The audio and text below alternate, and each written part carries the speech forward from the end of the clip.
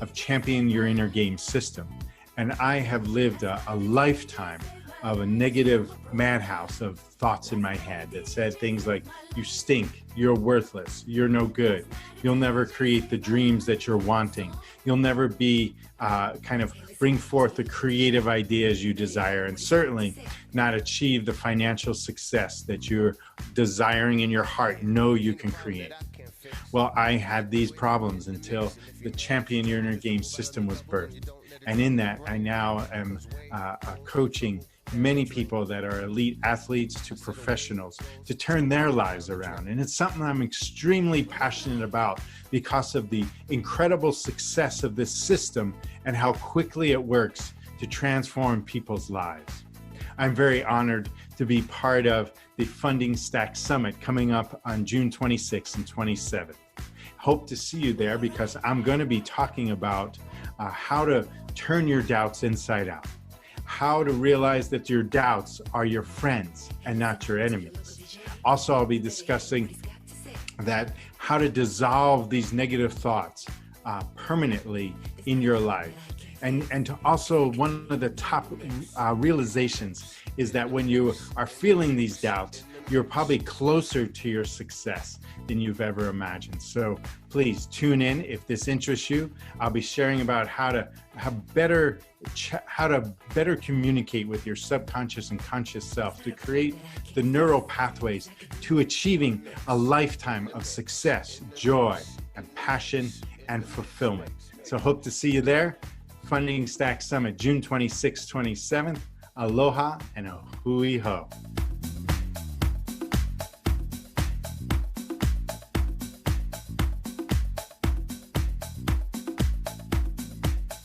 Hey everyone, I'm Chris Joyce, founder and CEO of Gusher and 24 other companies. My products have been sold in more than 11,000 stores, and I have users of my tech products in 148 countries across the globe. Now, I'm giving a talk called Screw VC, You Just Need an Idea.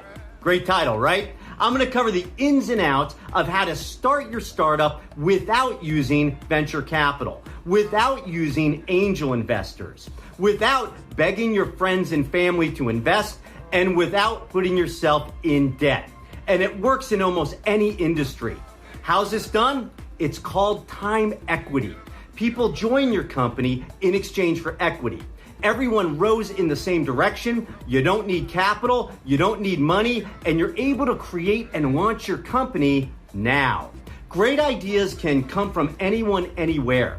And I'm gonna show you how to bring your idea to life, how to start your startup quite literally with just an idea. Screw VC. You just need an idea. I look forward to seeing you at Funding Stack.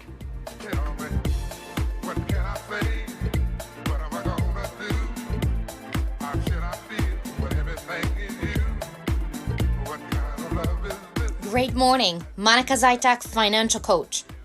Do you know your FIN number, financial independence number? If not, join us June 26th. We'll teach you rules of money and how to win the game.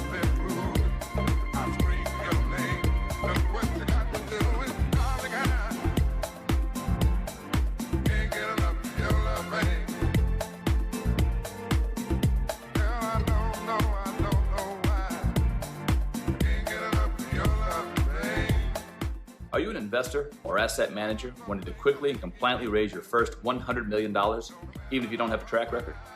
Would you like to understand how to accurately measure the risk associated with any asset or portfolio, from real estate to individual stocks to hedge funds? Would you like to ultimately scale your investment business to institutional levels of $1 billion under management and beyond? For the next couple of minutes, I'm going to show you the secrets behind the power of the world's largest financial institutions and how to use them to quickly establish financial independence by becoming your own bank. As you probably know from experience, raising money for your asset management business from friends and family can only get you so far. To raise capital at scale, you have to think and operate like a financial institution. It all starts with realizing the only three variables that determine the quality of an investment: risk, return, and liquidity.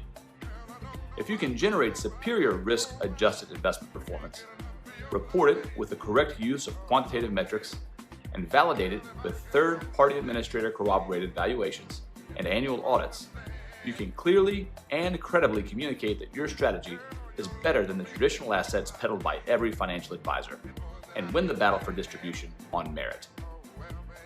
The greatest opportunity to generate risk-adjusted performance, which means that not only does your strategy perform well during the good times, but it also performs well across market crises, exists in the arbitrage opportunities that are created by inefficiencies of private markets like real estate and small business.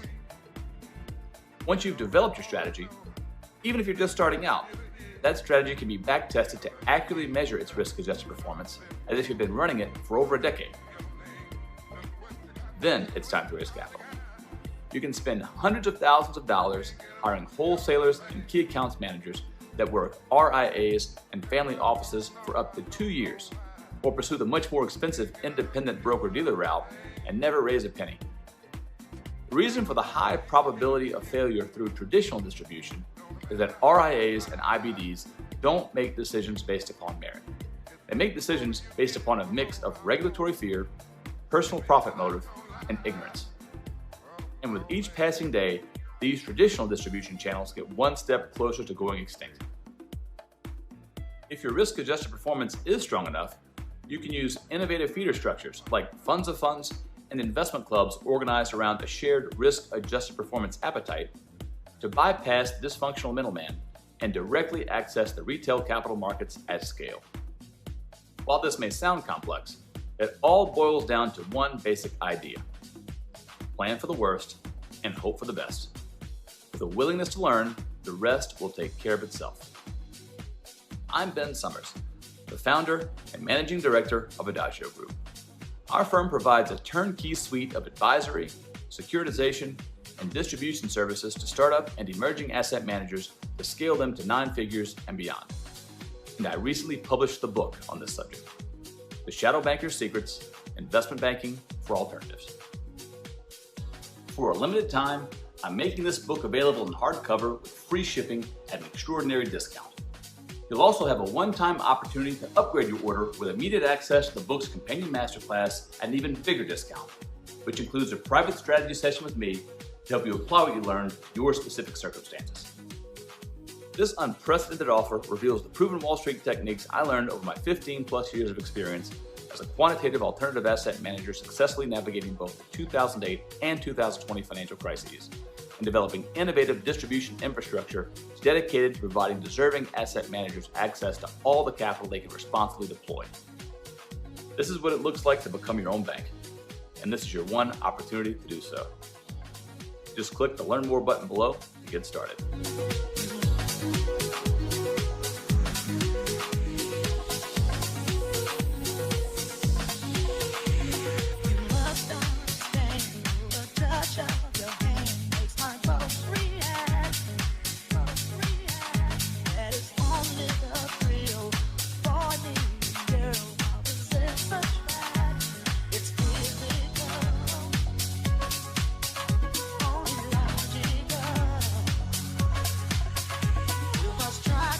Everyone, I'm Michelle Timish, a business and securities lawyer and co-founder of Crowdfund Main Street, an investment crowdfunding platform.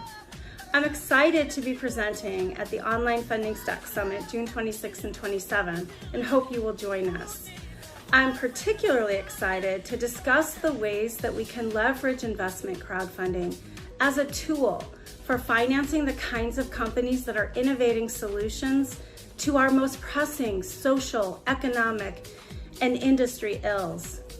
We have the opportunity right now to build a safer, more just society, but we need to use different tools than got us here in the first place. Investment crowdfunding is such a tool. When you participate in my session, you will have a very clear idea about the best way to use investment crowdfunding for your company, your industry, and your community. I look forward to seeing you soon.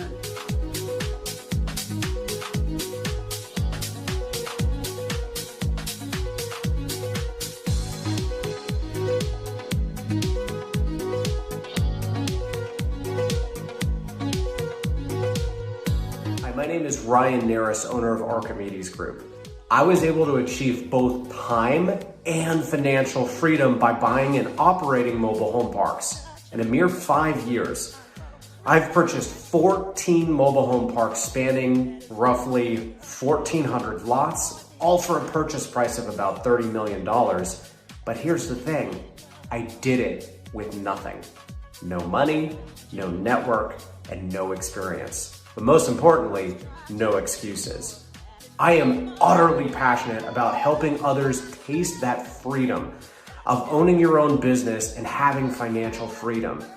And one of the best ways that you can learn how to get there, especially if you have no money or negative money like I did because I had student loan debt, is leveraging other people's money, AKA OPM.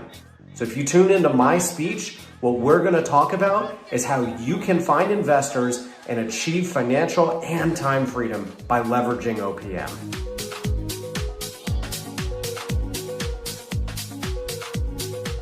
I'm extremely passionate about addressing wealth inequalities that exist in our society, whether that be accessing federal funds from federal stimulus programs or obtaining a mortgage for certain individuals or communities in our society, or even that community in our society interact with other sessions or the AMA sessions from the speakers will also be on Discord. So please do join us there. Will also be on Discord. So again, my name is Danielle, and I am one of the co-creators of Funding Stacks.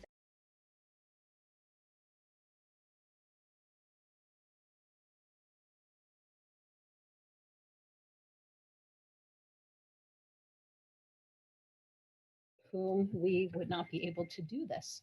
So we would not be able to do this. So we would not be able to do this. Thanks for bearing with me here, technology.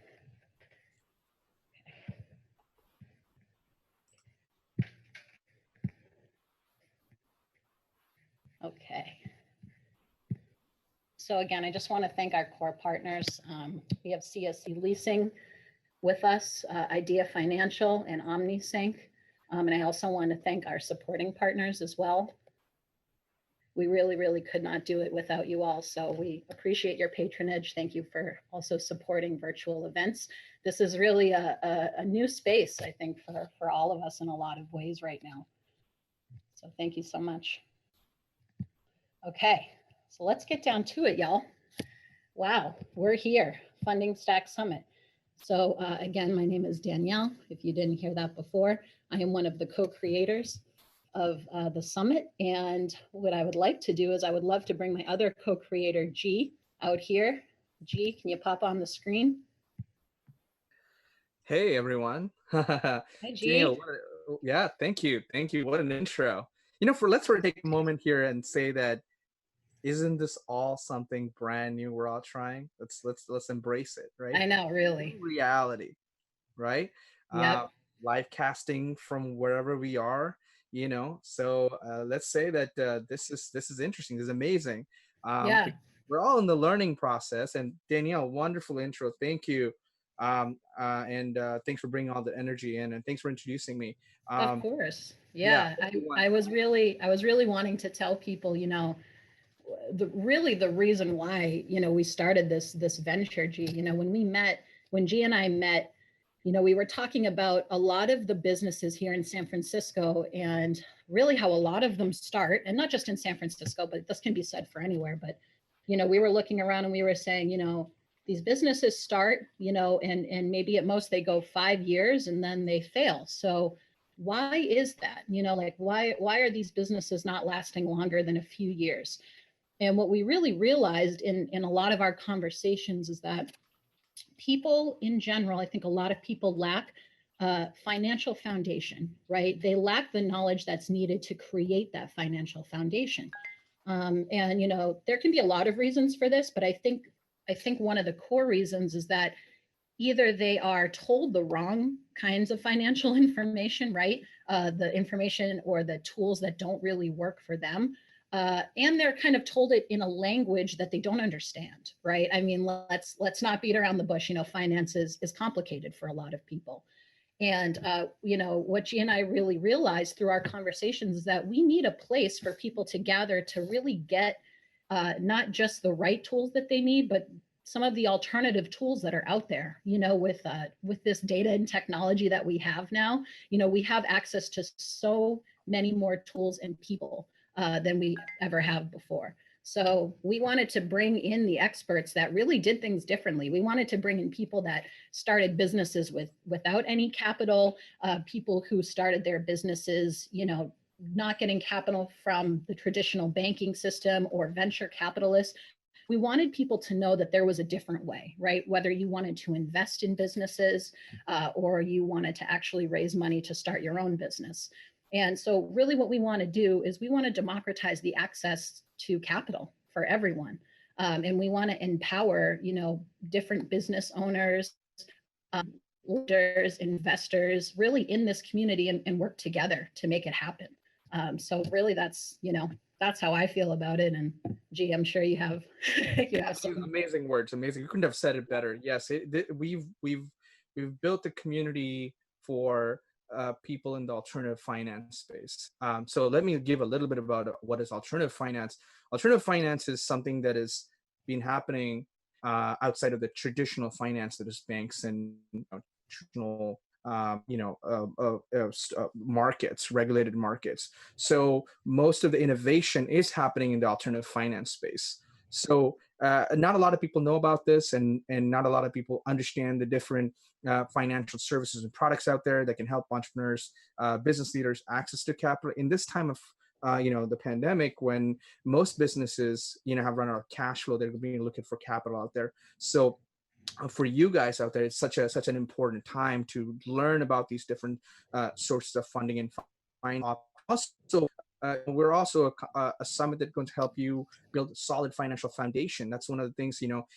Danielle is an educator, and we join hands. I'm a technologist, and we join hands to kind of bring access to financial well-being and education that is more accessible. That is one of the core things. We want to improve the experience of finance, because finance generally has been led to be done by professionals. Of course, they're there for a reason, but also that has removed us away and pushed us away from the equation. That separated us from the money and the aspects of money, right? So that's why we've joined hands to help people really access a good financial literacy, financial knowledge, access to different forms of financing options, and really demystify some of the myths out there about either startup financing or growth capital, or how to even invest in early stage companies.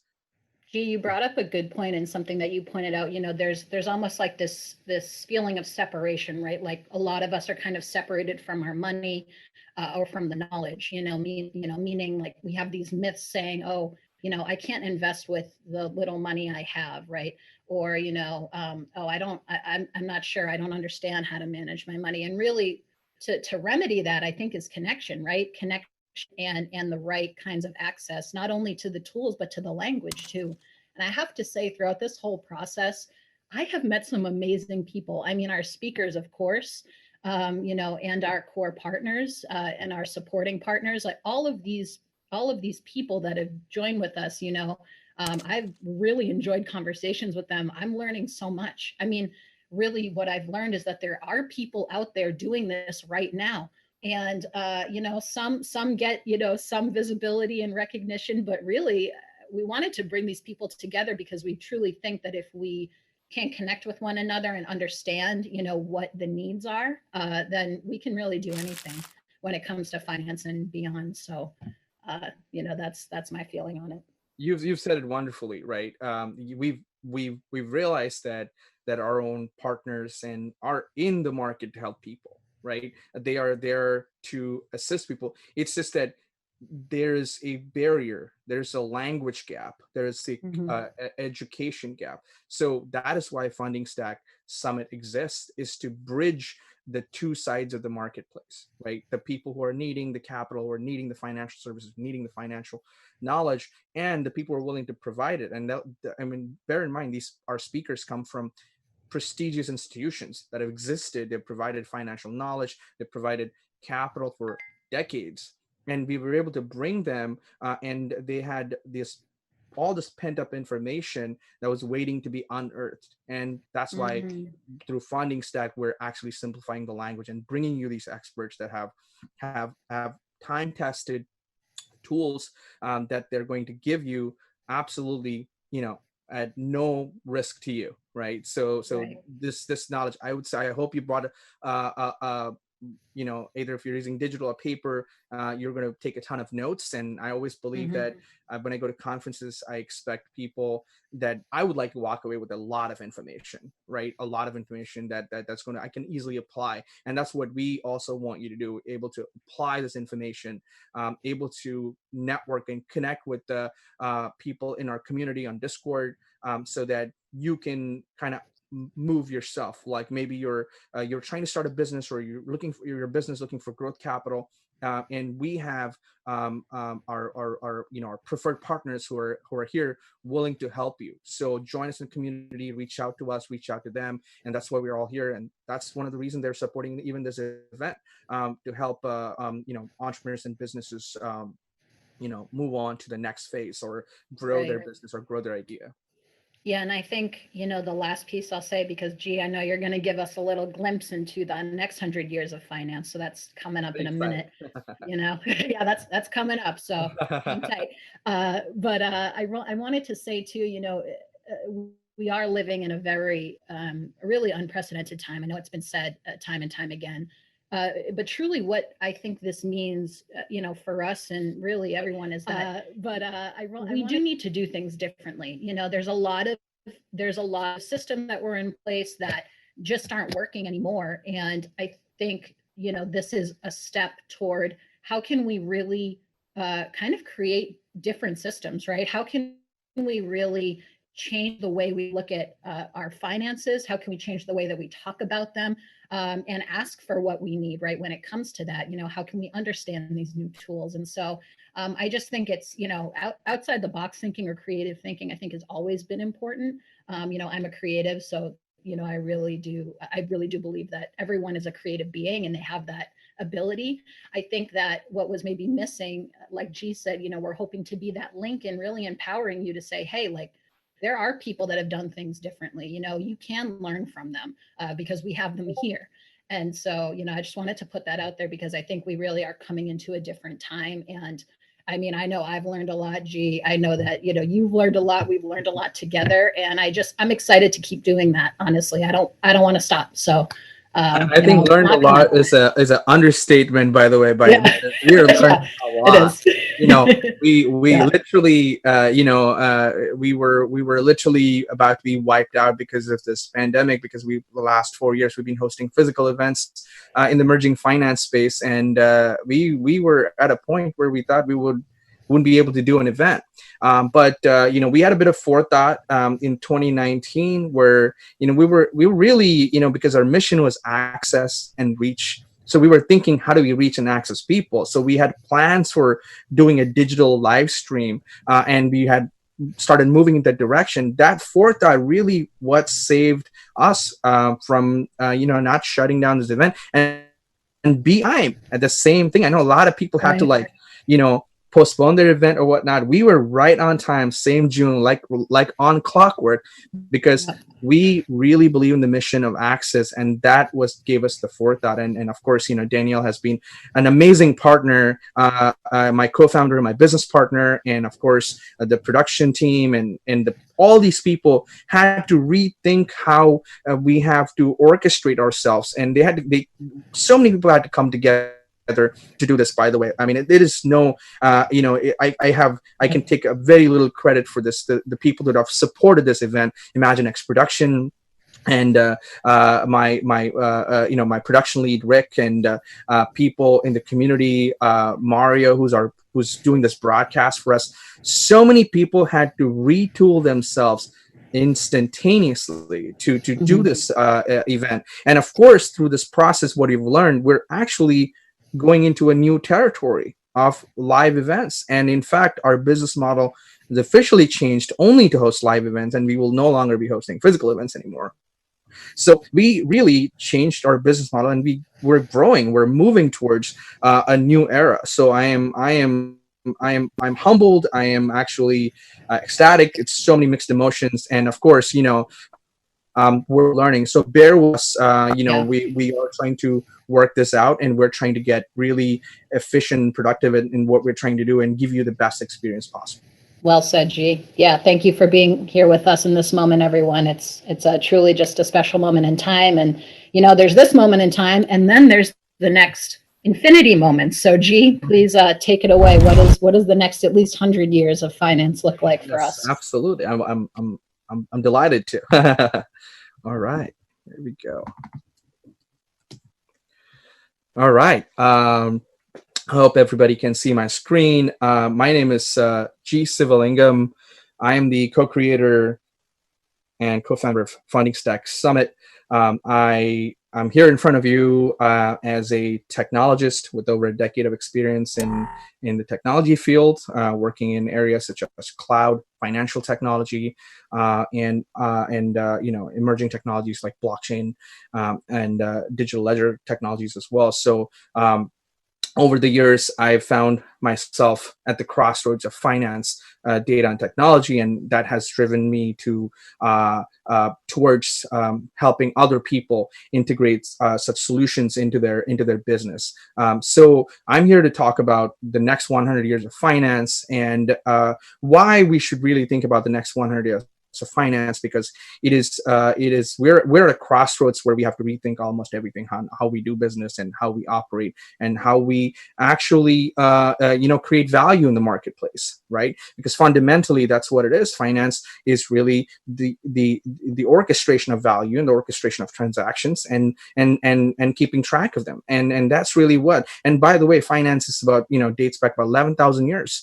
So we were keeping track of this things in clay tablets. Now we have distributed ledger technology that can do it on computers and in a distributed way. So we've come a long way since the dawn of time, right? So what is actually why the next 100 years? So in order to think about that, we have to look at the previous 100 years. So in the previous 100 years of finance, as an industrial society, we practiced extractive finance.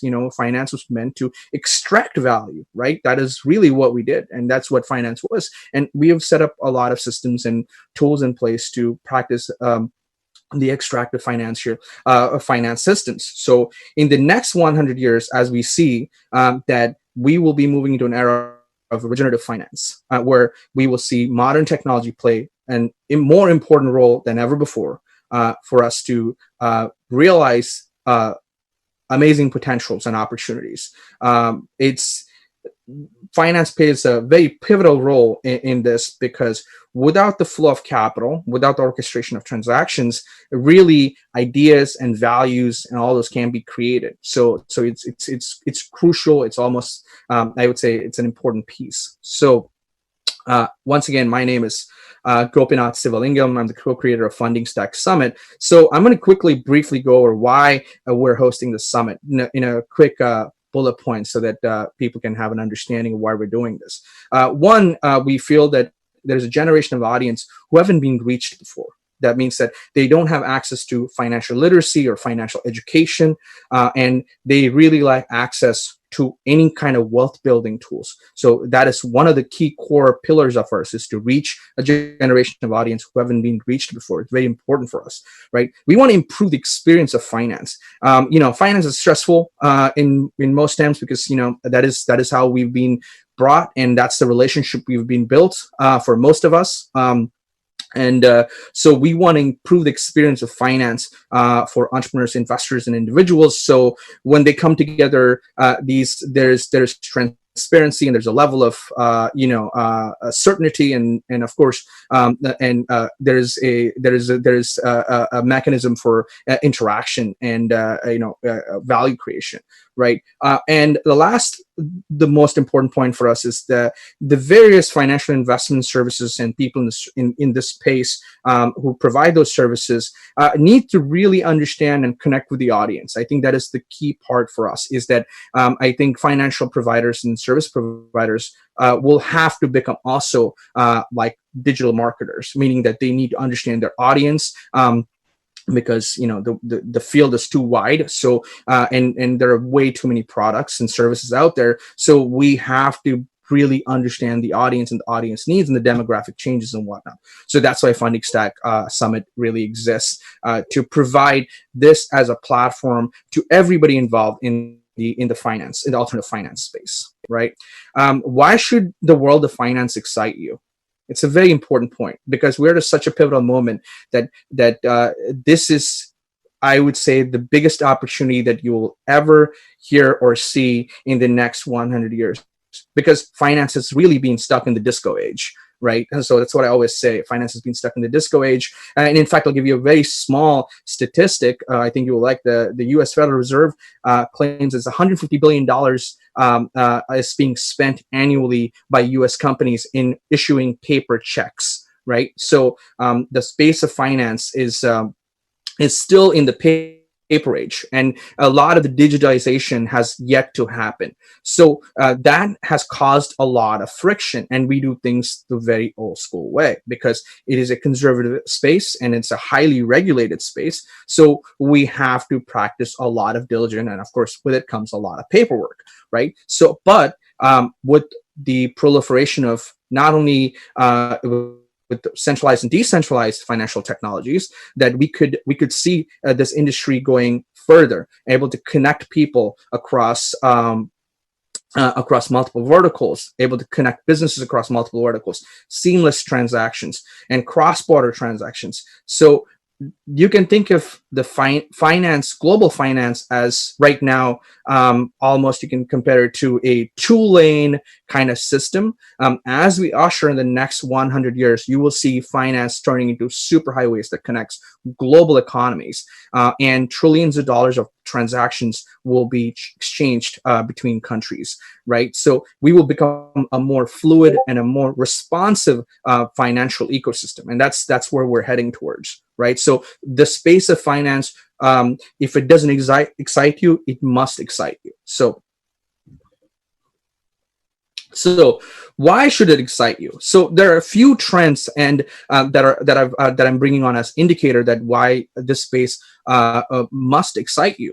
The largest generational wealth transfer is about to happen in the next 25 years.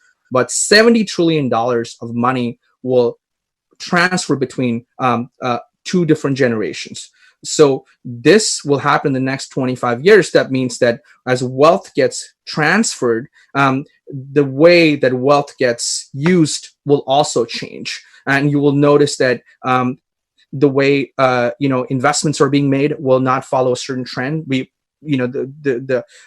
Some people might not be interested in investing in traditional assets. Some people might be investing in more alternative assets. So it is not the same cohort anymore. So this will happen in the next 25 years. And we've seen big investment firms like BlackRock, trying to divest away from like coal and fossil fuels. And we see that they're also trying to change because the new generation of investors will think value very differently. So this generational wealth transfer is going to be one of the key trends that you might want to follow if you're in the finance space. So we are going from an extractive society to a regenerative society. Finance has played a crucial role in our economy. We cannot really, there's has been a lot of innovations as we've come away from poverty and so many good things have happened in the last 100 years, but also a lot of bad things have happened. We've become a completely extractive society, and as we've seen that in this path is not sustainable, right? So that is why the field of alternative finance is very exciting, because alternative finance is a way where we can create regenerative ecosystems, right? So you must have heard terms like impact investing or impact financing, where big investment firms are actually moving towards regenerative financial ecosystems, where they are probably being directed by their own investors to divest from things that are extractive, but do more things that are regenerative. So this is a key trend that you'll see in the next 2 to 3 decades, that this shift will happen. It might not happen overnight, and some industries might stagger along, but really the future is going to be a regenerative financial ecosystem where we fund and invest in help companies that are helping us heal, helping us breathe better, helping us thrive, and that's what alternative finance is going to do, right? Technology is democratizing access to finance. What I mean by that is that the proliferation of technology has enabled us to mobilize capital. So if you've heard of things like crowdfunding, or if you heard things like a peer-to-peer lending or peer-to-peer finance, these have existed in the last decade, but you've seen them grow, grab more market share because people are looking for alternative ways to fund and finance their endeavors. So technology is democratizing access to finance. So we are the living example of it, right? Through this virtual live cast, we're able to give you financial education and financial literacy by using technology. So the information, access to tools, access to capital and investment education, and access to the assets that have not been available for 99% of us. Some assets are only available for the 1% of the population because that's how the regulations are written. So technology is slowly democratizing access to finance. That means that we will be able to invest in, we will be able to do the same sort of things that the richest 1% of the world have been doing for a while. So that's why we're saying technology is a equalizer that's about to democratize access to finance, and it's going to create another a revolution in the finance space. So this is a lot of information, and I want to leave it right here because there are a lot of speakers that we are going to come with information solution from so many different angles. So what I'm giving you is really the precursor, and what is the idea behind this summit that we're hosting is to bring all these pieces that I talked about, these trends that we talked about. These all have gone into the development of our program, so that you are informed and you're looking for a more deeper insight, a more deeper access to the financial ecosystem. We don't want to, you might not be you don't have to be a financial professional. You might be an everyday person, an individual who's interested in finance and wealth building, right? So we want Funding Stack as a summit for you. So there's no minimum requirements. All we need is your interest and passion, so we can give you the right kind of tools and guide you in the right direction. So make good use of our community, make good use of our content, ask us questions, engage us, give us feedback. We're willing to learn with you. So we would really like the opportunity to serve you in the long run. So once again, I am Gopinath Sivalingam. Thank you for the time, and I appreciate everybody's time here, and thanks for giving me the opportunity to speak and present in front of you today. Thank you for that, G. That was awesome. I really enjoyed those slides and all that info. Yeah, I think it's really important to really set a framework, right, for why we're doing this. I'm big about the why. I really interact best with things and people that have intention, right? And so thank you, G, for sharing our intention with everyone out there. So yeah, we have a full day planned. Like G said, we have people from all different angles that are going to give you this info. And, we really truly hope that you kind of get the knowledge from them that we've really received from them. This has been definitely a mutual learning process, and I'm excited to share them with the world. So yeah, let's talk about a few things about our speakers. Let's let some interesting people that we have on our roster today, right? Like Ben Summers from Adagio Group, and he's such a passionate keynote speaker. If you're trying to raise money at scale, I would recommend watching Ben Summers' keynote today. He's such a gem, and I was so accident to find him on LinkedIn, and he's volunteered and he's offered his his time to educate people on really the fundraising process. And he is one of the he talks to asset managers, he talks to entrepreneurs, he does workshops regularly, and he has a nonprofit that provides education for entrepreneurs from an asset manager how to raise money. In fact, his talk, I'm super excited to listen to his talk, and I'm also excited about Chris's talk, Chris Joyce from Gusher, about what do you think about time equity? What do you think? Isn't it an interesting concept? Yeah, it's a very extremely interesting concept. I mean, if you're really thinking about how do I actually start my business if I don't have any money? I mean, using time equity, people putting in their effort for equity in the company, right? And that's how you grow your team, and kind of doing it more from let's put the time and the work and the energy in, and then we're going to grow, right? Instead of kind of trying to get that capital first and then grow. I mean, it's great. It's amazing. Yeah. Like I said, I mean, I've learned so much. On day 2, I think we have some wonderful people from emerging industries. So in fact, when we did this program, me and Daniel were like 2 days of finance summit. Is this, how much finance can anybody take in 2 days? So we decided to bring some emerging industries. So from what we think as the cutting edge and the bleeding edge of businesses that we think that are going to really change and shape the economy of the world. In fact, Hassam, who's going to be presenting on 3D printed housing and how 3D printing and printed manufacturing is going to change the way we can provide affordable housing. And he's such an expert. So I'm very excited to listen to his talk, and also talk to us about Itohan. I mean, that was your lead, Daniel. I mean, I'd love to hear. I think the audience would love to hear about Itohan.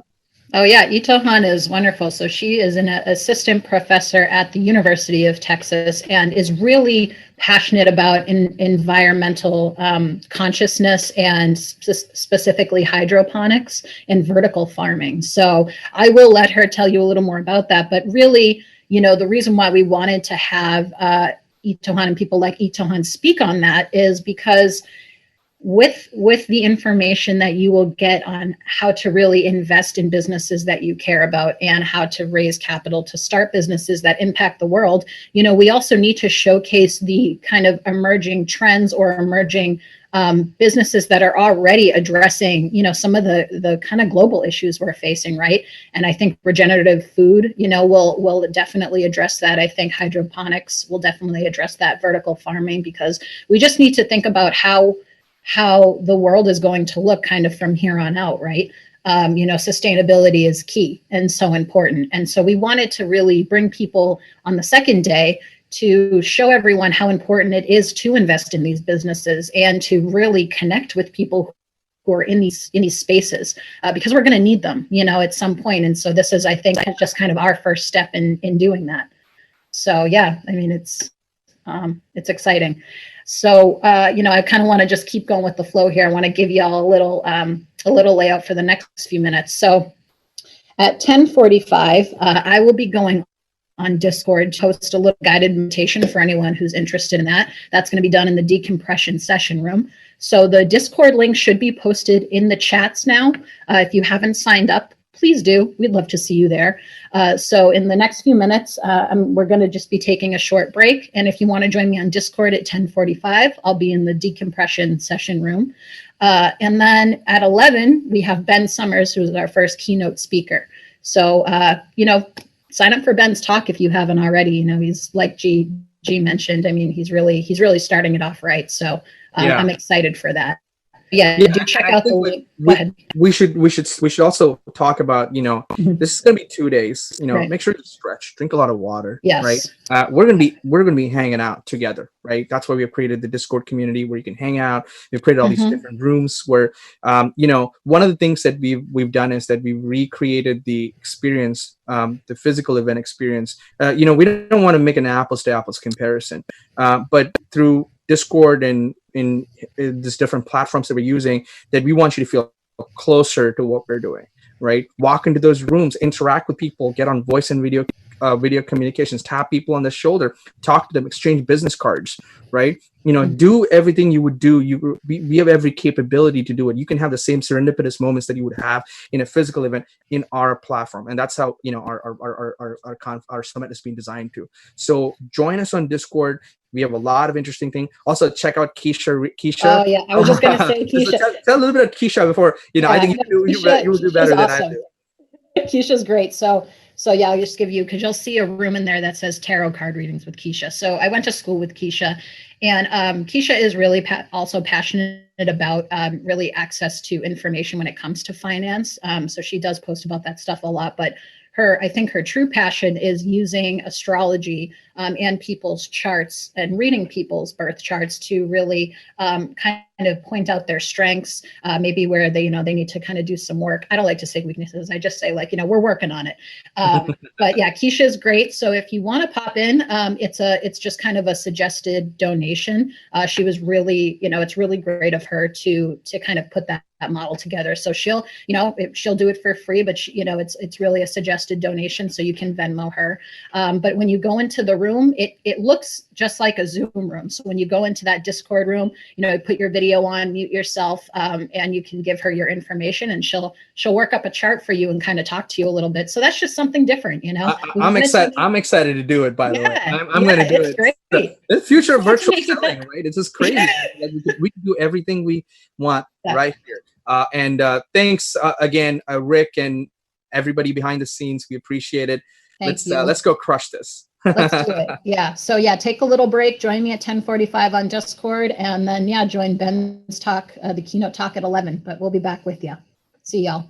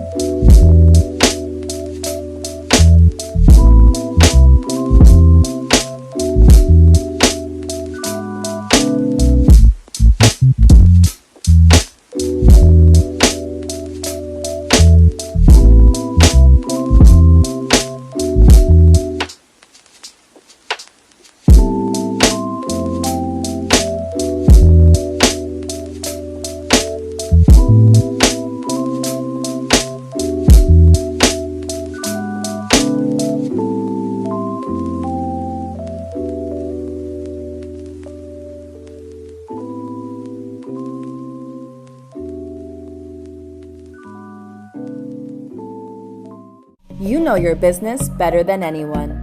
That is why Idea Financial gives you the option to choose from our unique business line of credit or term loan. 2 different products.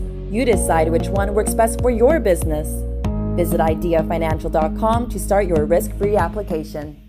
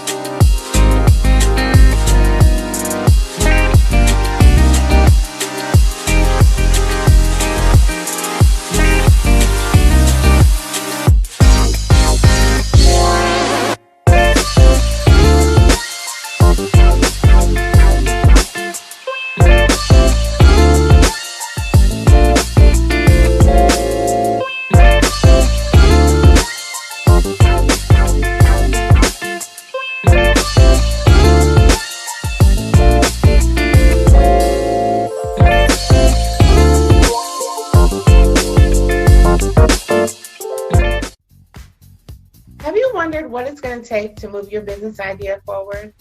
I had that same question in 2016 when I was tired of not moving forward in my career. My name is Cameo Roberson, and I'm CEO and founder of Atlas Park Consulting and Finance. I'm super excited to share with the Funding Stack community about how to take your business idea and plan to the next level. I'll be sharing on how having a business idea is really just the first step to building an empire. Connect the dots, collect coins. Business Planning 201 takes everything that you know about business and some important tips I'll share with you to build a platform to collect coins and move your business forward.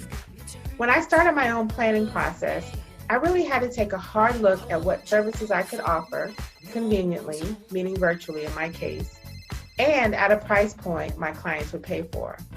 Once that was in place, I then started to build a platform in a predictable way to produce results in my business. I had to harness the talents of 3 distinct roles: the entrepreneur or the visionary, the manager or the owner, as well as the technician or the worker. When you harness the power of all 3, you can build a business with a strong foundation and one that can generate revenue for you for the long haul. Check me out at the Funding Stack Summit to get all the details.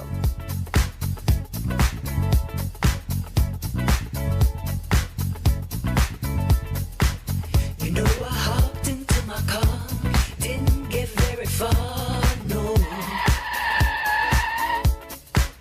Before I had you on my mind,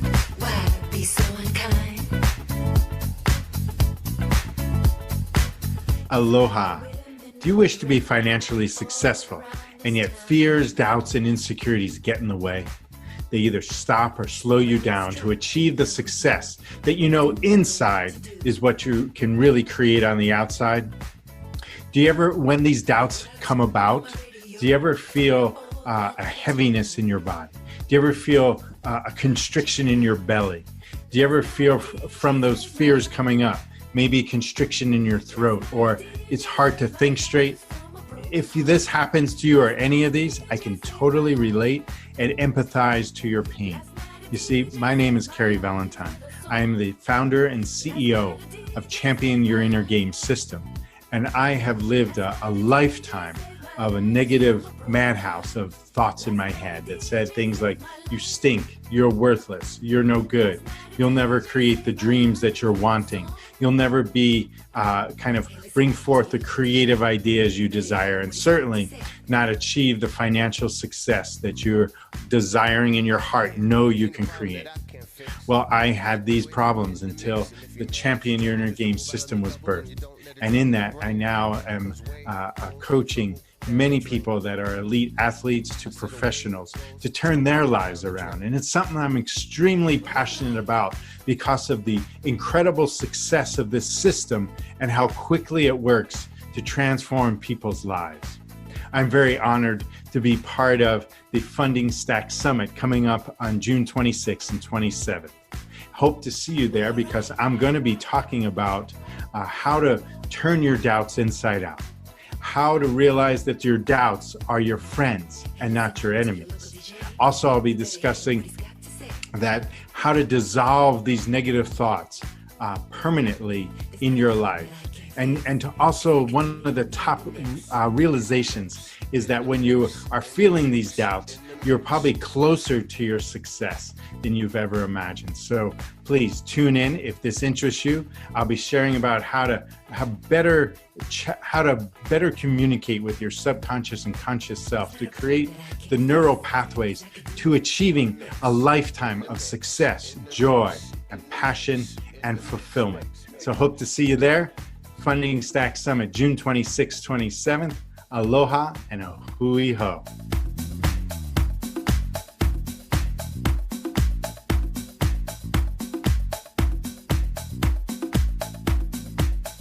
Hey everyone, I'm Chris Joyce, founder and CEO of Gusher and 24 other companies. My products have been sold in more than 11,000 stores, and I have users of my tech products in 148 countries across the globe. Now, I'm giving a talk called Screw VC, You Just Need an Idea. Great title, right? I'm going to cover the ins and outs of how to start your startup without using venture capital, without using angel investors, without begging your friends and family to invest, and without putting yourself in debt. And it works in almost any industry. How's this done? It's called time equity. People join your company in exchange for equity. Everyone rows in the same direction. You don't need capital, you don't need money, and you're able to create and launch your company now. Great ideas can come from anyone, anywhere. And I'm gonna show you how to bring your idea to life, how to start your startup quite literally with just an idea. Screw VC. You just need an idea. I look forward to seeing you at Funding Stack.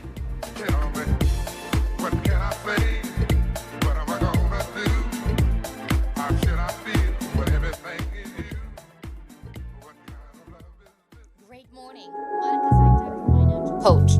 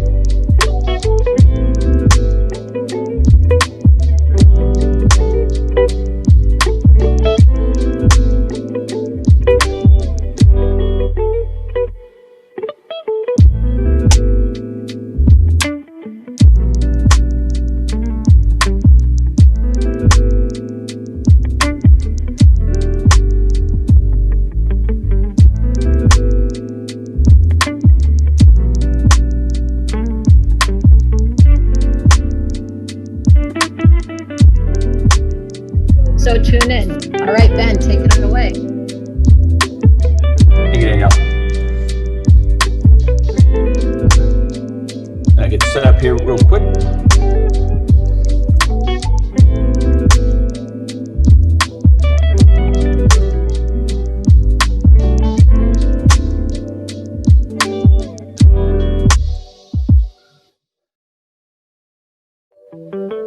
Okay, can everyone hear the presentation? I think we're good. Anyway, thank you. Welcome for attending this discussion on how you as an investor or asset manager can quickly and compliantly raise capital at institutional levels, even if you're just starting out. Again, thanks for attending. I'm excited to get a chance to talk about these insights with you. I know many people are aware of the corruption of the banking industry and how the Fed, which is effectively run by the banking cartel, creates and controls the monetary supply of the U.S. And when I talk to people about this subject, the typical response I get is that that's great, but what can I possibly do about it? Well, this discussion will lay out exactly what you can do about it. So now, because of time constraints, I won't be able to dive into many of the topics in great detail. So I hope to motivate a little bit of independent study along the way. So we're going to walk, if not jog, through the process of how you can create highly valuable capital out of thin air in almost the exact same way the Federal Reserve System creates the modern US dollar. And we're going to reveal the shadow bankers' secrets. So the first sort of idea that I think comes to mind with most people is that whoever has the gold or has the money makes the rules. And that's not true. The banking system didn't come to power by having money out of the gate. They came to power by inspiring people to trust them with their money. And so the ability to understand the mechanics of money and banking is where the power lies, regardless of where you're starting from. So what exactly is a shadow bank? Shadow banks are like other banks, except they are non-depository institutions, meaning that you don't open a checking account with them. But every substantial financial transaction can otherwise be handled through the shadow banking system.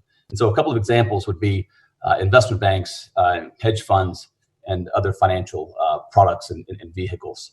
And so again, the purpose of this presentation is to show you how to compliantly operate in this space and achieve institutional status.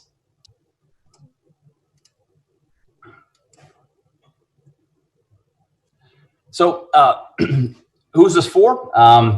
The topics are kind of can be kind of technical, and a lot of people can sort of misconstrue that this may not be for me. In short, this is really for everybody who wants money, right? So no matter what your individual interests or expertise are, there's a role for you to carve out a space to get to this institutional scale of 9 figures and beyond. And so to start, I think the place where most people are introduced into finance and shadow banking is through syndications, commonly real estate people raising money for deals on an individual basis. And there are a few key ideas that differentiate syndicators from financial institutions, such as hedge funds and private equity funds and investment banks. First of all, syndicators typically try to sell a picture of the future that's largely based upon fiction. It's got no sort of, or very little reason to justify that expectation is going to be achieved. Whereas financial institutions look backwards in time, not forward. So they will perform a statistical analysis over the track record, over historical performance, to communicate the merits of what they're selling, at least internally, and even if that's not communicated through their retail or sales channels. So one of the key considerations is it starts with a looking backwards as opposed to trying to predict the future. And of course, there are several other considerations I really don't have time to dive into, but the crux or the conclusion really is that syndicators are chasing investors. You know, do you like me? Do you like my deal? Whereas financial institutions sell sought after financial products. And so I want to set clear expectations for what we're trying to accomplish here with this presentation. The The first is that the only way to achieve complete financial independence is to possess the ability to create and control unlimited capital. Otherwise, you're always going to be subject to somebody else who has more or knows more. And then secondly, the only way to acquire that ability is through the closely guarded secrets of the shadow banking system that we're going to discuss today. So just a quick snapshot of me. This is basically a summary of my resume. I've been founded Adagio Group in 2005. We've run a series of funds, and we evolved into an investment bank. Also have an adjunct public charity dedicated to financial education to sort of help democratize access to this sort of exclusive insight that the institutions usually use to bet against the public. The purpose of the public charity is to bring that expertise to the public to level the playing field. And then before getting into finance, I played baseball professionally with the Padres organization, played football and baseball in college. My academic background is in physics, studied music as a second discipline. And then from a regulatory perspective, I've got a Series 65 license and a Florida real estate license. So you'll notice we're not a broker-dealer. We utilize third parties for the broker-dealer function, but that doesn't change the fact that we operate with the investment banking, as an investment bank, with the investment banking function. Hey, Ben, I just want to take a minute. This is Danielle here. I just want to take a minute to say that the presenter notes are still up, and so that your slide's just looking a little small. I want to make sure people are able to see that. I appreciate that heads up. No it looks problem. like the wrong screen is being shared. Let me reset that real quick. Okay.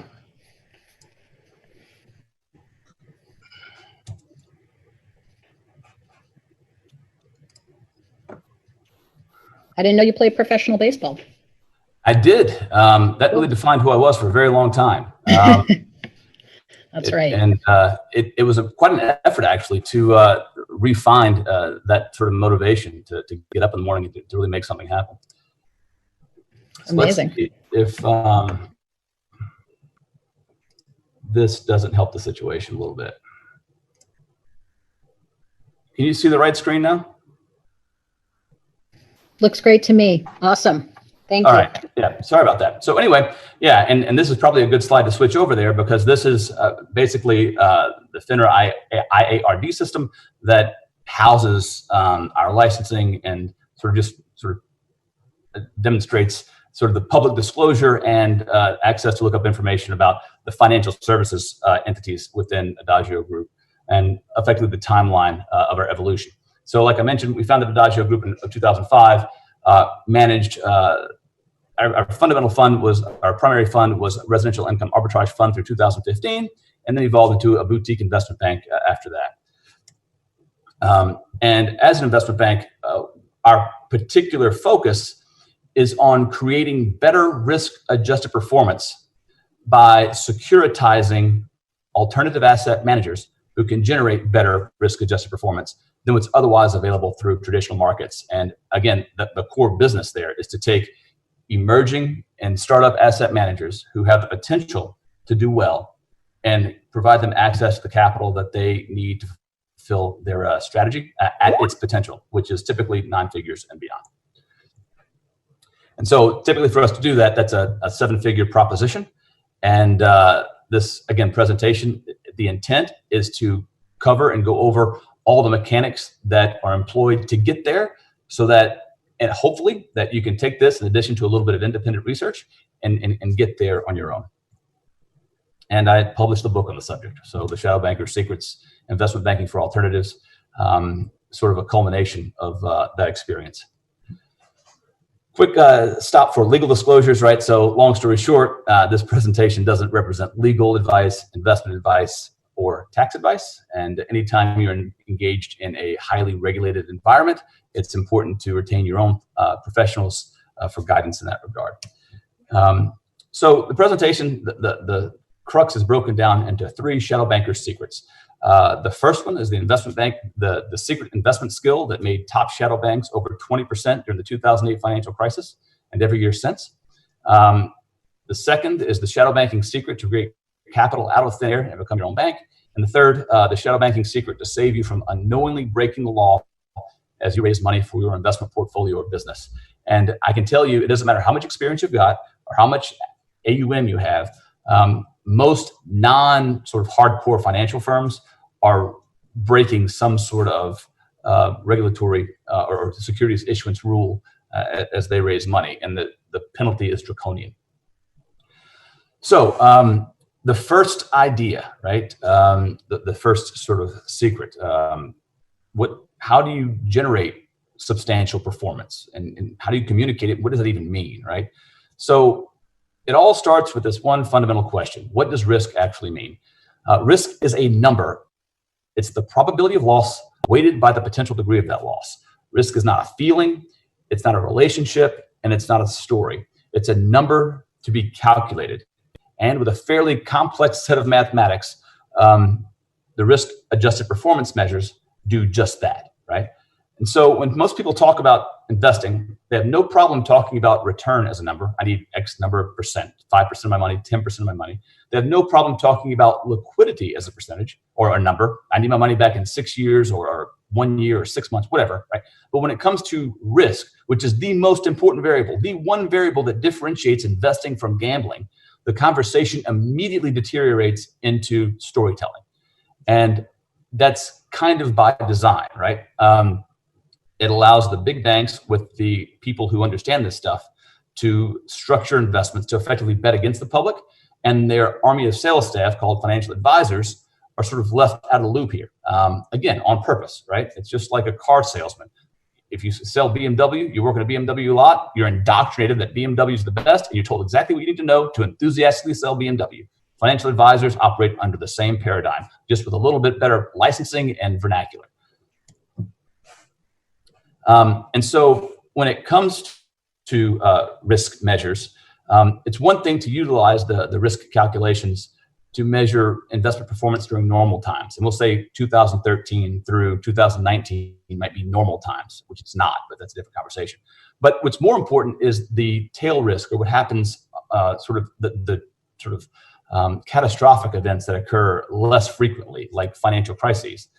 So the last one in 2008, if you don't count what we're in right now, we saw equities markets lose about over half their value, and the real estate market lose over 25% of its value, which doesn't seem as bad in absolute terms, but on a relative basis, it's terrible because most people levered up with, like at that time, 90% plus mortgages, which means everyone was underwater, and that's sort of one of the catalysts for the financial crisis that we saw.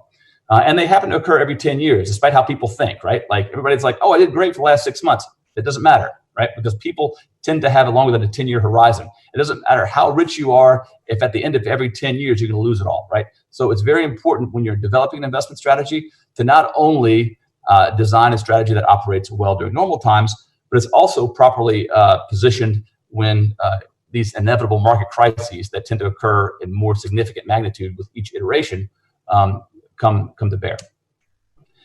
And so we can start to dive into the risk-adjusted performance metrics here a little bit. A lot of people, particularly even in the retail space, are aware of beta and alpha and the capital asset pricing model. Those are all mentioned in the retail financial advisor exams, even though you don't dive into the mathematics with them. But these things start to tell you at least a fair amount about risk in terms of how prices change, average.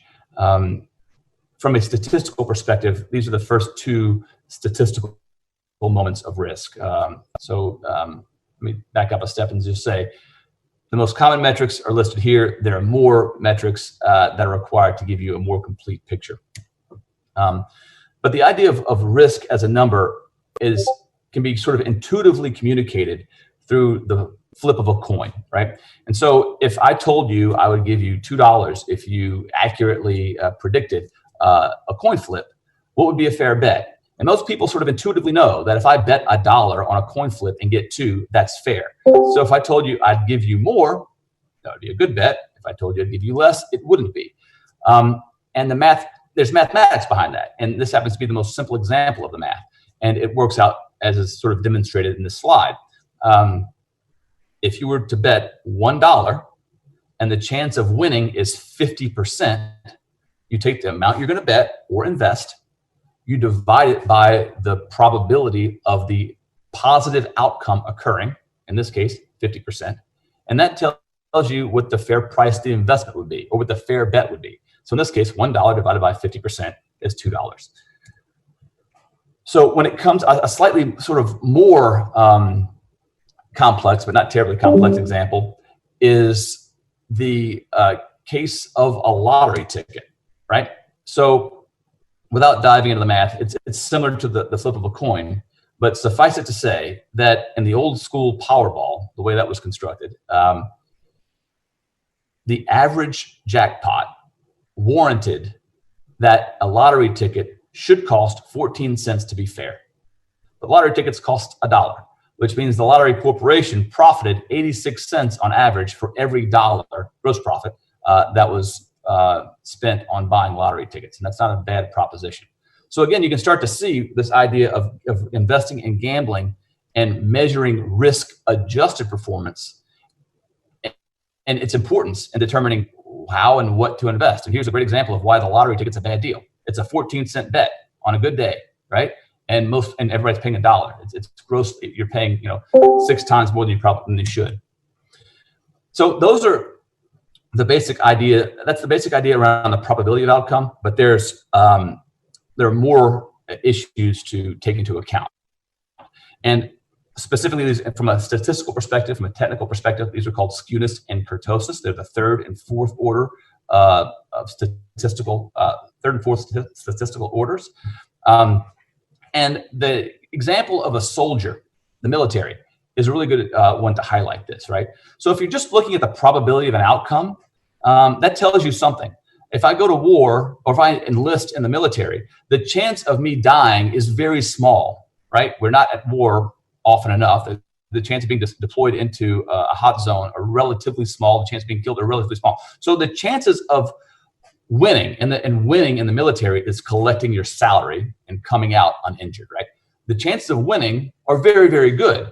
But the problem is that if you don't win, the losses are absolutely catastrophic.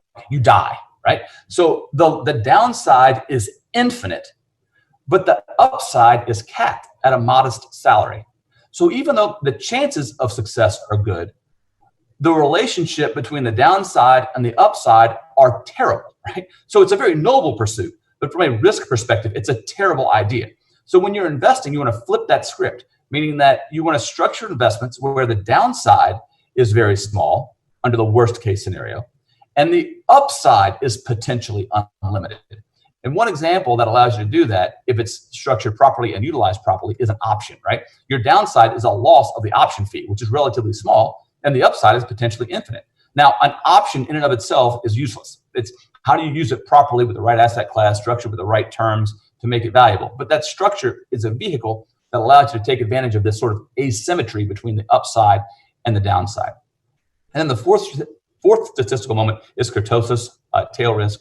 Basically what that means is these low probability events, and it's related to the soldier's bad bet. These low probability events, how often do they actually occur? And how do we measure that? And if they do occur, how catastrophic is that? So again, the banking industry lost more money in 2008 than it made over the previous 2 millennia, right? So what good does it do you if you're going to work your entire life to accumulate something if you know you're inevitably going to lose it all or maybe more, right? And so this is why it's important, even though the human mind is not conditioned to value it because of the sort of low frequency of its occurrence.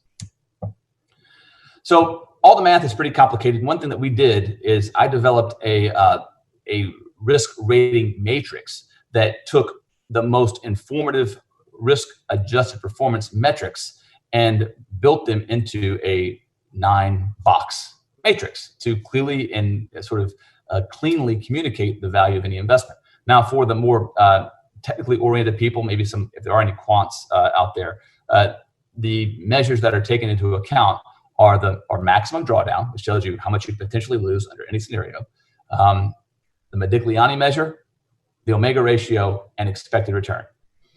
It's important to note that for any of these measures to have any value at all, the data to be measured has to encompass at least a minimum of 1 complete market cycle. If you don't have a data across a minimum of 1 market cycle, which today looks back at least to 2007, then you have 0 idea about how you're going to perform during the down times. 0, which means you really know nothing about your risk exposure. And again, that's the most important facet of investing. Now, you can't know everything. So like Nassim Taleb talks about in The Black Swan, in his Inserto, that there is a a black swan by definition is something that has never happened before and you can't predict. But you can closely approximate what that might look like, again, by looking at what happened in the most recent downturn. So in addition to just the statistical analysis of risk, there's another sort of a very important consideration of financial risk: inflation, right? So U.S. Treasuries are fine as zero risk investments, right? That's the sort of the line of FINRA and the government. And so the reason they say that is because the United States is never expected to default on any debt payment. Well, the reason they don't default is because when they don't have the money to pay, they print it through the Federal Reserve System. So instead of paying less money than it's owed, they create additional money to make up the shortfall. Well, what does that do? When you create more money, chasing the same amount of goods and services, the value of that money goes down. So if you look here, as of January this year, 10-year treasuries, right, which is the common benchmark for zero risk, yielded under 2%. Well, the inflation rate was 2.5%, which means that the value of your money is diminishing at a greater rate than the growth of your money from a treasury, meaning it's a loss. So you can say all you want, treasuries have no risk, but is it really a risk if you're actually losing purchasing power in real time? So, I mean, anyway, the answer is yes. So, example of how we took all of this sort of insight and applied it in a practical way. Because, I mean, I could talk about these sort of abstract academic ideas till I'm blue in the face, and it doesn't mean anything if it can't be applied. And so we did apply it. And the way we applied it was by looking at the relationship in real estate, particularly in residential real estate, between income, rental income, and comparable sales values. And you can see around 1999 that comparable sales values started growing exponentially. It created a literal bubble. I mean, there's the picture of a financial bubble, whereas the income just tracked in a straight line, as it always had. And so what we did is we structured effectively a quasi-lending strategy based upon a multiple of the income as opposed to a percentage of the comparable sales value. So what that allowed us to do is it allowed us to bet against all the people who are like, hey, I believe real estate's going up and I'm going to put my money where my mouth is because it's going to go up forever. And we said, all right, fine. You take that position, we'll take the other position. And we won because if they paid their debt, because we were offering effectively bridge loans, we were getting double-digit returns. And if they defaulted, we had a huge equity cushion. We were also getting double-digit returns. And so what that looks like, quantitatively speaking, is that the average return of this real estate fund between 2007 and 2015 was almost 30%. But even more importantly than the average return was the fact that there was no downside ever, even from 2008 to 2010. 32% returns in 2008, 41.5% in 2009. And it's not just magic. It's by understanding the mathematical relationship between the fundamental variables that dictate what make an investment perform. And so that's basically it, right? For step one, secret one, is you have to measure risk to have any idea what the hell an investment is in terms of its quality. The only thing that matters in investing is risk, return, and liquidity, with risk being the most important. So you better damn well measure it, right? And then once you can measure it, then you design your strategy in a way that minimizes the risk as measured and maximize the returns at the same time. And I gave you one example of what we did in real estate, but we're asset class agnostic. Like you can do it as a hedge fund with equities. It's harder because it's an efficient market. Private equity with buying businesses with the LBO strategy. The asset class does not matter. What matters is, does your strategy protect yourself from the downside? And you can almost bet your life that if it protects yourself from the downside, then the upside will take care of itself. Like I'm not a big fan of Warren Buffett, but if you talk to like the Ray Buffetts, the Warren Buffetts of the world, and Ray Dalios, then that's really the thesis that drives everything they do. Plan for the worst and hope for the best. Plan for the worst. Don't just think about it, right? And so now we can start to dive into the actual securitization, the second secret, which is to create capital out of thin air and become your own bank. Now, a lot of people know about creating a private fund, and I'm so sick of hearing, oh, PPM. Well, that's a legal document. That has no value. I mean, other than the legal work itself, right? And that's just the legal work. But when you have the power of a superior strategy that can be compared apples to apples against any other investment in the market, from stocks, bonds, real estate, mutual funds, other hedge funds, whatever, when you have demonstrably better performance, now all of a sudden the power of the private fund becomes infinite, right? And so the private fund structure allows you to minimize your regulatory burden while compliantly taking in unlimited capital from other people, right? So just a statistic about sort of the health of the American population from a financial perspective, almost no one has hardly any retirement savings. And so this sort of securitization skill can solve all facets of this problem. If you are an investment manager, an asset manager who has a good strategy, you can create a fund to aggregate capital and give the people who do have money the low risk yield that they need that they can't get through their traditional financial advisor. If you don't have a strategy, but you can build relationships, then you can create a private fund that's a fund of funds that aggregates capital and simply invests in other asset managers who have quality risk adjusted performance. Again, assuming it's better than what's otherwise available. Now, a quick caveat there. In addition to having the legal documents drafted, it's important that your numbers are verified. And two things that are typically utilized to verify the numbers are third-party administration and annual audits, which I'm adamant that every serious fund manager needs to employ so that those numbers actually have meaning and can inspire trust. So just real quick, capital structure. I think most people are aware of this. Like the two common tranches of capital structure are debt and equity.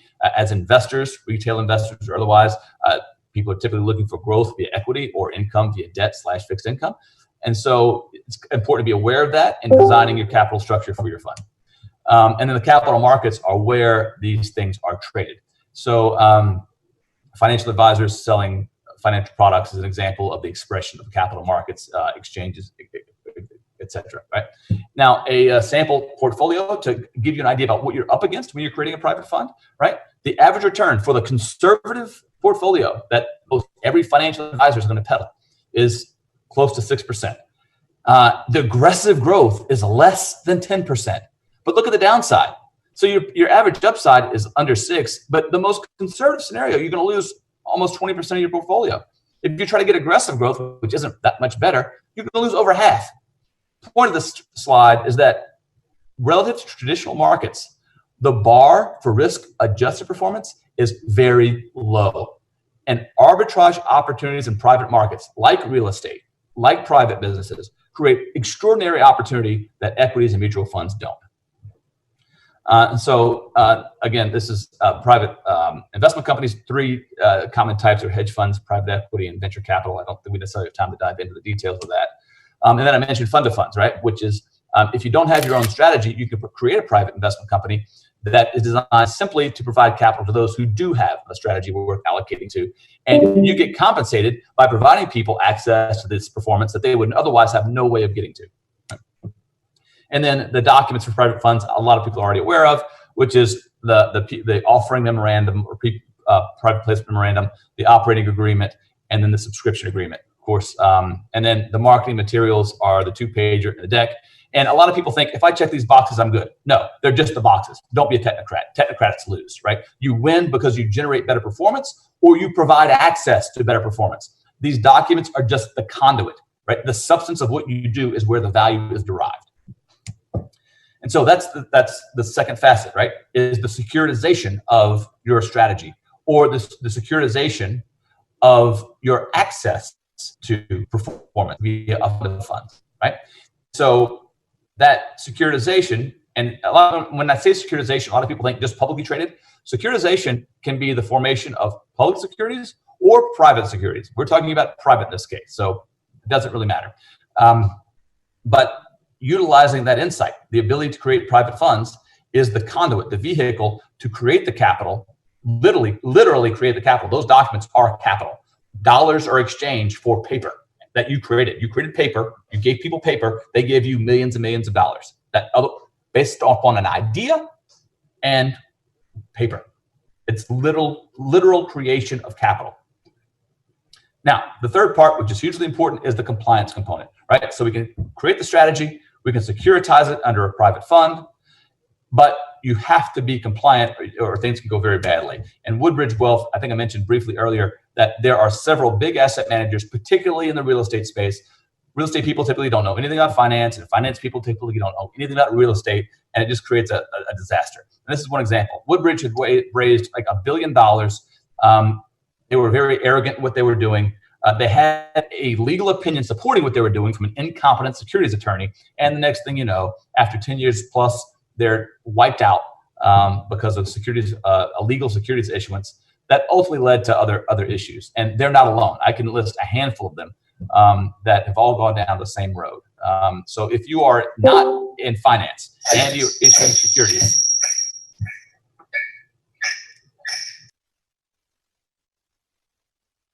Ben is still in his hand.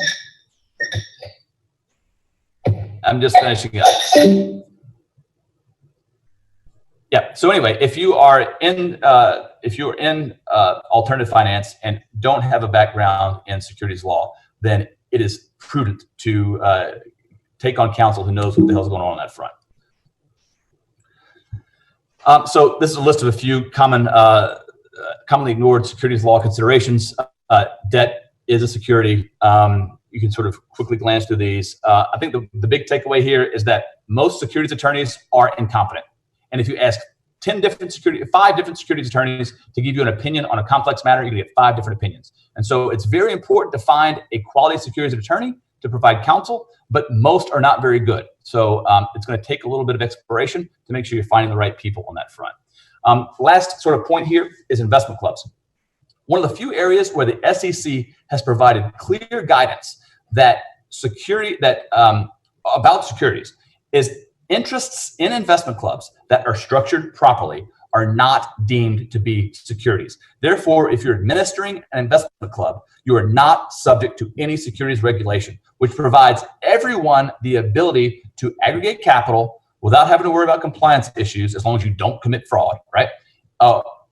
And a sort of a low regulatory environment, right? So you can advertise to get people to bring in capital together who are not accredited, such that this one investment club becomes a accredited investor or a qualified purchaser that provides compliant access to exclusive private funds, hedge funds that you would otherwise not have access to.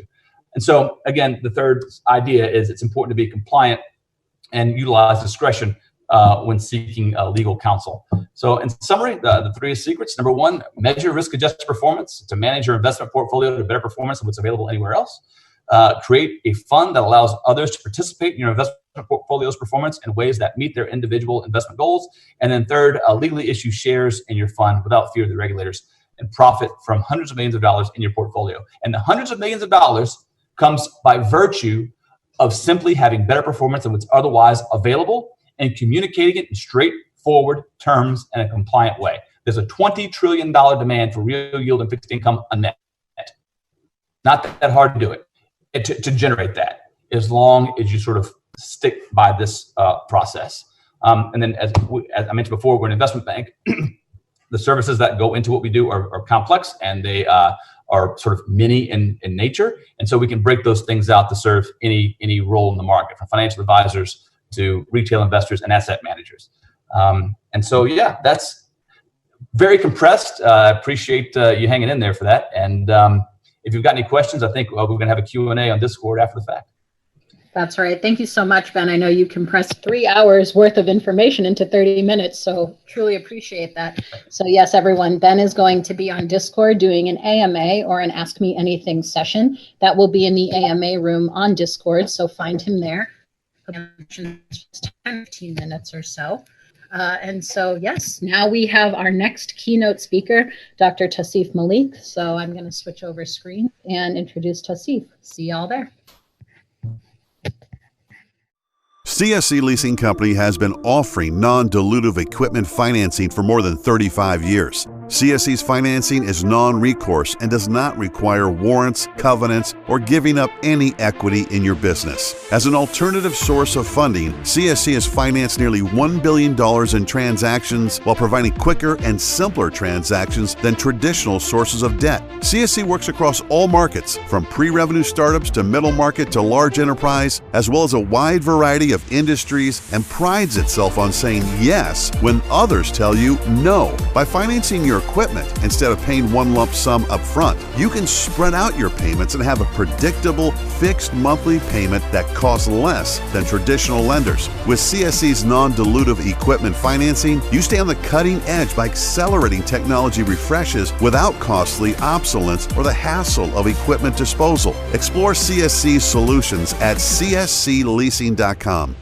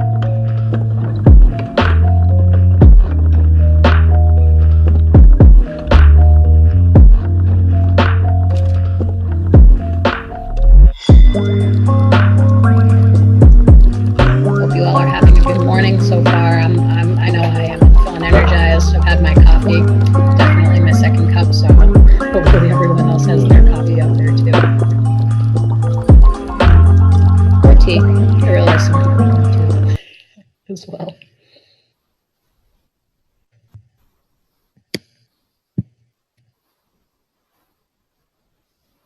Thanks for being patient. Just give us a few more minutes here.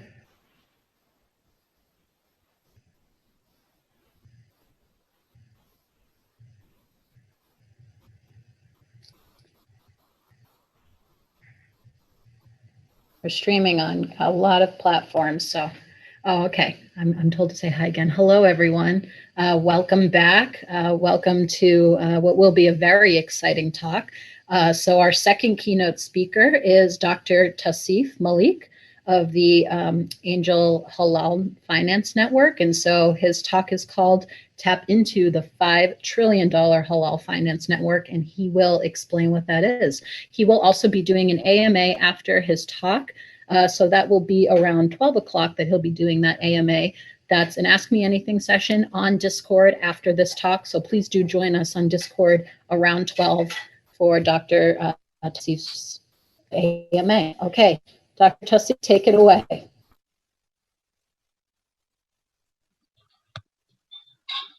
Good morning, guys. This is midnight in India right now. I'm in India. Thank you to the Tulip Conference and Funding Stack Summit.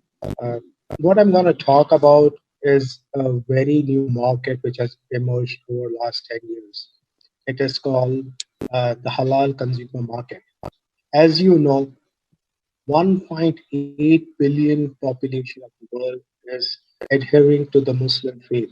That means nearly one third of the world is a Muslim faith practicing people.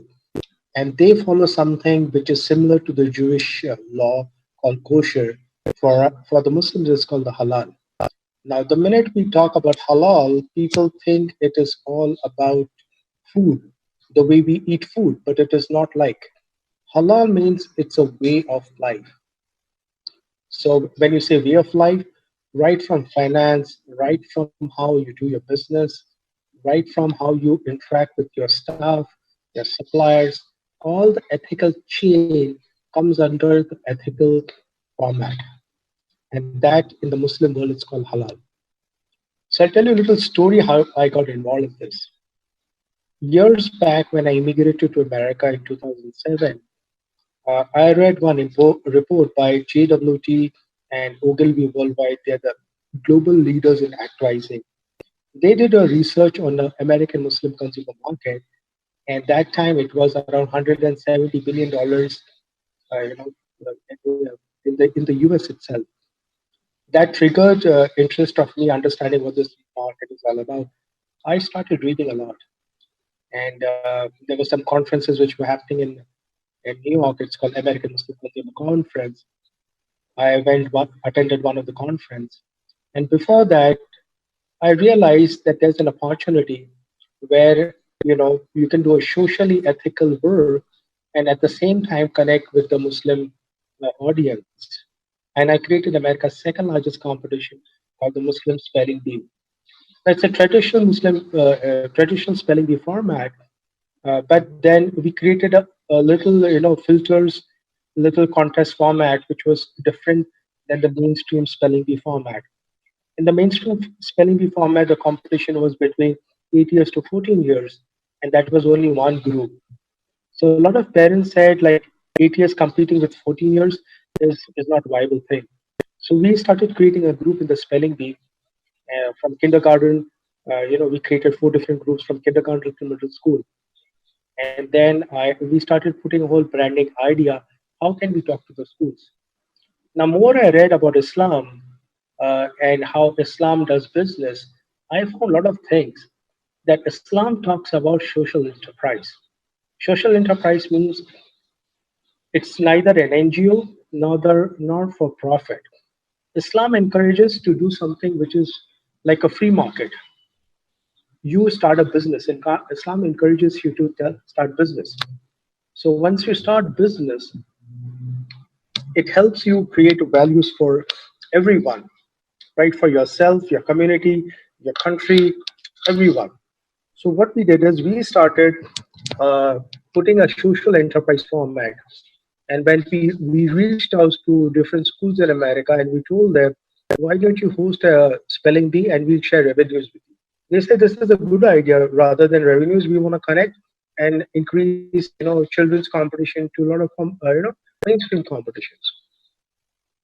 While reading more, we realized that how Islam actually behaves in business paradigm, and it talks about more ethical stuff.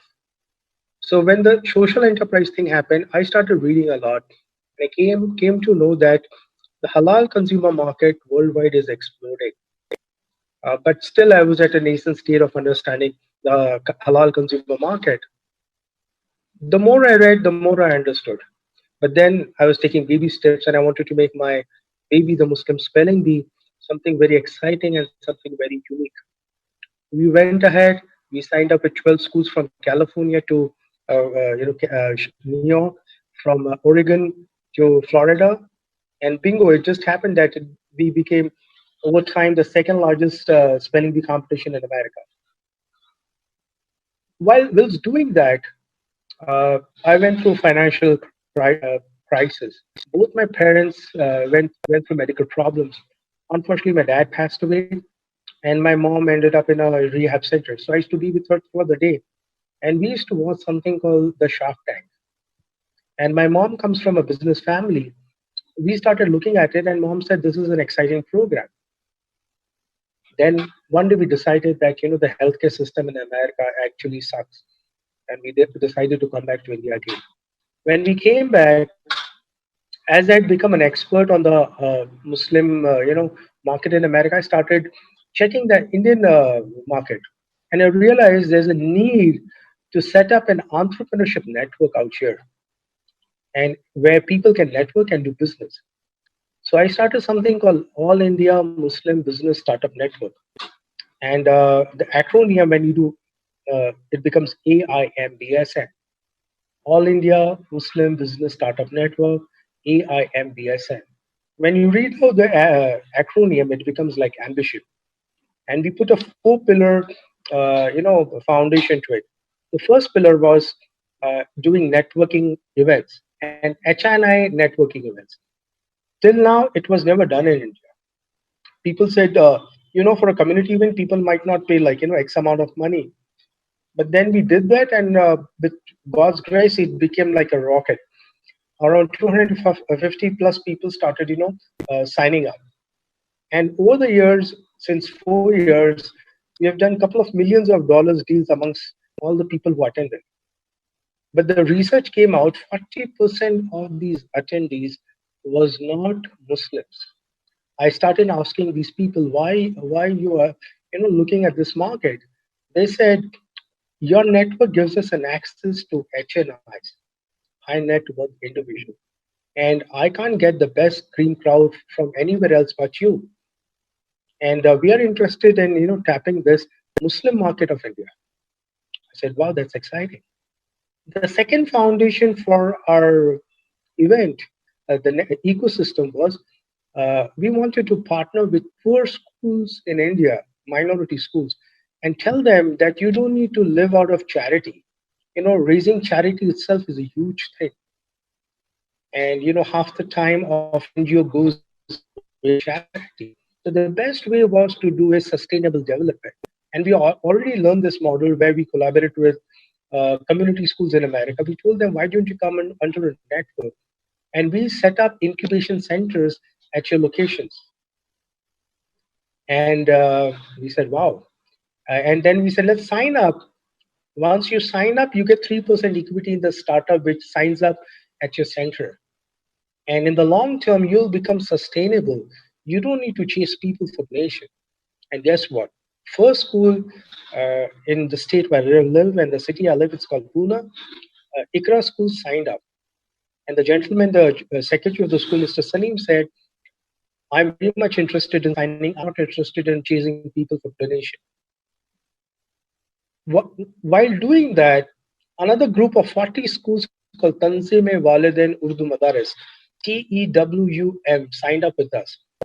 And by the time we realized, we were the first and the largest incubation center in the world. Everyone's signing up, that was humongous. Our story didn't stop here. Our story went viral across the globe. From here to there, it became such a big hit that Indonesian, Malaysian government, a lot of people started talking to us. We outreached to a lot of people, and our model for the incubation center became talk of the town. One of my friends, Dr. Prakash Sharma, invited me to speak at one of the conferences. At the conference, I was talking about the same thing which I'm doing right now. And India's one of the premium newspapers called the Hindustan Times uh, got to know about us, and they said, "We want to do a story on you." So they did a half-page story, for Indian market. And when they reached the incubation center, they were poor ladies. And that journalist asked her, "How do you feel about this?" She says, "Always people thought of giving me charity. People thought of giving me low-end jobs. But this network gave me an option to become an entrepreneur." Now, how the system works?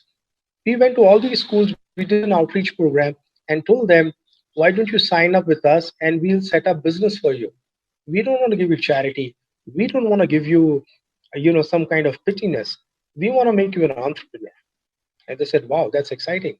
So we, filtered out and we identified the best way is to make handmade chapatis, which is an Indian bread. And all these ladies are expert in making their bread. We shortlisted few of them based on the interest and dedication, and we told them, for 6 months you work with us. After 6 months, based on your dedication and work, we will add you revolvers. And the same thing these ladies talked to the journalist, and they actually started trying. They said, "No one ever told us that you can be an owner of a business." And there's become something like that. So that's what happened. Now, in the month of November, I was invited by the Central Bank of Indonesia, and when I went there, I was introduced to a lot of big educational institute called Nurul Ashriya. They have 16,000 students. We signed up with them about our incubation program. Then there's another, Nahdlatul Ulama, which is the largest non-political group of Indonesia. They signed up with us. And the third pillar of our ecosystem was venture capital. Because I lived in a couple of countries, I have investors who were talking to me. Says, "Dr. Malik, why don't you set up a venture capital?" We did the math. We did the paperwork in States. We also did paperwork in India and Dubai. But then there was a scam which hit in India. It is called the Hira Gold scam, and there were 24 other scams which use Ponzi schemes to fleece people. $6 billion of people's money went into this Ponzi scheme. And then I was like pretty upset with this. Then I talked to my mom. I said, "Mom, this happened." She says, "Son, the best thing is not to pick up somebody else's money and redistribute. If you make a mistake in redistribution, on the judgment day, you'll be even accountable for $1. So there must be some other option." So I said, "Yeah, there's an option. And that option is called angel networks in the startup world." And she says, "You should do that because you're just being a platform for people to connect, and you're not endorsing anyone." I said, "Yeah." So the whole premise of this last sentence was, whenever we do anything ethical, it is bound to be halal then. And while doing this, whole thing, since starting the Spelling Bee till doing All India Muslim Business Startup Network, I read and got connected with a lot of people. The fourth pillar of our network was we wanted to put blockchain on it. The reason putting blockchain is, blockchain authenticates every transaction. Now, when you look at Islam, in a couple of chapters of Islam, especially in Surah Baqarah, the second chapter, it talks about recording your transaction. And blockchain does that. You record your transaction. Whenever you do an agreement, you have to come to common terms and sign an agreement. If you're doing a verbal agreement, you have to have witness that this transaction has been agreed upon. So, we wanted to do blockchain. And the other good thing about blockchain is the cryptocurrencies which are used for blockchain is not governed by banks. In Islam, banks are actually no because riba interest is haram.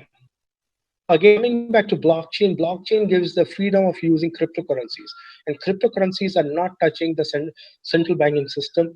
So we thought this is a good idea to start with. Now, when we were planning to launch the Halal Angel Network, we started doing a lot of research, and then we identified right now the current market size is $5 trillion. And that's a huge, huge amount. And then we said, how do we look at the market? Then last year in India, because I'm from India, our Prime Minister Narendra Modi ji talked about $5 trillion economy. We said, okay, that's an exciting thing to talk.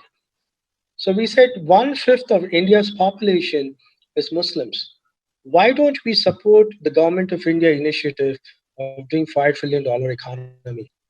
So 1/5 of 5 trillion becomes 1 trillion, and 1/5 of India's population is Muslims. It's all doable. So we started looking at Halal Angels to pitch, India as 1 trillion from the community side, 1 trillion. India has a fantastic geographical location. Southeast Asia, Indonesia, Malaysia, which is large Muslim population, the neighboring countries, then Central Asia and GCC countries. So India is in central of a huge Muslim consumer market, and India can be a great manufacturing hub. Right now, we have crisis going on with China, and our current government is encouraging work. So we said, why don't we do that? Why don't we do that? Is get India use this opportunity. We use this opportunity, to build my motherland where I grew up. To support it. Sometimes just making empty statements like "I love my motherland" is not good. My mother taught me, when you love something, you have to do it dedicatedly. So I thought of doing this thing. Coming back, when we did that, the other thing is globally the current state of Muslim or halal consumer market is $5 trillion. Now, what has happened is since last 10 years, there's a lot of people who got excited and started being part of this market. And they have done a lot of spade work, established institution, created a lot of FAQs, so people when they have questions can be answered. A lot of people did, halal expos. So many things happened, venture capital, Islamic banking.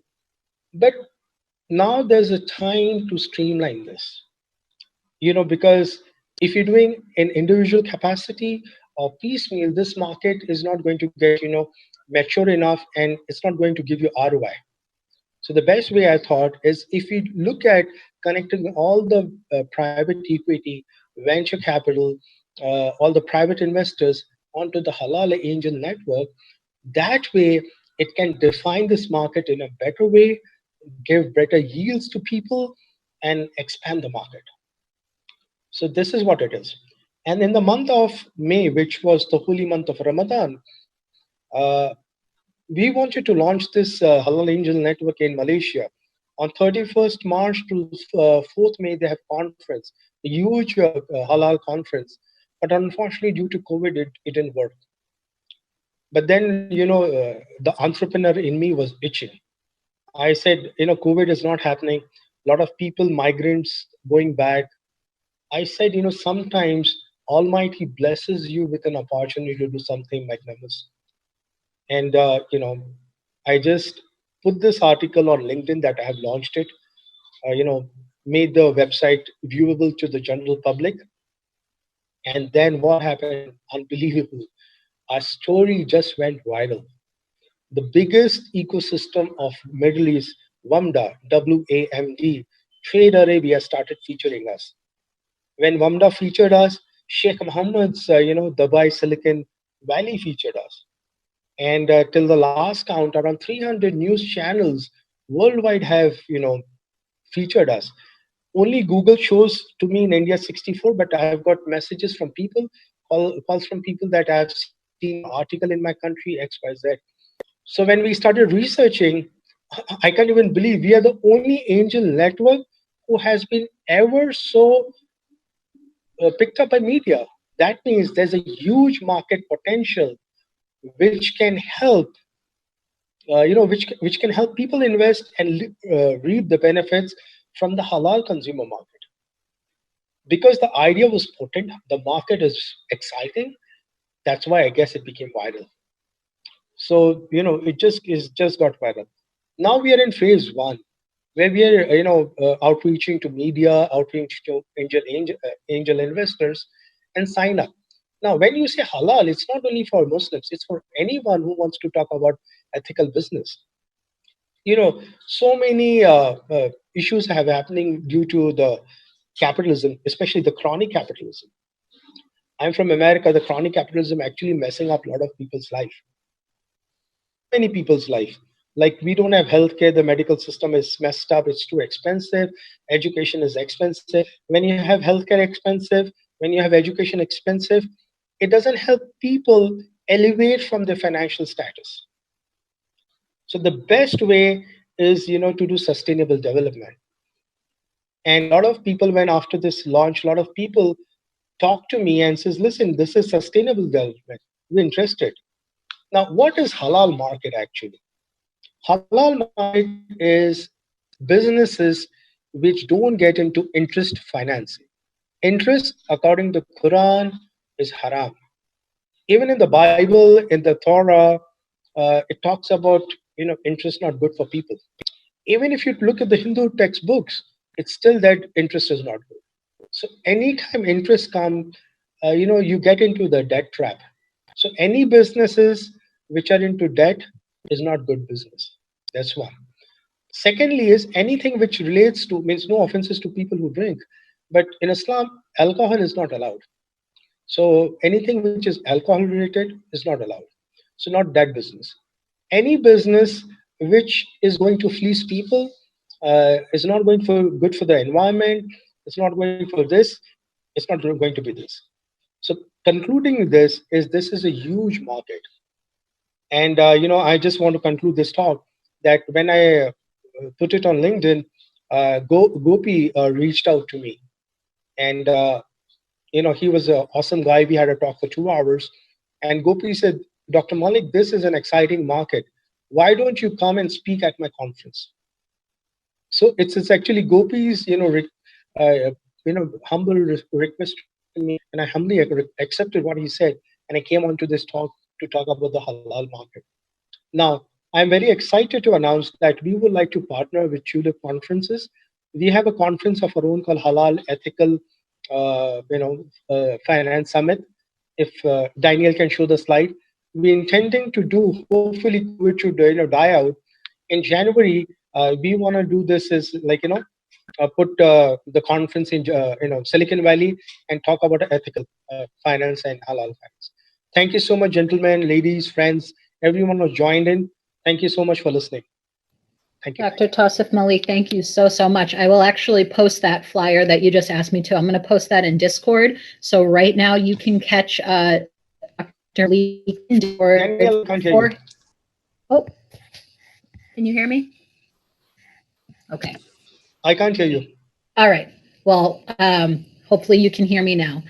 So yes, you can find Dr. Malik's talk, further questions on Discord on the AMA channel. So right now we're going to break to lunch before our next speaker joins us around 1 o'clock Pacific Standard Time.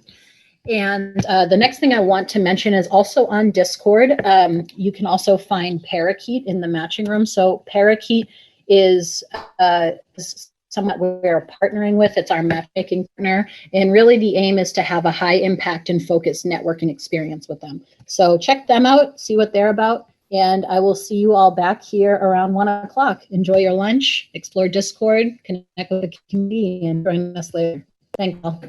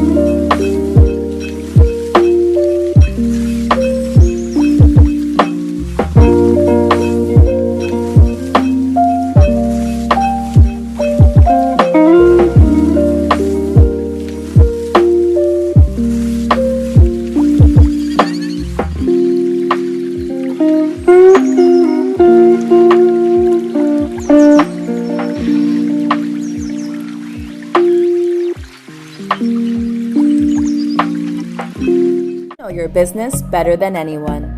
That is why Idea Financial gives you the option to choose from our unique business line of credit or term loan. 2 different products. You decide which one works best for your business. Visit ideafinancial.com to start your risk-free application. CSC Leasing Company has been offering non-dilutive equipment financing for more than 35 years. CSC's financing is non-recourse and does not require warrants, covenants, or giving up any equity in your business. As an alternative source of funding, CSC has financed nearly $1 billion in transactions while providing quicker and simpler transactions than traditional sources of debt. CSC works across all markets, from pre-revenue startups to middle market to large enterprise, as well as a wide variety of industries, and prides itself on saying yes when others tell you no. By financing your equipment instead of paying one lump sum up front, you can spread out your payments and have a predictable, fixed monthly payment that costs less than traditional lenders. With CSC's non-dilutive equipment financing, you stay on the cutting edge by accelerating technology refreshes without costly obsolescence or the hassle of equipment disposal. Explore CSC's solutions at cscleasing.com.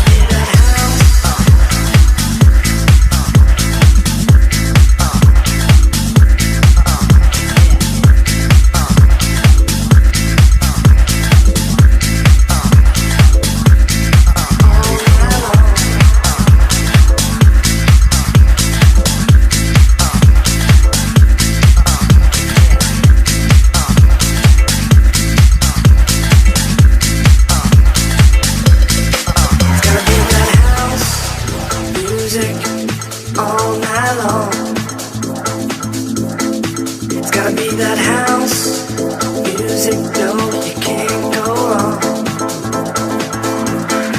It's gotta be that house music all night long. It's gotta be that house music, no, you can't go wrong.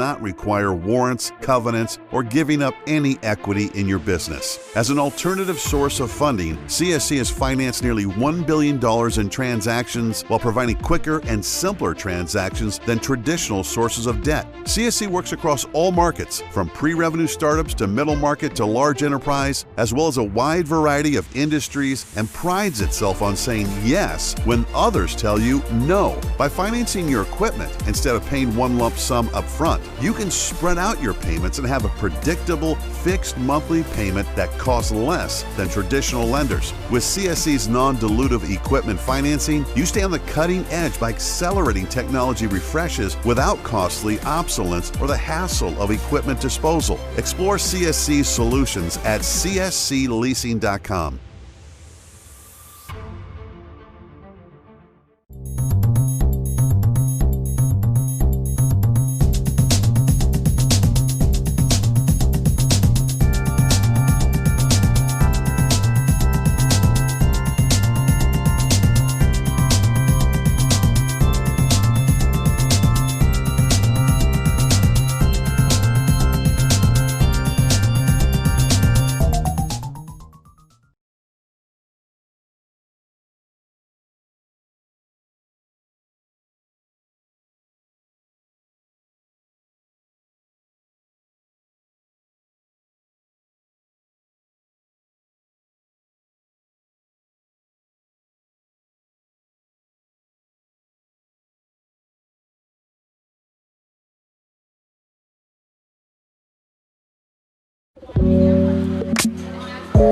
Go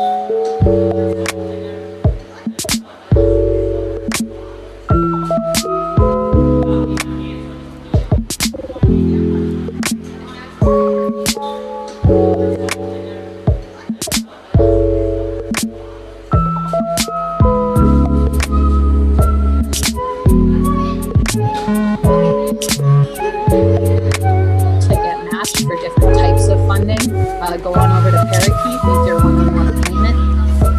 And yeah, we're getting ready for the second half of the day. So yeah, just want to again thank you everyone. We're just waiting a few minutes for people to get online here.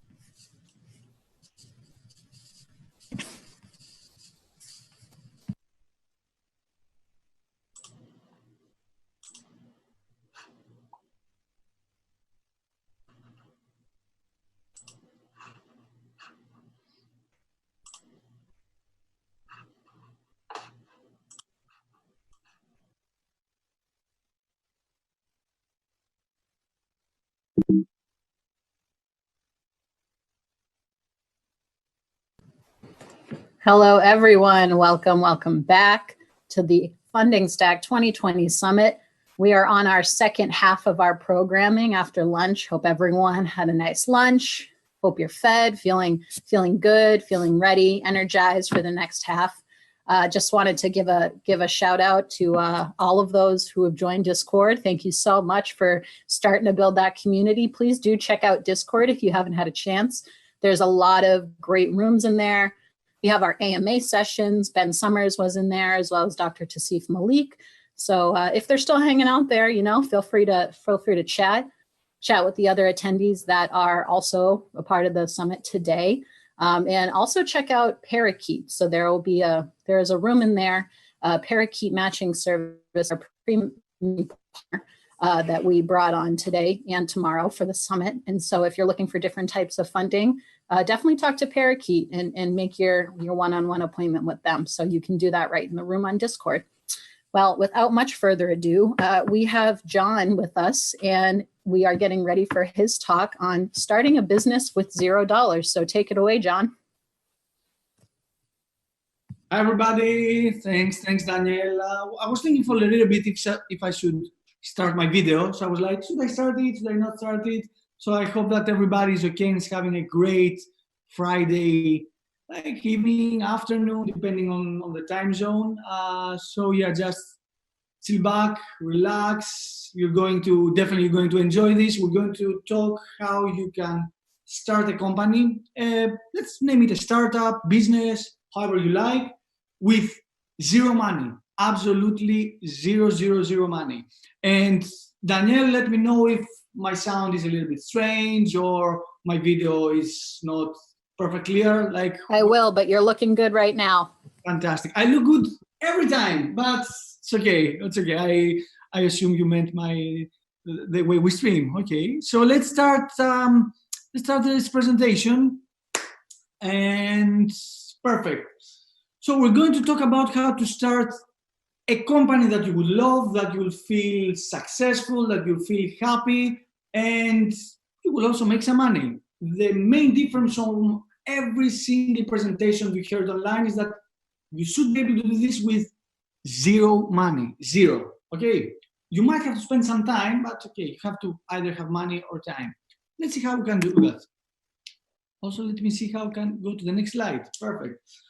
I am this guy, yes, follow me on LinkedIn, do stuff, serial entrepreneur, sold my previous company, made a lot of money, I invest in other companies, yada, yada, yada. It doesn't matter who I am. All it matters is what you are going to take away from this presentation. So focus 100%. Like I want your 100% focus right now.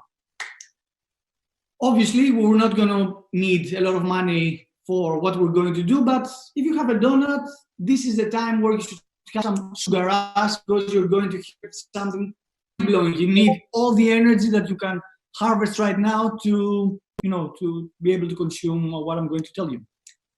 Before everything, let's talk about startups. Let's talk a little bit about businesses. How do they start? How do they evolve? How do they shut down? The life cycle.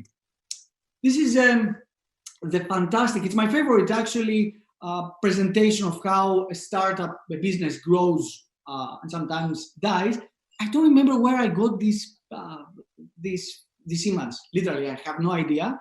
And if you can see, if also you are in the tech industry, you'll see that TechCrunch, which is a big online magazine, starts posting about your company. Maybe it's LA Times that starts posting about your company. I don't know, like your favorite magazine starts posting about your business, and you start getting some traction. But then, people visited the company, but nothing happened. So the novelty starts wearing off, and then you are very sad. You are going through the most difficult part of business, the cloud of sorrow. Like, oh my God, you cannot do anything. You keep improving the product, you keep working on it, you put blood, sweat, and tears, nothing comes. Then all of a sudden you get a couple of customers. You're like, yeah, I got a couple of clients and something is happening, but nothing again. And this happens a lot of time, but you don't move forward. And all of a sudden, the promised land. You have a small dip when you feel like I'm a failure, I have to stop what I'm doing. And all of a sudden, that's it. All of a sudden you're flying. Everything starts working, you're in the flow, the company makes money, you make money, your employees are happy, you are happy. Maybe you also sell the company, this is the acquisition, and everything keeps getting awesome. There are two ways to actually start a company. And whoever tells you that there are more ways, they're an idiot, because literally there are only two ways in the whole universe how you can do this. You're still following, right? Because this is going to be now mind-blowing. The first way to start a company is to have money. You could get money from your friends, you could get money from your family, or you could get money from fools that want to give you money. We call this the 3F funding: friends, fool, and family. These fools could be angel investors, they could be VCs, they could be whoever. And there are people that trust you with their money, but that's one way. You need money. So one way is to have money. Maybe you get the lottery, you win the lottery and you have money. That's one way to start a business. The second way to start a business, which is my favorite, as you can understand, is donuts. I know that now that you're surprised, you're like, how is that possible? How is that possible that this guy could start business only with donuts and no money? And okay, to tell you the truth, you need some money to buy the donuts, but how much money? Like $2, $1? Like if you go to Abbot King Los Angeles, maybe it's like $5, but it's okay. $5. Just try to find $5 to start your company. Let's see how. And I'm not kidding. This is actually how we're going to start a business with zero money. Okay, $5 money to buy a donut. Are we ready? Okay, let's do it. First of all, there is some magic behind what I'm going to talk about, all right? There is some method to the madness. How you start a business, how to grow it, how you get money. There is a very specific way to do all of this. And it's actually 4 or 5 steps. I don't remember because every presentation I keep adding or removing a step because it makes it more funny. So I don't remember, but there are actually 4 or 5 ingredients that they're success. Let's do it.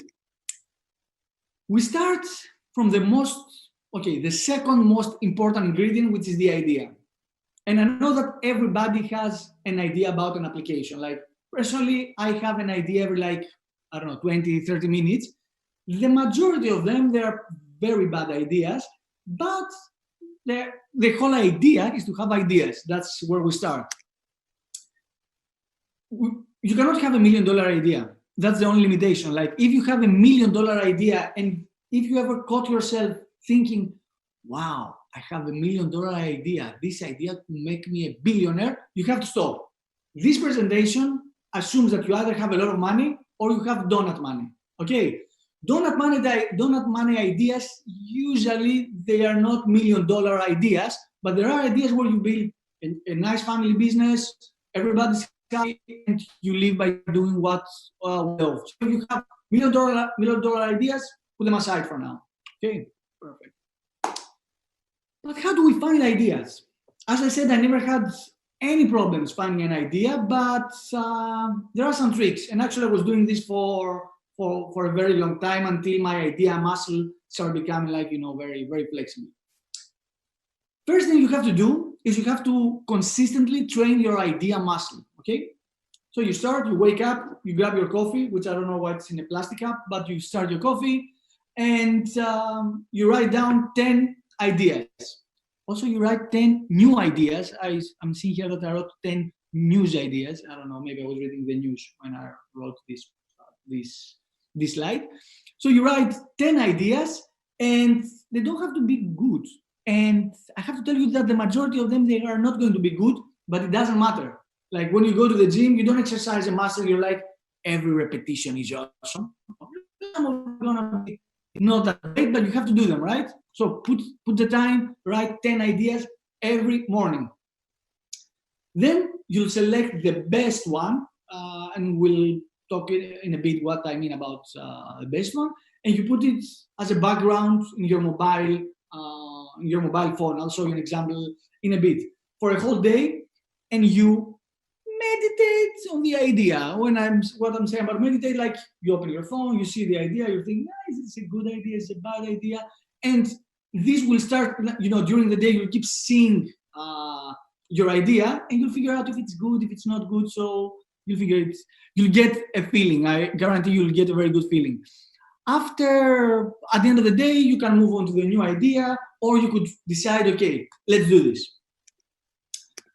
This is actually how I'm doing my ideas. Like I had an idea that I could create a service where I would be reviewing games that couples could play together.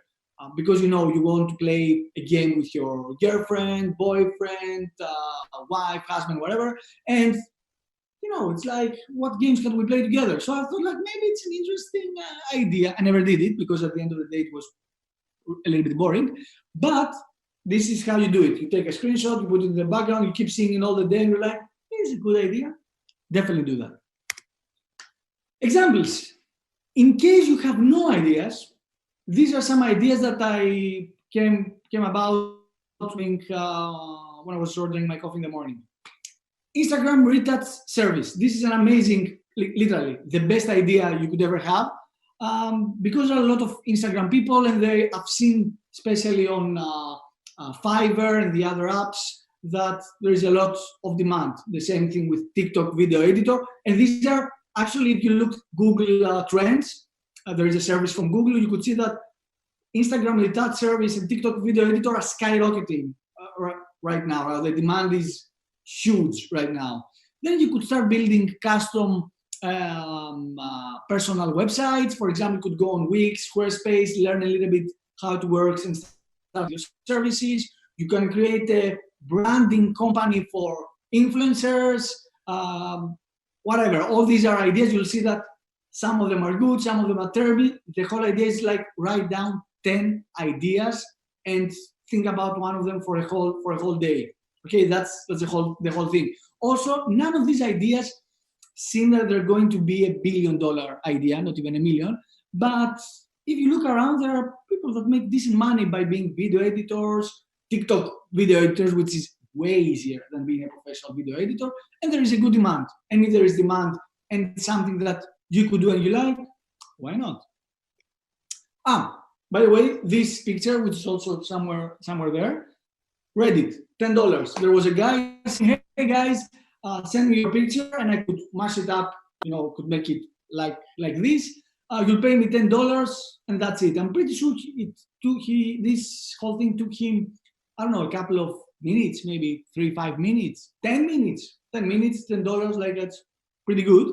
And then there was another company that you send them this picture for like $40 and they make it like pretty fancy and pretty nice.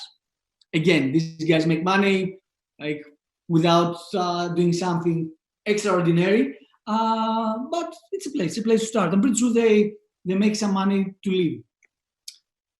Step number 2, out of 4 or out of 5. As I said, I don't remember how many steps I've put in this presentation. Before you start committing to any idea and spending half of your life trying to do it, you have to see if the idea has legs, okay? So for 24 hours, you have to pitch, you have to convince 2 people to give you at least $1 for your idea. And while this is very important, okay, very, very important, if you think that you cannot convince your friends to give you $1 for your idea, why the hell do you think you're going to convince a random person online to give you $1? Like, you need to start from the easy things. Like, first pitch your idea to your friends or people around. If you cannot get $1 in 24 hours, it's nothing. Like, you have to go to another idea. Also, if people are not paying $1 because whatever, they're not going to pay more dollars later. So if your idea cannot work with the people around you and you cannot charge like not even $1, you have to go to another idea. The thing that people ask me all the freaking time is that, okay, you know what? I have an idea, but my idea doesn't apply to the people around me. Perfect. I hear you. Don't do that idea. This idea is not, you cannot do it with zero money, because at some moment you need to be close to your customers to get people to buy your idea. Else, what are you going to do? You're going to buy ads online? You cannot. You fool. You only have donut money. You cannot do anything of that. So your idea has to be for the people and the group that you know. If you are a wrestler, I don't know what this came into my mind. A wrestler, you have built an app for the wrestling community, for people that you can, they're around you all the time. If you are an athlete, maybe an app for athletes. But in general, don't try to think like, I'm going to build an app for people that own Tesla cars. And you don't have a Tesla car, you have no idea. You cannot do that. Okay? I hope I'm clear. You don't need fancy websites. You don't need fancy apps. You don't need fancy logos.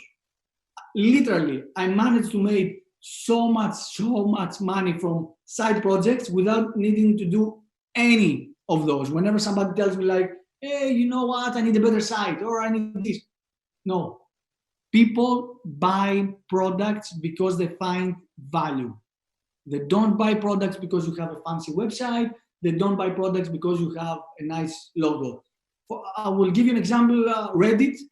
Reddit used to have and still has a hideous website. It's huge. Why? Community. It provides value to people that they want to build their own community. It's all about providing value. And here's my suggestion. If you don't have any friends, I don't know why that's your case, why you don't have any friends, send me your idea, go to my website. This is where I post some blogs about startups, about my random thoughts, and come up with a solid idea, pitch it to me, and I'll be your first 1 out of 2 customers. I'll send you $1 via Venmo. If you don't have Venmo, bad luck, get Venmo. It's like, I don't know, it's super easy. Or if you have Venmo and you are near Los Angeles, call me and we'll go for a coffee and I'll buy you a donut. That's it. I'll buy you a donut. Step 3, out of 4 or out of 5. How to build the startup, the company. As I said, we don't have any money, so we cannot hire people. You can inspire people and tell them, hey, I have this idea, I have already 10 people, but it is something. And if you're working with me, we're both going to make money, we're going to do this. You can inspire them, but you cannot spend money.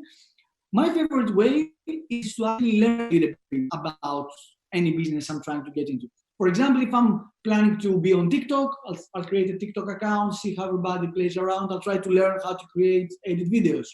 If I want to build websites, I go there and I experiment a little bit. There's so much knowledge out there that there is literally zero excuse about like, I don't know how to do it.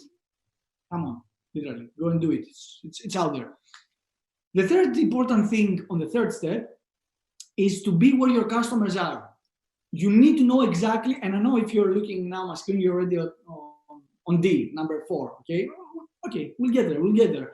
So for C, for on step 3, you need to be where your customers are. If your customers are are going to the church every day, you need to go to the church and figure out their persona. We call this a customer persona. You need to be where your customers are all the time. You need to know what mobile apps they have,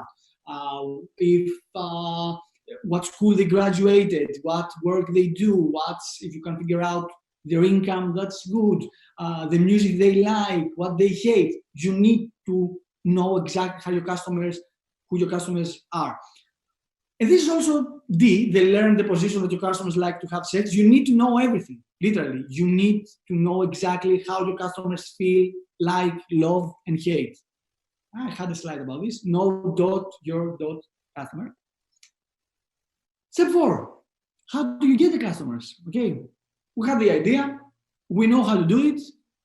We know everything about the customer. How do we get the customer? There are a couple of ways. Actually, there are too many ways. We could talk this for hours. I don't know how much time we have. First, you can create a podcast and start inviting people that might buy your product. So podcast to get customers. It's kind of easy creating a podcast, and it's kind of easy finding people to talk on the podcast. Everybody likes to promote themselves. I know I do. So when you tell them, hey, come and talk a little bit, probably you'll get some customers. You can write a lot of content, a lot of blog posts, post on social media about the thing that is your business and you're passionate about. And you could also talk with other people that are in the same line of your business. They're not competitors, there are no competitors, and tell them, hey, you know what if we do some cross post? How can merge our businesses? How can have common marketing efforts and stuff like that? And of course, you need to talk with your customers. You need to talk all day long because customers that love your product will recommend other customers. There are like 50 more things that come to my mind, but I don't think we have 5 more hours to talk about it. I don't know, Danielle, can I have 5 more hours to? Oh, I wish, John. I wish, but you have like another minute or two. Until 1. No, I'm kidding. Okay. I'll pick it up. Step 5, I had step 5. It takes time, so it's not easy at all. Don't think that you're going to see this presentation and it's going to happen. It takes time, as we said, up and down, emotional roller coaster and stuff like that. I'm going to close with my favorite story. This is the Airbnb story. They couldn't raise any money, so they decided to start Obama cereals. They couldn't sell them, and they started eating the cereals in order to make it, in order to survive. And some VC in Silicon Valley decided, because these guys are like cockroaches, they're not going to die. They keep finding ways to survive in order to do their dream project. They decided to give them $25,000, and now Airbnb. Epilogue: have fun, change the world, be safe, love people that are around you, only love, don't hate, and follow me on all these social media, subscribe and what have you. I hope you learned something. It was super fun for me. Have a great Friday, and that's all. Thank you so much for your talk. I definitely learned a lot just there. Really loved your slides. They were really funny and really engaging. So really appreciate that. Thank you. So yes, everyone, next up, we're going to have Chris Joyce with a talk saying, screw VCs. All you need is an idea. So I'm going to sign off this channel and hop over to the other Zoom channel to catch Chris's talk. So I'll see you there.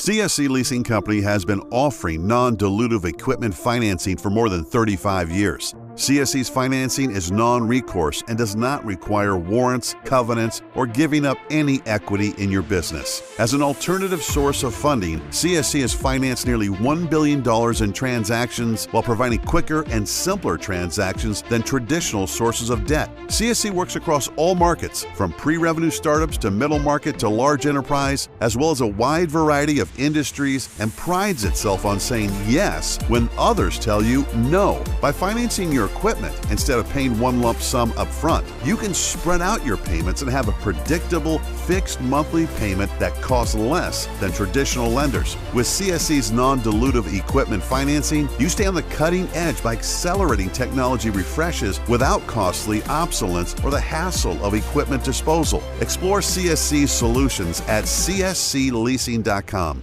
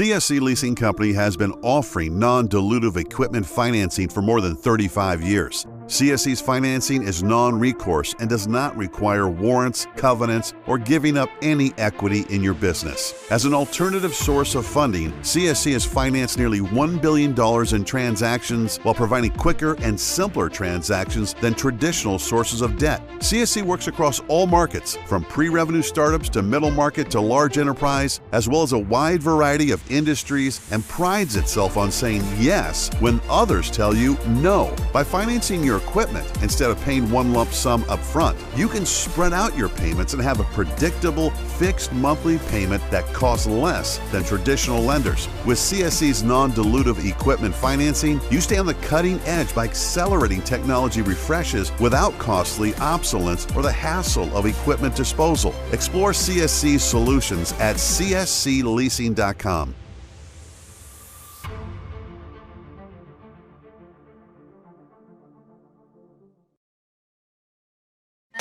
Welcome back. Hope you enjoyed that last talk. If you attended, I sure did. Speaker. So our next speaker is Chris Joyce with his talk, Screw Venture Capital. You just need an idea. I'm really excited for this talk. Chris is a great guy. So Chris, take it away. Sounds good. Am I here? Can you see me? Am I on the airwaves? Yeah, you're in. You're streaming. All right, awesome. I'm Chris Joyce. I'm founder and CEO of Gusher. Everybody, thanks for hanging with us as we're having a little bit of a late start because a little bit of a domino effect on this side.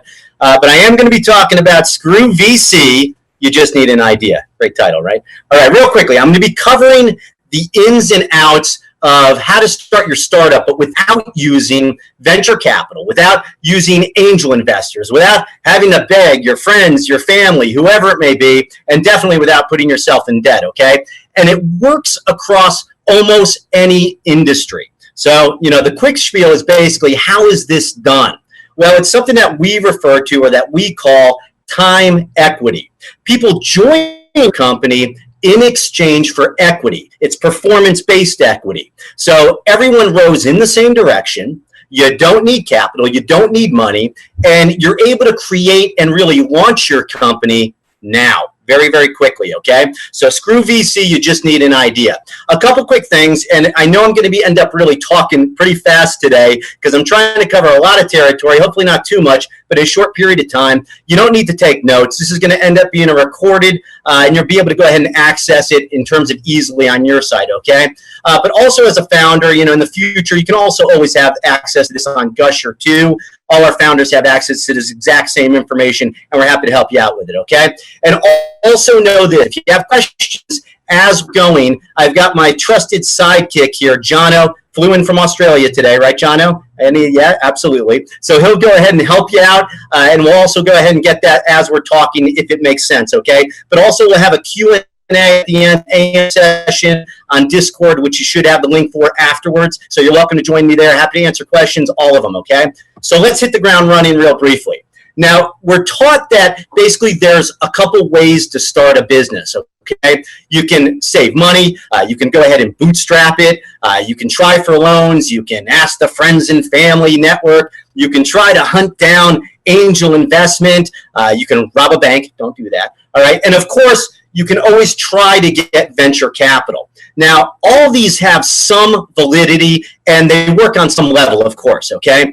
But for the vast majority of people, well, we don't come from money. We don't have wealthy friends and family to tap, and, well, we don't live next door to angel investors, and we're definitely not the 1 in the 700 that actually gets venture capital. So where does that leave you, okay? Well, believe it or not, it actually leaves you in a position of strength, because what's fundamentally important to the success of a company is the idea and you as founder, okay? So long as you have a method, a process, a way of breaking through, that's all you need, okay? This is what I say to founders, and this is what I say to all the founders in really the first conversation when I'm talking with them. If you had $1 million, how would you go ahead and build your company? Who would you have on your team? I'm going to be covering that here and now, without capital, without the investors, and whether you're at the ideation stage or already have a company and you're already a little bit ways down that road, okay? So on our side with Gusher, we've got hundreds of companies and founders from really across the globe in all different industries doing it. We've got it from 20-year-old kids in college all the way up to 70-year-old grandmothers in South Africa and everything in between. And it works, Okay? We have consumer goods companies. We've got tech, medical, gaming, electronics, SaaS, B2B, B2C, B2B2C, all right, and all those. Literally, you name it, we've got it, and it works. On our side, we have more than an 80% success rate in terms of performance because, well, time-based equity just works. And no one gets a damn thing in your company unless they perform objectively. And so we've got really a saying at Gusher that 1 + 1 does not equal 2. 1 + 1 equals done. What do I mean by that? Well, when you're able to get your first team member to join your company for equity, the deal is done. If you're able to get one, the rest always follow. Time equity startups can get market validation very quickly, and it doesn't really cost anything. And if you can't get people to join your company in exchange for equity, well, chances are that that idea, it just shouldn't be done, or it needs to be changed in some way, okay? So real quickly, this isn't going to be like a rah-rah speech or a motivational, some of you know me. What I'm going to be covering today is really the mechanics, the beginning stages of how to start a startup with just the idea, okay? I'm going to be covering 3 primary things today. The pitch, how to build a team, the team roles, and recruiting, okay? So let's hit it really, really quickly. How to go ahead and make a pitch is what I'm covering right now. So there are 3 basics of this. There's pitches to investors. There's pitches to your end market, the actual consumer of your good, even if it's B2B. And there's also pitches to recruit your team. The pitch for equity startups is primarily to recruit a team and just a tiny bit for investors. And we use a template that we call problem solution market. Now, here's the important takeaway, okay? And I hope you really listen to this because I'm not joking about this. You got to make your pitch so that an 8-year-old can understand it. Let me say that again. You got to make your pitch so that an 8-year-old can understand it. So with the problem side, we always say, okay, describe it in 1 sentence in a clean, simple way. If you can't do that, you damn well better figure out how to do that pretty quickly. With the solution that you're trying to figure out, it's one of those things that you don't have to have a solution, but again, you should at least be describing the pathway to that solution and avoid too many details, too much minutia. And you always want to describe that market in some way. You want to try to determine the market size, the total available market, and you want to keep it, again, very, very simple. 1 or 2 supporting stats, that's it. Very, very simple when it comes to recruiting, okay? When it comes to the pitch to recruit a team, you really have to think the big picture. The point of building a team is really for the team to actually help paint the details for those other markets. So it's actually not to have that all figured out. And remember, keep it so simple that an 8-year-old can understand it, okay? So the second half of really when you're recruiting a team or the pitch is that you always, always, always have to have a video some way, okay? You're creating a time equity startup. You need a video. You absolutely need it. Videos help tell your story. And when people see and hear you, it makes a deeper impression. It resonates. And that's important for recruiting the right people for your team specifically. It doesn't have to be fancy or produced. Use what you have where you are. That's good enough, really. It doesn't matter about the background if you're sitting in your sunroom boiling your ass off. It's about you and the actual idea, okay? When it comes to making a video, you need to absolutely keep it simple. There's no real one right way to do it, but you want to tell your story. If you give a little background as to who you are, why you're doing this, why you're creating the company, why you're doing what you're doing, and what you're looking to do, create, build, that goes a long way. And always more importantly than even that, you always have to have a call to action, like, come join our team or reach out, let's make this happen, apply now, something like that. Whatever works for you, okay? So when you go ahead and have, let's say, the beginning structure, you've got the pitch, the written pitch, you've got a video pitch.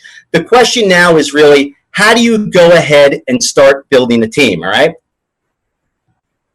So the simple question, again, that I said in the beginning, and I'll probably say again, is if you had $1 million, Who would you bring on your team? How would you build your company? And you that now, okay? So let me give you some quick examples. Let's say you're building a team. I don't care what it is, all right? You always need a chief marketing officer that can help identify the markets to go after and specifically how to do it, the personas and everything else that goes with it. You need that market analysis done.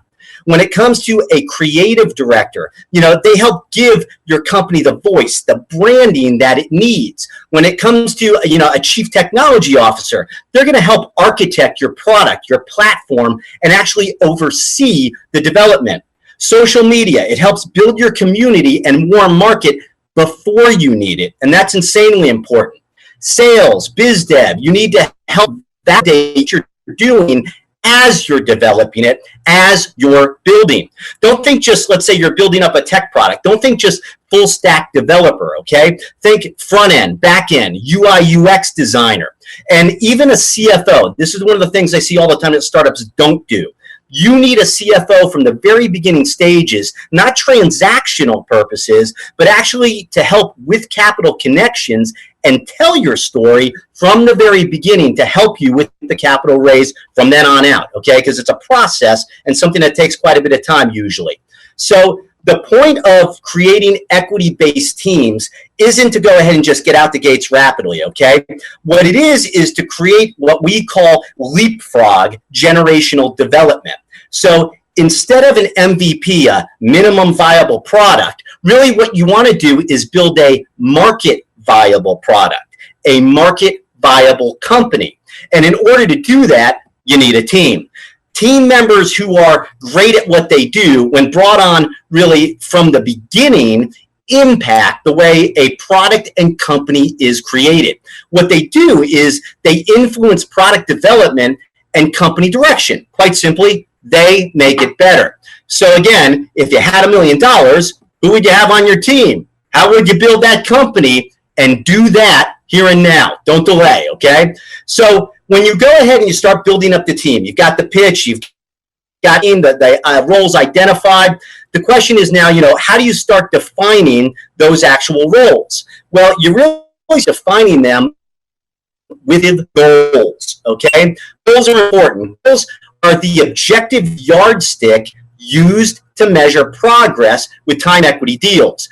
Goals populate what's called the ESA, the Equity Share Agreement. That's the agreement between your company and the people coming onto your company, the ESA.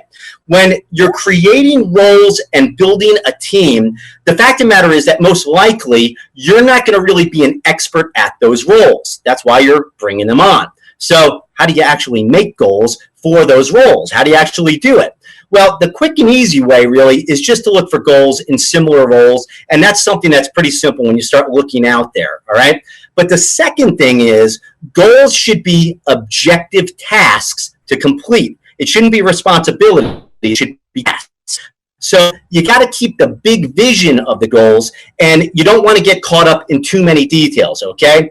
And keep in mind that when you're dealing with time equity deals, especially in the beginning stages when you're putting the teams together, is that goals should always be able to be changed. They need to be flexible. So when you're talking with a potential team member before bringing them on, what they're going to be doing is they're going to be really seeing, what are those goals to see if you're really on the same page before joining your team. And many times what they do, and this is really important, they actually help craft those goals with you. And that's a good thing. And it makes sense because they know their field a lot better than you do, okay? Now, when it comes to goal setting and equity, time equity deals, there's also another key there. You always have to have, and pay attention to this, you always have to have what's called an open-ended goal, like collaborate and work with team. Now, the reason is team members may need to be in on investor meetings or things out of their normal scope. Or many times what you end up having is basic project creep or small pivots or something like that, those types of things. So you have to be objective, you've got to be flexible, but more importantly, you actually work with the potential team members to create and craft those goals, okay? So we've dealt that, we knock out goals, all right? So then the always big question is, well, you've got these goals, you've got these roles, you've got these people, how much equity do they actually get in your company? How much do you have to give up to actually bring them on and create a time equity deal? Well, first off, as founder, we have a real big rule here that we don't like to break at all, okay? You should keep a minimum, an absolute minimum of 80% of the equity to get your startup off the ground, to get your company to that next level, a minimum, okay? We don't really like founders going sub 80%, well, for multiple reasons, but primarily because of future funding and staying incentivized. We don't want to see you get disincentivized as you go ahead and progress, okay? Now, most companies range between 5 to 20% to actually go ahead and get a full team, okay? Not just a role, but a full team. Now, as for the roles and what equity percentage to offer, think of it this way, okay? The bigger the idea, the bigger the vision that you as founder sell, okay, the less equity it takes to actually bring someone on. So the smaller the idea, the smaller the vision, usually takes more equity. So when it comes to vision, think big, think very big. That's how you actually attract these teams, okay? And also, the more key a person is to the company, the higher percentage they will get, right? So there's no one right number. It's really market driven. But a couple examples is, let's say we're talking the main role. Usually a chief officer and a chief technical officer.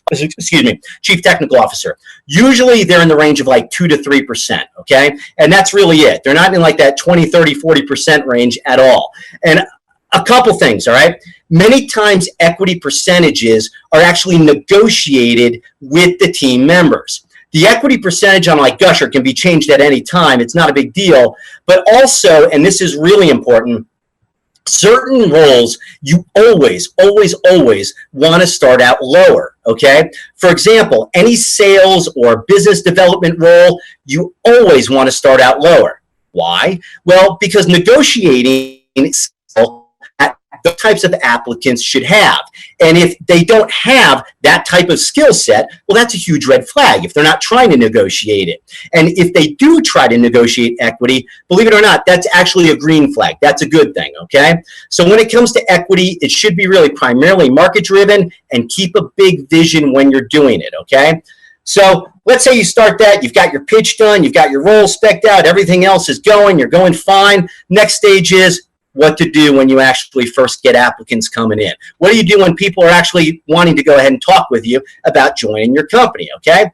Well, with recruiting, there's two basic methods. There's the pull mechanism, P-U-L-L, like you're pulling, and then there's the push mechanism, what we call whale hunting, okay? Pull is where applicants are applying to you directly. Whale hunting, I don't think we're going to have time to cover today because we're kind of a little bit short, but it's like recruiting, except it's on nitrous or steroids. It's insane what you can do with the push mechanism. So when you start getting applicants, you always want to do the following. There's 4 basic things, okay? First, you always want to reply quickly to the applicants. You don't take your time. The reason is they may be joining other deals. That's one of the things, okay? But the quicker you reply, the higher the likelihood of them joining your team. The longer you wait, the bigger the response drop off. So you definitely want to reply quickly. We've measured it. You always want to apply as fast as possible. Secondly, you always want to have a face-to-face video meeting with any potential team member. So when you actually first start talking with them, in terms of your reply to them, you always go ahead and ask for a video call. It's extremely, extremely important. Now, if an applicant does not want to have a video meeting, a video call, that is a huge flag, red flag. Requesting a video with time equity deals, a video meeting, is kind of a litmus test that we use on this side. If they won't do it and want to have, let's say, a regular call instead, don't waste your time with them. Building teams requires video meeting interaction. It's a condition of moving forward, okay? So third, for communication with applicants, and a lot of founders fight me on this at the beginning stage, but it always pans out, okay? For communication with applicants, try to skip emails and text in the beginning stages. Other than very, very small stuff. You need to get them face-to-face on video calls. The more face-to-face that you have, the better. You build teams face-to-face, okay? Lastly, fourth thing, okay, last thing, and this is really probably the most important thing. It doesn't matter what type of founder you are, wherever you're located, okay? As founder, you always need to be the lead for recruiting. You can't outsource that stuff or have someone else do it for you at all. It's extremely important. I don't care if you're Sergey and Larry from Google or whoever you are in Oklahoma or Africa or Europe or Asia, you have to go ahead and do it yourself as founder. And the reason is no one will ever tell your story as well as you do. As founder, you need to be the head of recruiting. You need to be the person that's talking to them and selling your vision, okay? So when you actually start recruiting, what's going to happen is you run into a certain pattern, and you run into this pattern with almost anything in business. I don't care whether you're starting a company or it's your sales process, it's the creation, the iteration, whatever it may be. And it's something that we call the uglies, smalls, mediums, and bigs, okay? With recruiting, this means the following. In the beginning stages, you may get applicants that just aren't a fit at all. They're what we call the uglies. You get applicants that are just starting out. They're just learning their craft. They're at the beginning of their career. These are what we call the smalls. Then you start getting applicants that really have the skills you need. They can get it done, but they don't really see your vision, or they don't have ownership mentality. These are cogs, or what we call the mediums. Now, they serve a purpose. You can build a company with them. Just cogs, when a company grows, they may not fit, okay? And I know that sounds kind of bad, but that pattern really does actually exist, okay?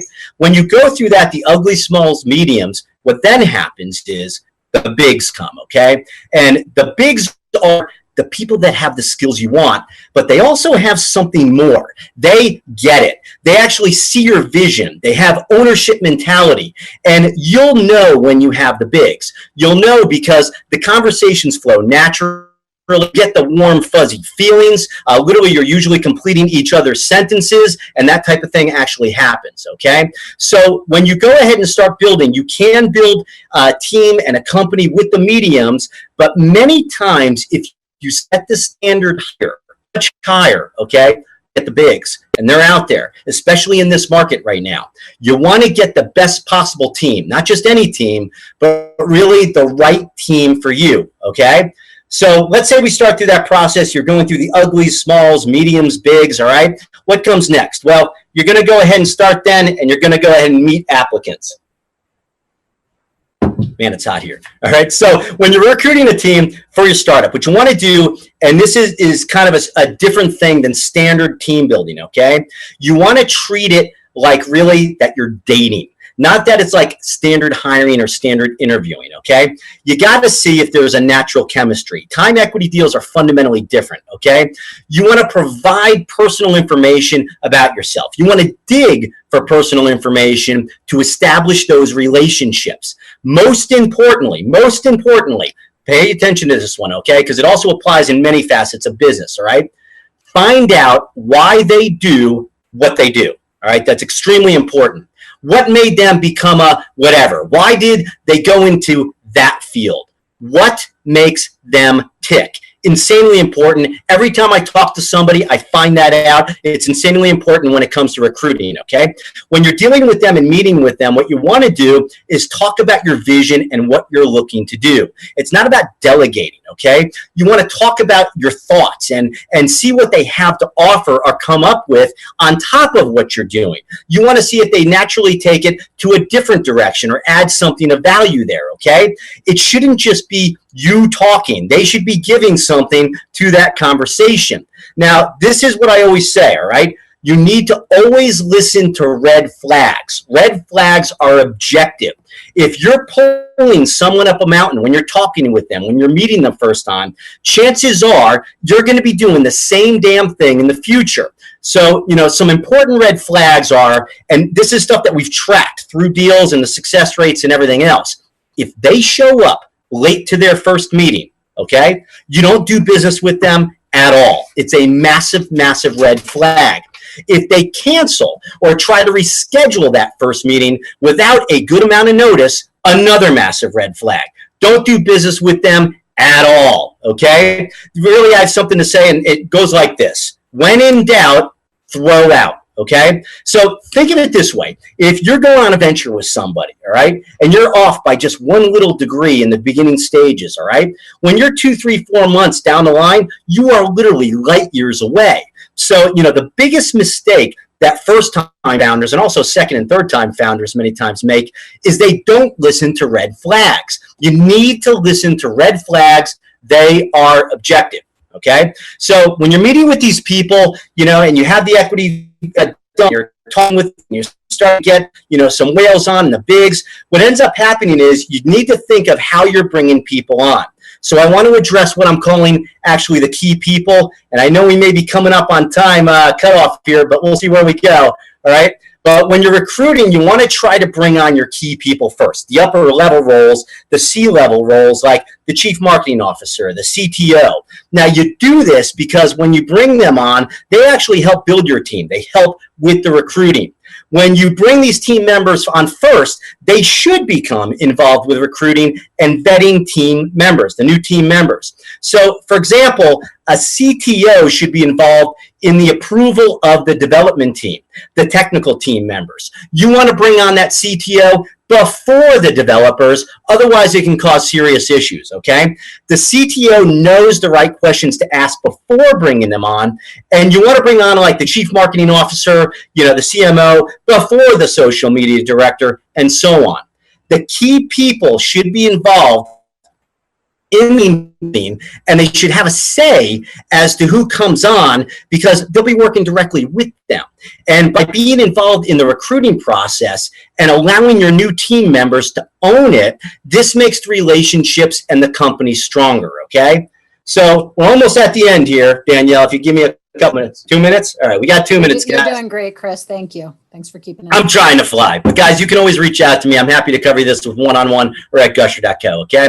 So the last thing that we're going to be able to talk about is really how to negotiate equity, all right? You've got a great applicant. You've got, a couple times face-to-face that you've had these meetings. You've got the warm fuzzies, and you're ready to bring the person on board, and then they ask for more equity. So what do? Well, it depends really on what they're asking for. Now, remember, the rule of thumb we have at Gusher is that the minimum equity you have as founders should retain to go ahead and get that company launched is 80%. So if someone's coming in and they're asking for 50% or 40% or 30%, it's a no starter. We're just not going to go ahead and allow it, and you shouldn't either, okay? But think of it this way. The act of asking for more, most times, is actually a green flag. It's a good thing. It demonstrates really a certain level of sophistication and self-worth of that applicant, and that's a good thing. And with certain roles like sales or biz dev or marketing, negotiating should be part of the process because it indicates their skill level. So the equity is expected to be negotiated with those roles. If what they are asking for is reasonable, then go with it. If what they're asking for is not reasonable, tell them why and actually explain. Most people that are out there don't really understand the world of startups. They don't realize that you as founder are most likely going to be raising capital in the future at some point to scale or expand. And so, that equity is needed for future fundraising and expansion. So when this is pointed out during that negotiation, many times an unreasonable equity ask becomes reasonable. Many times they just have to be shown really the big picture and what you're really building as a team. So I know I'm probably at the end right here. I want to thank everybody for listening. Be happy to go ahead and help you out in any way. I think we're having an AMA and Ask Me Anything on Discord coming up right after this. I'd be happy to answer any questions that you may have in detail. We can also cover some whale hunting stuff if you'd like to go ahead and talk about that, all right? Thank you so much, Chris. You bring such an incredible energy to the space. I really, really enjoyed it. I have to take a nap after that, Danielle. I don't think I've ever talked that fast. I hear you. After the AMA, you can catch a little snooze. So I'll talk slower at the AMA. Yep, that's right. That's right. So yes, everyone, if you want to ask Chris some questions, he'll be on Discord in a moment in the AMA. So I'm going to hop off this stream because I want to announce our next speakers, Monica and Victor. And I'm going to jump off this stream and head over to the other. So I'll see you there. Thanks, guys. Bye, Chris. See everyone. See you guys.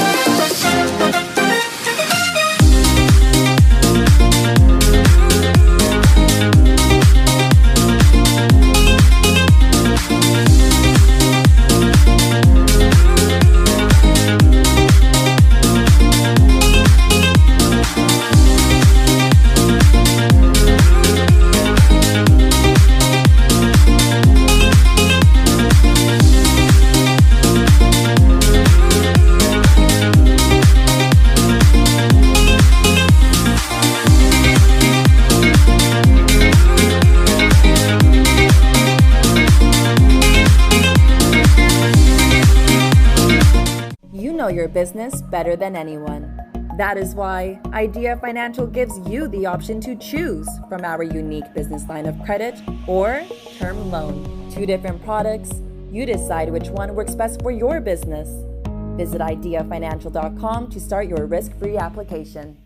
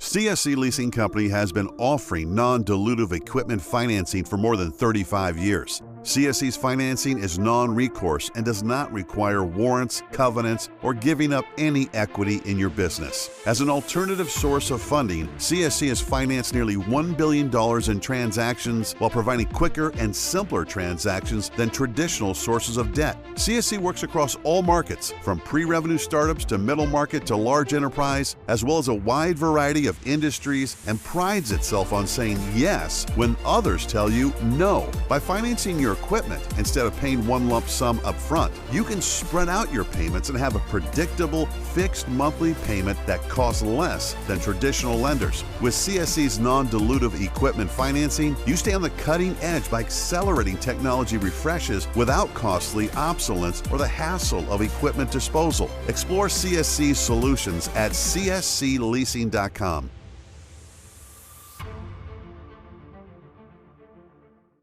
We'll talk about 6 steps to financial independence.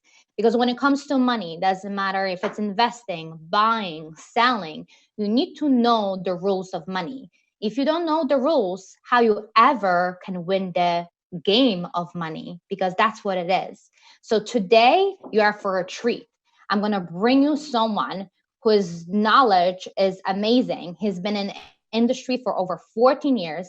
He's an amazing mentor, a coach, help thousands of people across the country with the financial independence, reach their goals, reach their dreams. So with no further ado, I'm going to bring the one, the only Senior Marketing Director, Victor Zayas. All right. Great afternoon, everyone. Hope you're having a tremendous Friday. Such an honor privilege to be here with you guys today. Thank you so much, Monica, for that amazing introduction. Thank you, Danielle, Rick, and thank you for all who are participating with us today. Today, I'm going to kind of go into a little bit about who we are, what we do, and how we can help make an impact into your life and those that you know, love, and care about. So a little bit about myself. Been in the industry, as Monica said, about 14 years, and I started out very part-time. Didn't have no financial services experience. I actually worked for the New York City Department of Correction.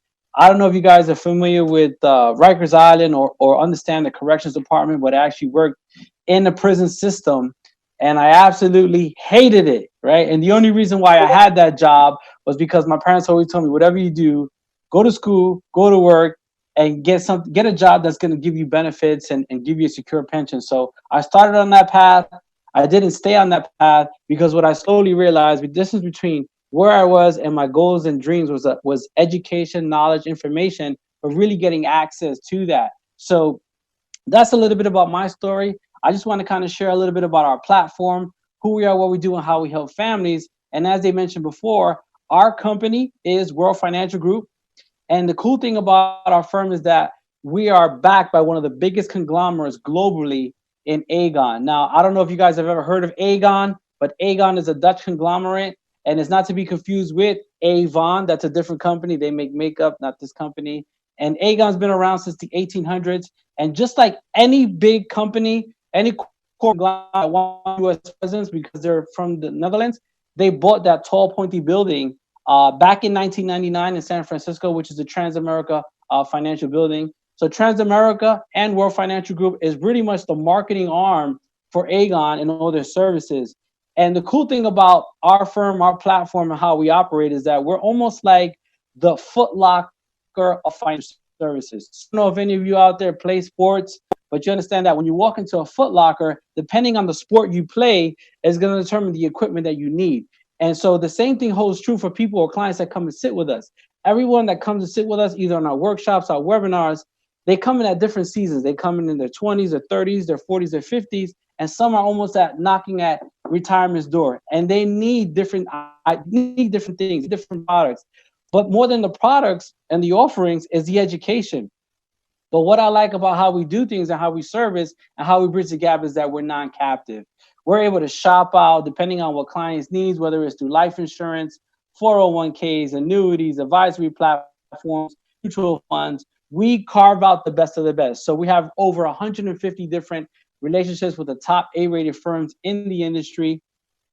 And we get to show them side by side what makes the most sense. Because when you turn on your TV or when you talk to your friend or you open a magazine, there's all these companies out there. And what we found is this: there's no such thing as this is the best company. It's really about what's customized and fits according to your needs.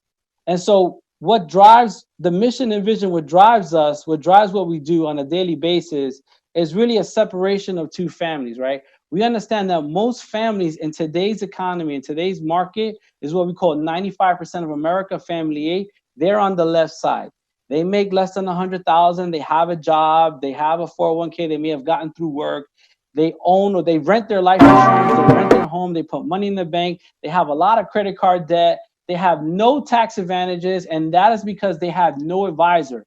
They have no one coaching them through the ins and outs of how the financial services industry works. Most of the time, people get advice from people they know, love, and care about. You know, we sat with clients and they say, hey, you know what? I get my advice from my uncle. He's really good at finance. And when we ask the question, well, what firm is your uncle with? They say, well, you know, my uncle's not actually with a firm. He's a plumber.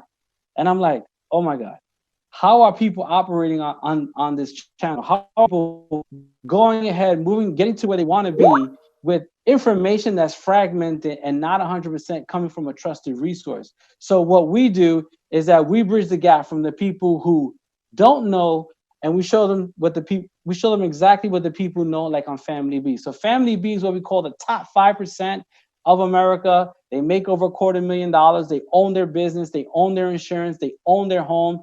They're diversified, debt-free. They maximize their tax advantages, and that is because they have a financial professional. Now, we understand that the reason why most people in Family A don't have a financial professional is chances are they don't either feel they deserve or have access to it. They don't know where to go, and it's really a relationship-based asset that they need to kind of grow. So we do this. We do it through financial education and literacy. And one of the things that we do is we teach the 4 cornerstones to financial independence. 1, dealing with protection. 2, dealing with how to grow your money. 3, how to do it safely in an environment. And 4, how to minimize your taxes. Now, there's one thing that we want to make sure is that we're not talking about tax evasion. That is illegal, but you shouldn't have to pay more than your fair share when it comes to taxes. You shouldn't have to pay more than your fair. Navigate families through that intricate maze of financial services and financial literacy is through what we call a financial GPS, right? So most families, they spend more time planning their next vacation or their next grocery list before they do the rest of their lives. And what we've done is that we've organized this in a formatted fashion so that you have complete clarity of where you are today. Most of us, we drive, we have our GPS on our phone. If our GPS broke on our phone, we probably would like kind of lose where we're at and not know what to do, because I don't know when's the last time somebody actually used a physical map. So the first step that we cover is budgeting and increasing cash flow. You know, one of the biggest challenges is that people make money, but they don't give their money a job. So what happens is their money tends to go on vacation and never come back. So one of the things we help is organizing and itemizing and showing you exactly where your money's going, how to better optimize where your money's going, how to eliminate certain things that you really don't need to be spending on a daily basis. We also show you how to increase your current cash flow on a monthly basis, because if you make more money, then that is where you get to kind of do more things in terms of your goals and dreams, right? We also know that families today, especially during this trying time, during this COVID, is that most people have not saved properly. It does anything that highlighted in terms of financial literacy and education is that people understand now more than ever, moving forward, they need to save. They need to have at least 6 to 8 months for the what ifs in life, because we know that emergencies, they always show up and they usually cost money. And chances are, if you don't have the money you need to float you, either to pay bills if you lose a job, or for, let's say, a disability, because, you know, life does happen. If you don't have the money you need, you're going to go and borrow it. And we understand that Visa, MasterCard, American Express, they're one of the biggest destroyers of wealth, because the interest that you're paying, and when it comes to debt, especially student loans, that's one of the biggest topics today that we help clients with, is that they have, man, I owe 80,000, 90,000, 150,000, 200,000, and they have no clue on how they're going to get out of debt. And they clearly are not on the path or the career choice where they could make more money to eliminate their debt. So we have several different solutions to help them alleviate all those problems. And a lot of times people don't even know. A lot of these things don't even cost you nothing to find out about how they work, right? So we help families. We give them a written plan to get out of debt. We give them a written plan to budget and finance. We show them how to increase their cash flow. We help them set up emergency funds for the what ifs in life, because emergencies always happen. And you know, the cool thing about emergencies, and it's not cool, is that they always show up unannounced. And so we want to show you how to prepare for that. We also want to show you for properly protecting your family, whether it's through disability, long-term care, life insurance. There's also protection on your retirement. A lot of times people don't understand that they can get guaranteed protected income in terms of their own personal pension for the rest of their life. We know that Social Security is a thing of the past. Most corporate America and companies are not giving pensions anymore. So unless you work for a federal or city state agency, you're almost guaranteed never to receive a pension. So we show families how to protect whatever they save through their 401ks, their IRAs. Maybe they have old annuities through old jobs. We show them how to maximize their upside potential in all those vehicles using some of the companies that I first highlighted in the beginning, right? Also, how to build wealth.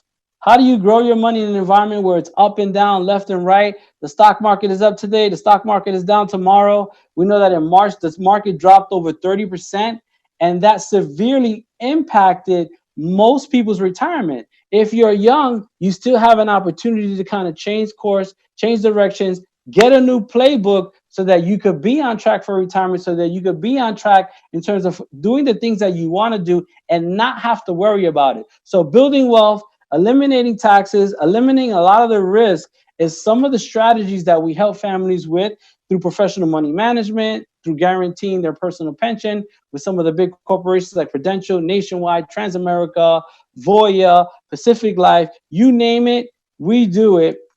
And then lastly, if we do steps 1 through 5 correctly, we want to make sure that we pass on that wealth to our children, our heirs, legacy. See, I was one of the few that I didn't grow up rich. You know, I grew up in some of the roughest streets in New York City, actually in Brooklyn, New York. And I said, look, one day I'm going to change my last name forever.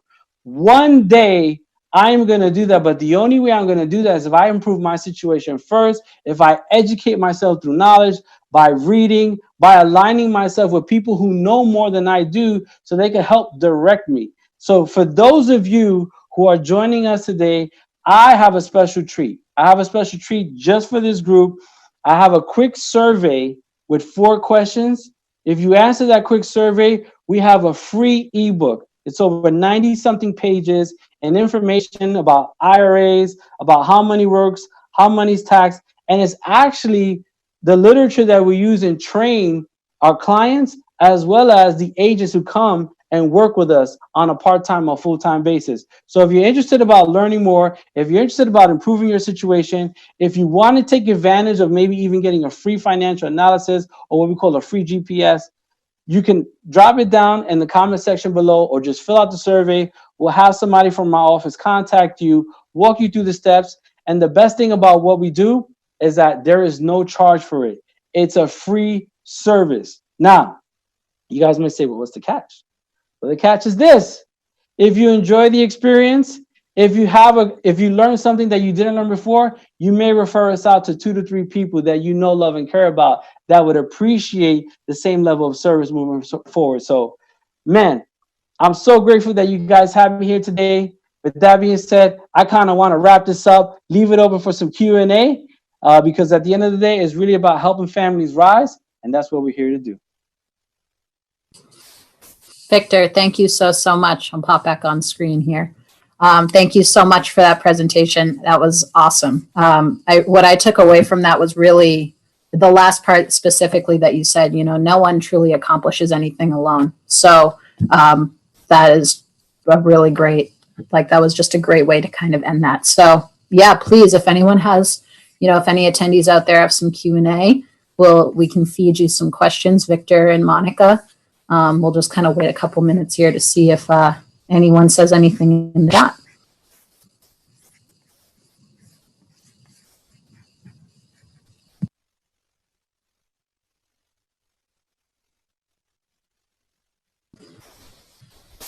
Awesome. So we have that link here to get the free ebook if you fill out the survey. We should have that in the other chats as well if you're on Facebook or YouTube Live.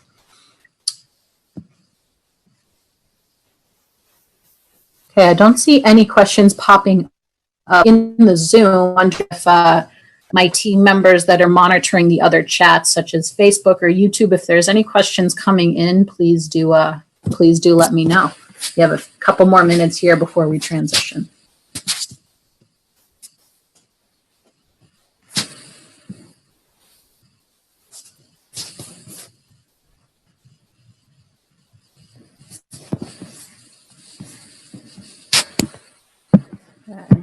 We had a few more minutes here.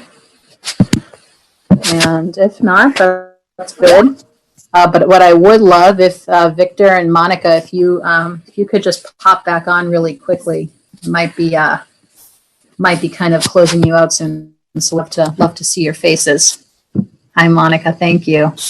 Victor, thanks. Thanks for the awesome presentation. Thank you. Yeah, of course. Yeah, we have, you know, this going live and we have the people that have registered. So I'm not getting any questions coming right at the moment, but that's okay. You know, if y'all want to hang around on Discord, we do have an AMA, which is an Ask Me Anything room. You know, I know y'all weren't scheduled for an AMA, but if you want to go in one of those rooms and if people might pop in and out, you could absolutely do that. So do feel free to do that. Yeah, I want to thank you both so much. It was really a pleasure. Thank you. Thank really you for having us. Thank you, Danielle. Yes, of course. All right, everyone. So we are going to take about a 10-minute break. We have our next talk coming up at 2:45 from Jason Ray, and I'm really, really excited to introduce him. So I'm going to hop off this channel. We'll take a little break, and we'll meet you back around 2:40 or so. Okay, see y'all later.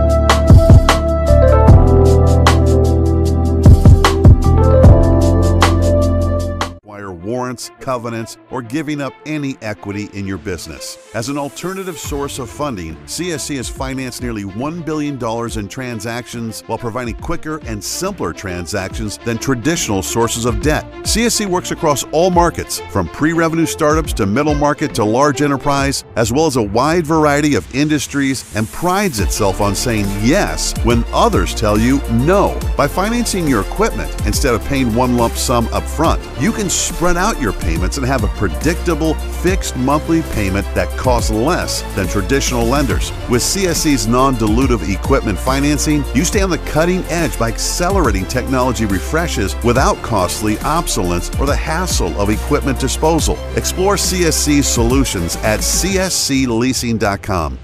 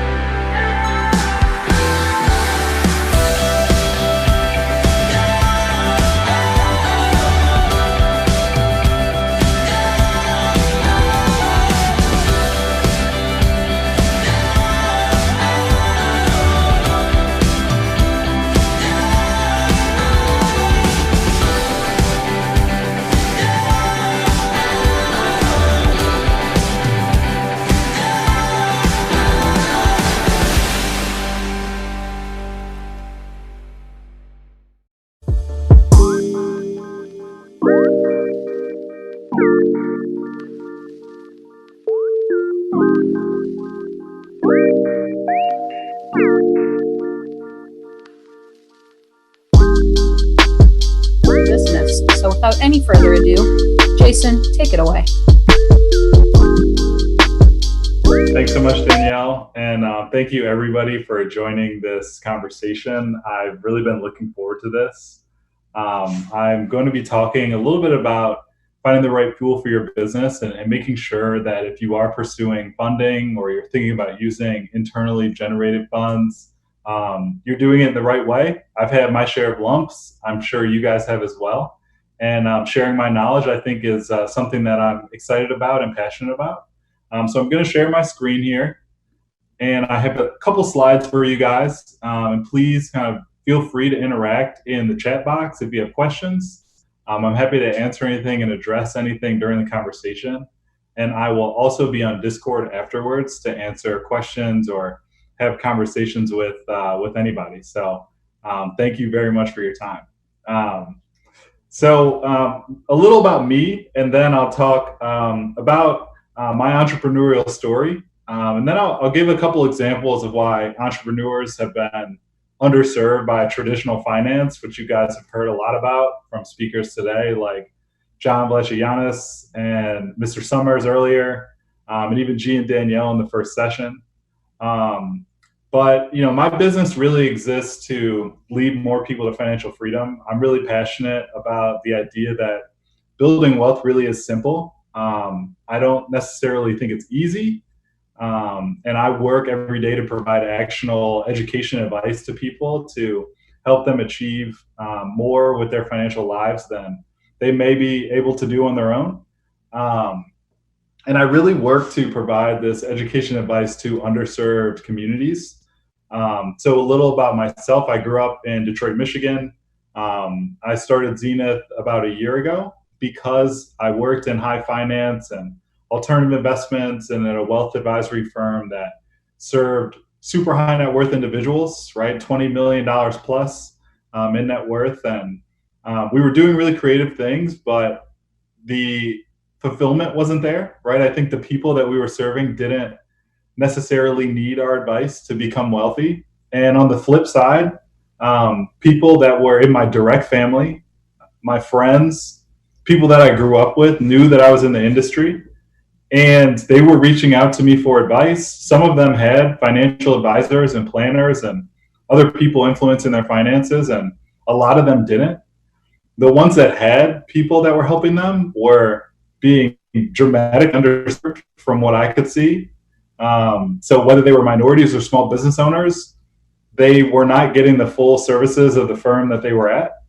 That kind of, inspired some passion in me. And then my friends and family who just weren't being served at all just didn't know what to do with their next dollar. And it really inspired me to start Zenith and really help my family, friends, and community and hopefully scale and start to scale this business to reach more people. I have a story about, traditional finance failing entrepreneurs, and you'll see some stats on the screen. You guys have heard all these, right? Nobody gets venture funding. The PPP program, it turns out all the big corporate companies were able to get the loans. People of color and women don't get funding, and there's no small banks anymore. They've all rolled up into, Bank of America and Wells Fargo. And interestingly enough, JP Morgan Chase, who has the quote at the bottom of the screen that small businesses are the anchor of the U.S. economy. And it's interesting because they don't really serve small businesses like mine, right? A couple person shop or businesses like yours, really, that's why you're here. And I mentioned that I worked in, 4 large financial firms, and we served ultra high net worth people. I went out to start my business. I kind of took the experience of what I learned in the past to try to apply it to my situation. So I thought, I'm starting a business. I have some future cash flows that I'll probably receive. Let me go get a loan. So I opened a bank account at Bank of America, and I went into the bank branch and I said, here's my $2,000 to start my business. And the guy kind of smirked at me, and I was asking him about loans, and he told me, we don't we don't work with anybody on the lending side until you hit 250,000 in annual recurring revenue for the last 2 years. So I immediately left. And then just from my undergrad experience and network of working in finance, I know a lot of people in the venture capital space. I went to a couple of them about my business idea, and they kind of looked at me sideways and they said, well, is your business scalable? And I thought, well, of course. I mean, I'm going to serve more and more people, and more people need advice.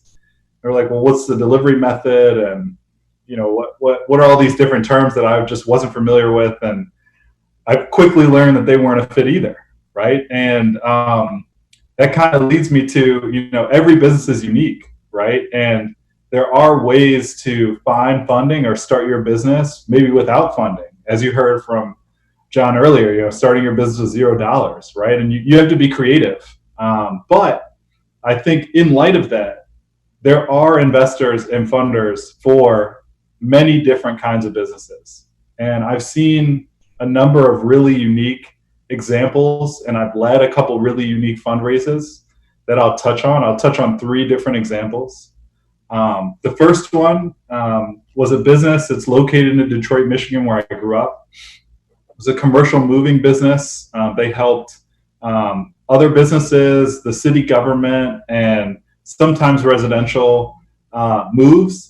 The founder had been doing it for about 30 years, and he reached out to me really to put in place some financial governance and help him enact a success plan because he was getting old and he didn't have a plan.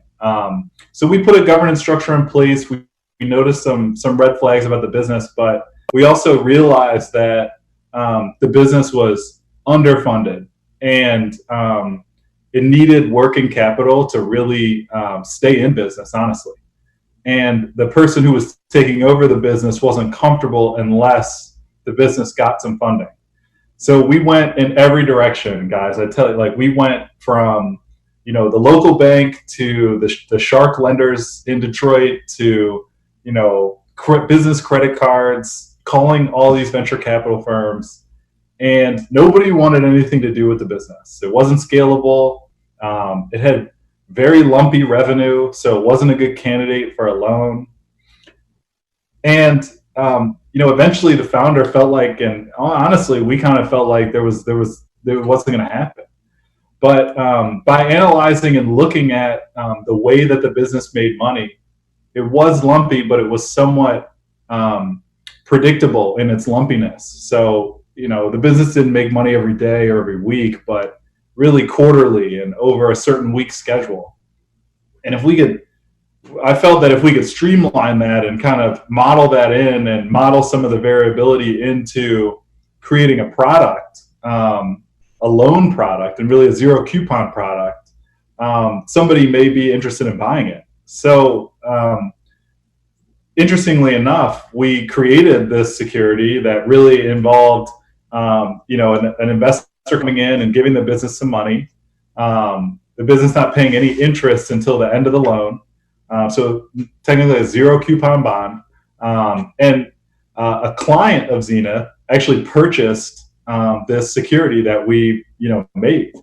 Now the business is doing well. That investor got paid back, but it's a great example, I think, of a creative solution that we just kind of came up with that had enough investor protections. It had everything the business needed. It was kind of a win-win, and we just made it happen, right? And I think the investor that ended up purchasing the security, he never would have done it unless we asked, right? So it took persistence, and it took a lot of different idea sessions and things, but once we asked, it made sense for him, and we moved forward. Another example, and actually there could be some platforms that you guys have heard of, but Honeycomb Credit is a great way to crowdsource some debt from your community. And on the flip side, Republic is an equity platform that allows you to raise equity securities for your business and do it like equity crowdfunding. So crowdfunding platforms are really interesting, especially for businesses, I think, that have a mission-driven aspect to the business. So you heard me say that, I'm in this business to help lead people to financial freedom. I think the business itself is really predicated on me achieving that mission, not some kind of profitability metric, right? And there's a business in Dallas. It was a financial technology business, and they're really working to democratize the ability to share payments with other people. It's a great concept. I didn't tell them I was going to talk about them before this talk, so I won't name them. But they were having trouble as well raising money. They just, I think they had a really scalable business, but they didn't know how to communicate it to venture capital firms and other firms that could have been potential investors for them.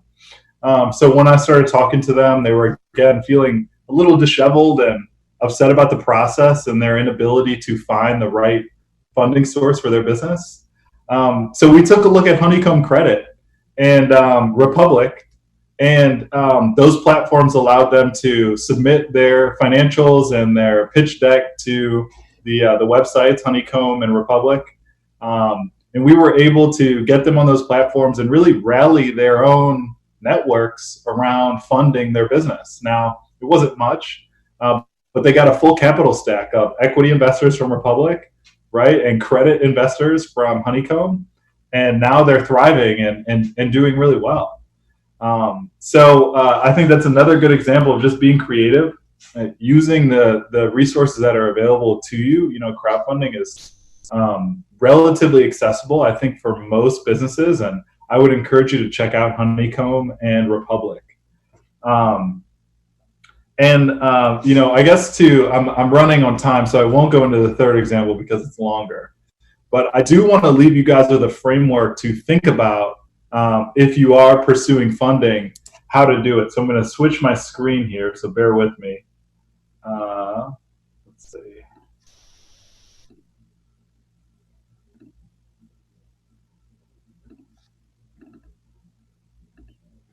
Uh-oh.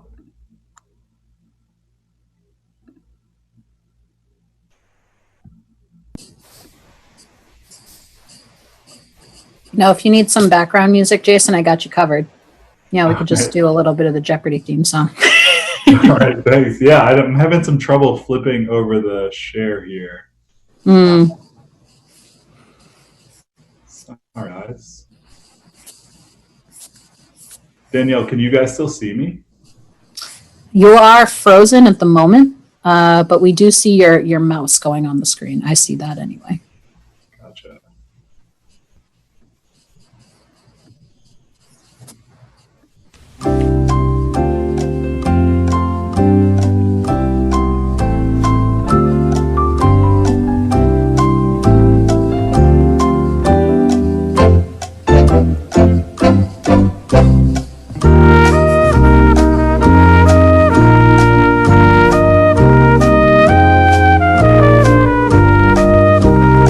Still with us, Jason? Okay.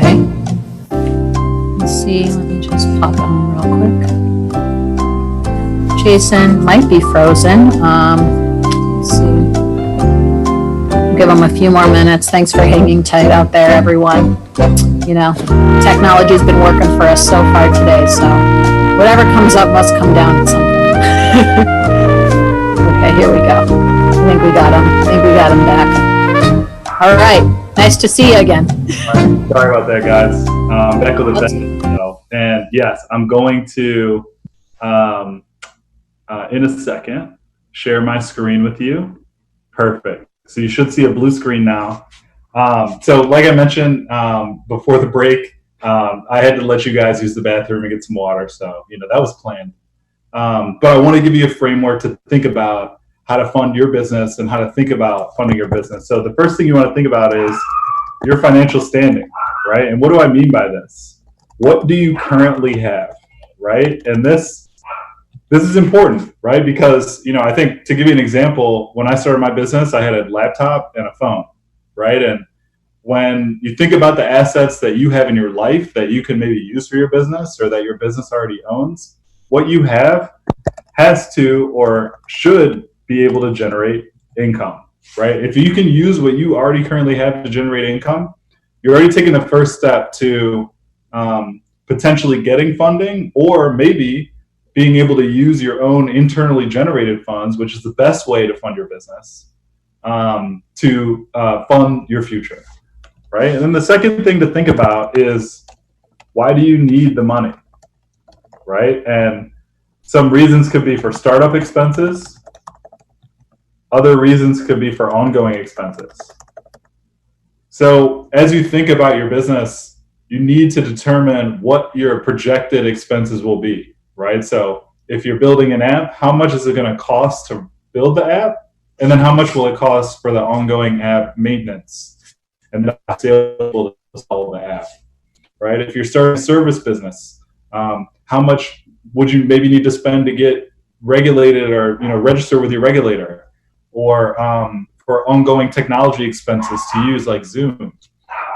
Once you figure out those expenses, and really I would encourage you to use a Word document just like this and write these items down, right? And lastly, when you get your expenses, think about what is or will be your income frequency. This is the biggest thing, determinant to what kind of funding you should pursue, right? Like, will you make money on a daily basis? Will you make money monthly or annually? Most online businesses that are application-based could make money daily. It could be lumpy, but there could be a product for sale at all times or service for sale. Most service businesses are monthly, quarterly, or annually, right? My business, we make a lot of our money quarterly. So you have to plan for that as it relates to the kind of funding you need. So I'll give you a concrete example. If your business is making money annually, right? I would be pressed, and hesitant to go out and try to get a loan from the SBA, or to get a loan from anybody that you have to pay monthly interest on, or monthly immediate interest, right? Or if your business hasn't started making any income yet, right, and you're in the will be phase, don't go get a loan that makes you pay the money back in the next month, right? Think about maybe a zero coupon note like the one I discussed a little bit earlier. Or if your money's going to come in randomly, you could be a great candidate for potentially some equity funding, right? So going out and finding a venture capital firm that is willing to take a chance and make an investment in you to help you grow, or an angel investor using something like Republic, right? The more uncertain your income's going to be, the less you should pursue debt and try to get equity, right? And examples of equity are venture capital firms, your mom or dad or family, friends, equity crowdfunding like Kickstarter or Republic or other platforms. Examples of debt are getting a loan from Bank of America, getting a loan on Honeycomb Credit earlier, I think really determining what your income's going to be, this is huge, right? I think if you can project this or evaluate this on income you've already made, you can use this information and really use this sheet to pursue the person that makes sense for you, right? So if you've got very easily recurring revenue, banks, lenders, they will be interested in what you're doing, right? If you have more random and uncertain revenue and income, then you're going to want to pursue equity funding. And equity funding is a little bit more difficult, right? You kind of have to show that you are already have a product market fit, right? And what you're doing could generate income, or you've done it on a very small scale before you've built the app or the thing that you need to build to make money. I think you can definitely use it on a very small scale. And I would encourage you guys, if you want to fill this document out and submit it on my website, networthzenith.com, I can help you evaluate what kind of funding you may need. No commitment, no cost. I love doing this stuff. And try to help you figure out a little bit more, what may be appropriate for your business. So I want to say thank you. I hope this makes sense. I didn't see anything in the chat, but again, I will be on Discord. After this conversation to interact with anybody. So please hop over there and give me a hard time, or let me give you a hard time. But thank you so much, Danielle and G, for having me. It was a pleasure to talk. Jason, thank you so much. I have to admit, I'm one of the people in the chat saying you had a flat top. Flat top and a phone. That's one thing that I'll take away from this. but of course also your very concrete steps and outlining that so clearly. So thank you so much. Jason will be on Discord. He'll be in one of the AMA rooms, so look out for him there. And you can join him there for about 10-15 minutes, ask some questions.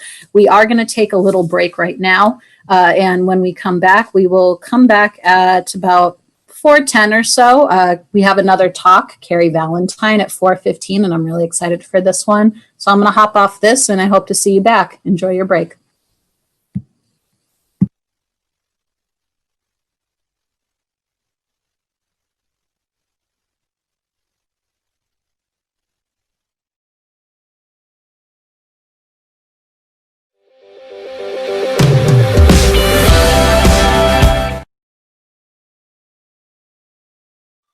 CSC Leasing Company has been offering non-dilutive equipment financing for more than 35 years. CSC's financing is non-recourse and does not require warrants, covenants, or giving up any equity in your business. As an alternative source of funding, CSC has financed nearly $1 billion in transactions while providing quicker and simpler transactions than traditional sources of debt. CSC works across all markets, from pre-revenue startups to middle market to large enterprise, as well as a wide variety of industries, and prides itself on saying yes when others tell you no. By financing your equipment instead of paying one lump sum up front, you can spread out your payments and have a predictable, fixed monthly payment that costs less than traditional lenders. With CSC's non-dilutive equipment financing, you stay on the cutting edge by accelerating technology refreshes without costly obsolescence or the hassle of equipment disposal. Explore CSC's solutions at cscleasing.com.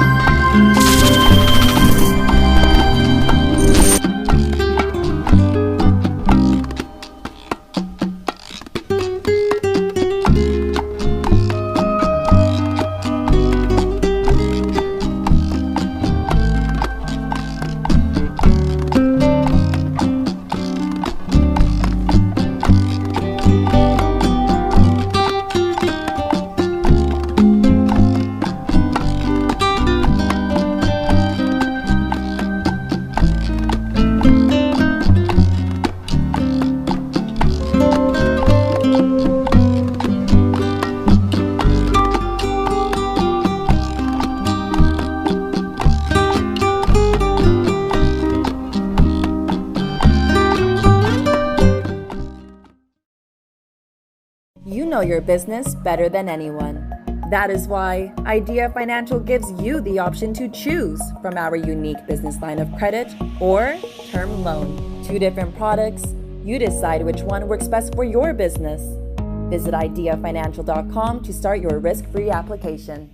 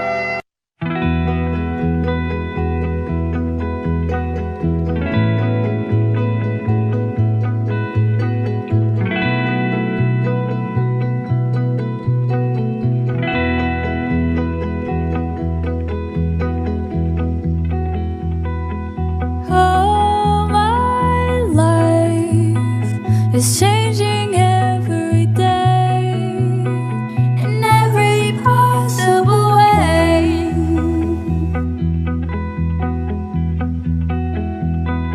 And all my dreams is never quite as it seems, never quite as it seems. I know I felt like this before, now I'm feeling it even more, because it came from you. And then I open up and see the person falling here is me, a different way to be.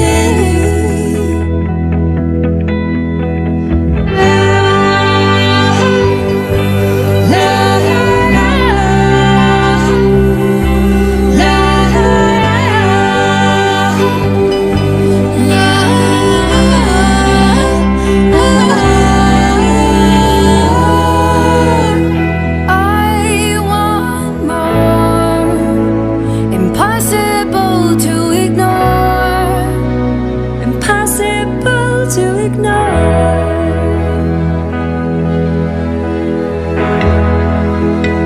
And they'll come true, impossible not to do, impossible not to do.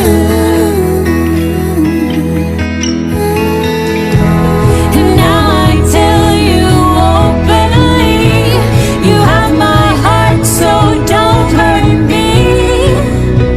You're what I couldn't find. A totally amazing mind, so understanding and so kind. You're everything to me.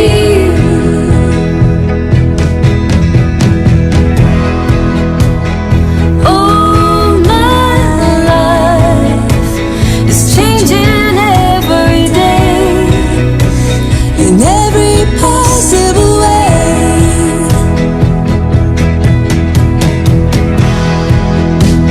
And all my dreams, it's never quite as it seems, 'cause you're a dream to me, dream to me. Oh,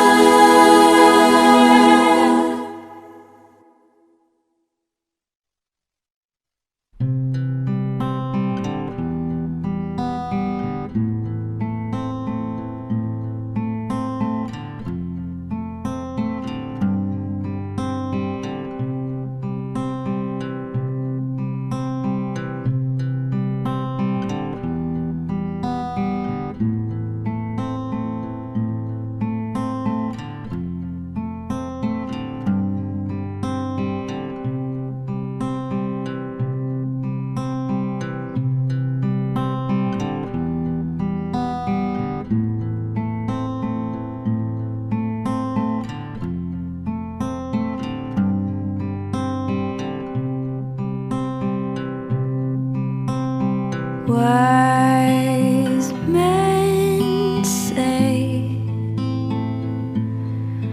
only fools rush in, but I can't help falling in love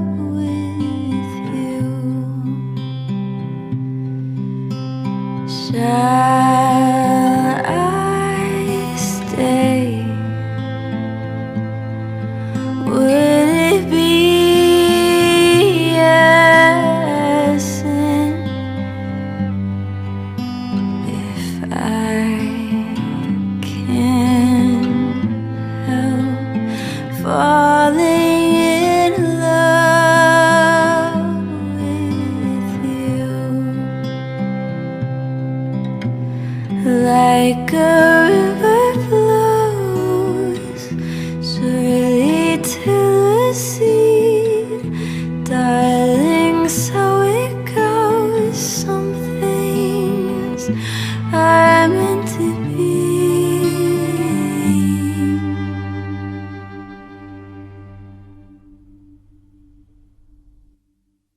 So take my hand, take my whole life too, for I can't help falling in love with you, for I can't help falling in love with you.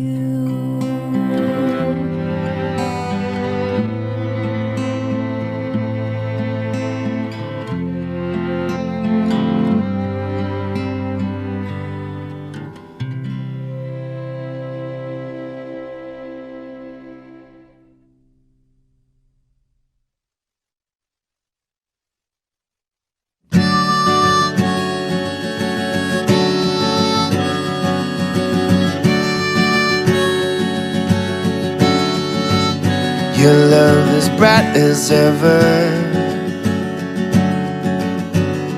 even in the shadows.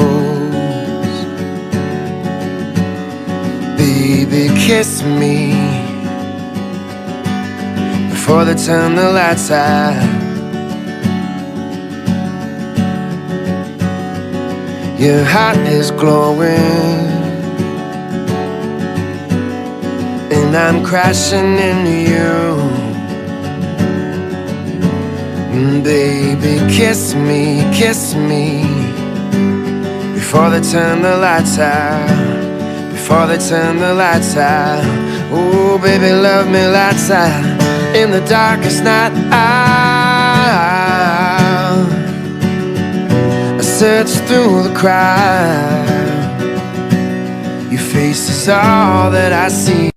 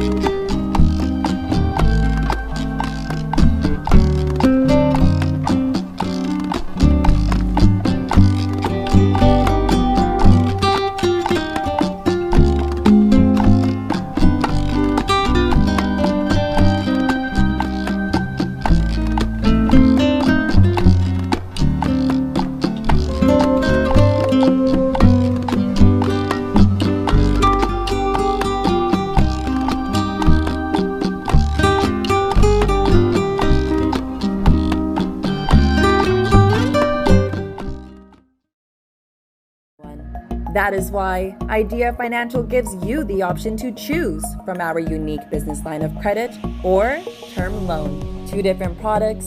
You decide which one works best for your business. Visit ideafinancial.com to start your risk-free application. CSC Leasing Company has been offering non-dilutive equipment financing for more than 35 years. CSC's financing is non-recourse and does not require warrants, covenants, or giving up any equity in your business. As an alternative source of funding, CSC has financed nearly $1 billion in transactions while providing quicker and simpler transactions than traditional sources of debt. CSC works across all markets, from pre-revenue startups to middle market to large enterprise, as well as a wide variety of industries, and prides itself on saying yes when others tell you no. By financing your equipment instead of paying one lump sum up front, you can spread out your payments and have a predictable, fixed monthly payment that costs less than traditional lenders. With CSC's non-dilutive equipment financing, you stay on the cutting edge by accelerating technology refreshes without costly obsolescence or the hassle of equipment disposal. Explore CSC's solutions at cscleasing.com.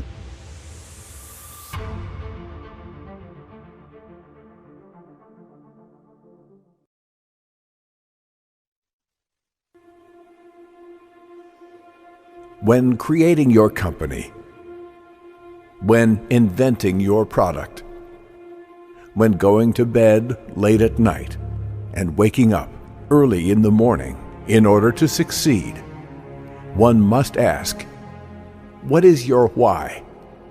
Why do you strive for success every day? Why do you push yourself beyond a typical 8-to-5 routine? Why do you continue to work through the naysayers and those who only want to celebrate your victories, but are absent in your losses? It's about sacrifice, about passionate ambition, about creating a legacy. Goals are not accomplishments.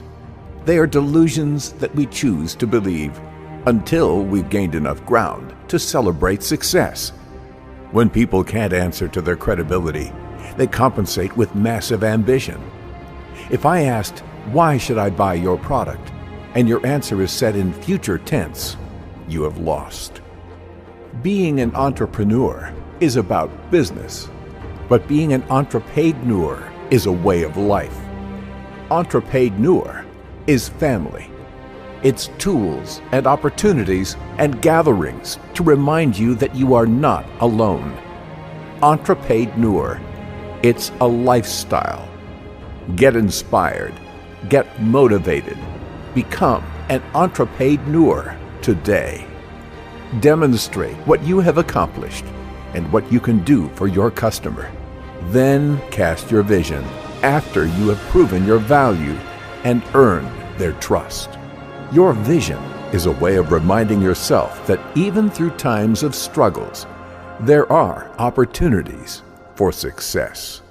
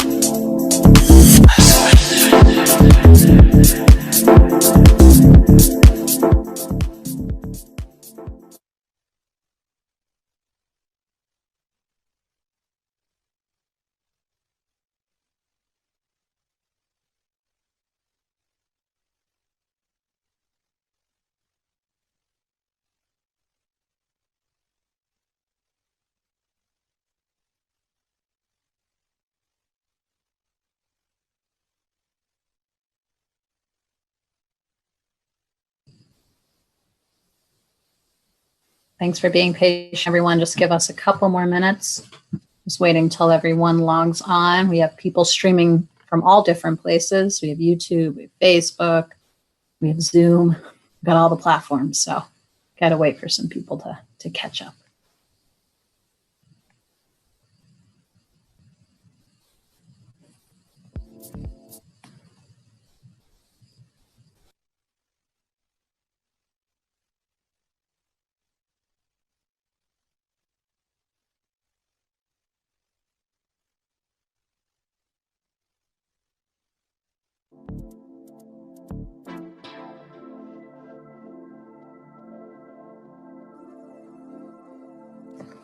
Alrighty, everyone. Welcome back after that nice long afternoon break. This is Funding Stack Summit 2020, and I'm really, really excited for the next speaker, Carrie Valentine, Champion Your Inner Game.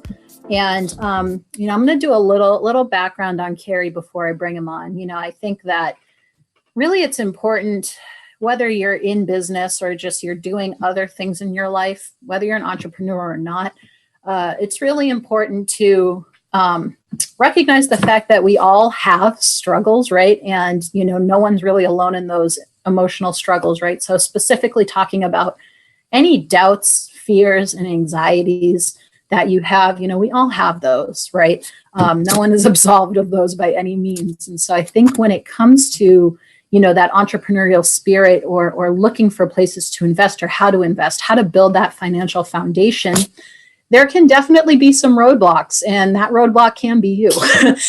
Sometimes we can be our own worst enemies in that way.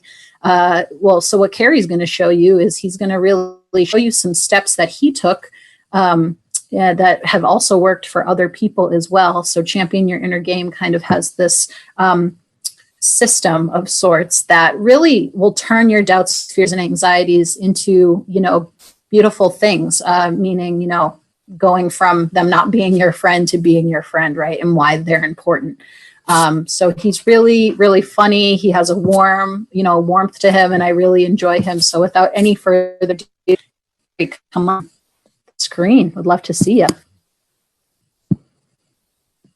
Aloha, Danielle and everyone. Aloha. Did I mention Carrie was in Hawaii? I'm a little jealous.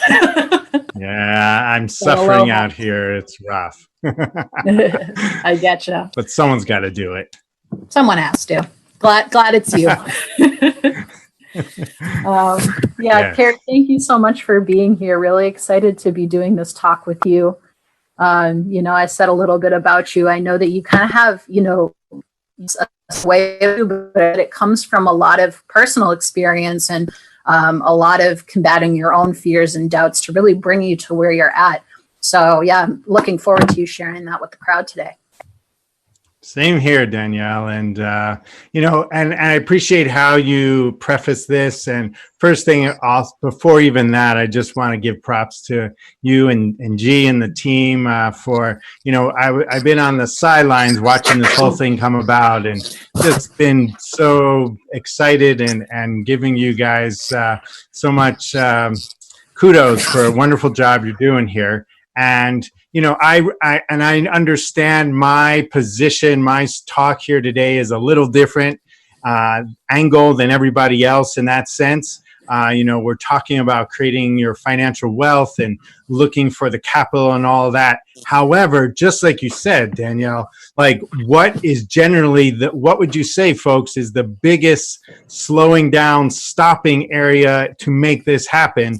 And I would say for most people, it's their fears, doubts, and insecurity of achieving their own success.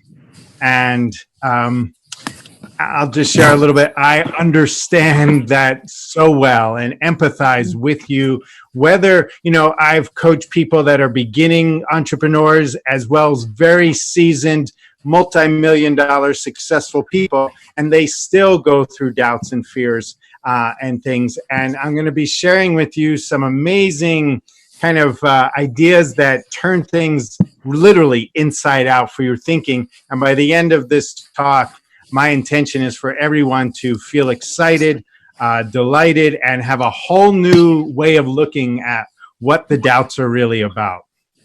What the doubts are really about. Perfect segue. I love it.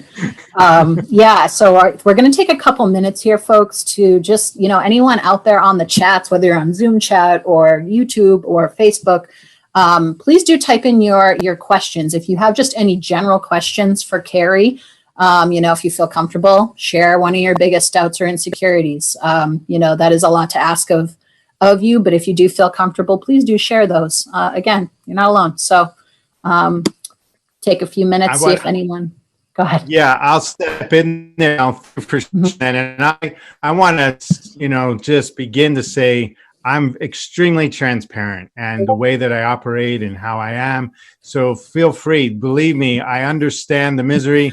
If there was a poster boy for doubts, I would be on it. And I just want to share a little bit about that how this all came about. I started playing music, drums in particular, at an early age. I was 9 years old. And then quickly, things started moving for me. And by the time I was 15, I was already in a band for playing professionally during the, playing at night, going to school during the day in high school and playing the weekends. It was the time of my life. However, it was also the time when I made an intention to be successful as a musician. And at those days, I wanted to be the rock star and, follow the pathway of my heroes. And what started to happen is the doubts started to come in. Like, Carrie, you are worthless. Carrie, you're no good. Carrie, the band only puts up with you because they're half your age, and they can rip you off. And all this, you stink, you're worthless, blah, blah, blah. And what I noticed in my own life, especially then and going forward, is the more success I had, the louder the doubts got. And I've ended up traveling the world, playing music and, playing with Dizzy Gillespie and tons of other, bands, members of different bands of Lionel Richie and Paul McCartney's band and, other guys.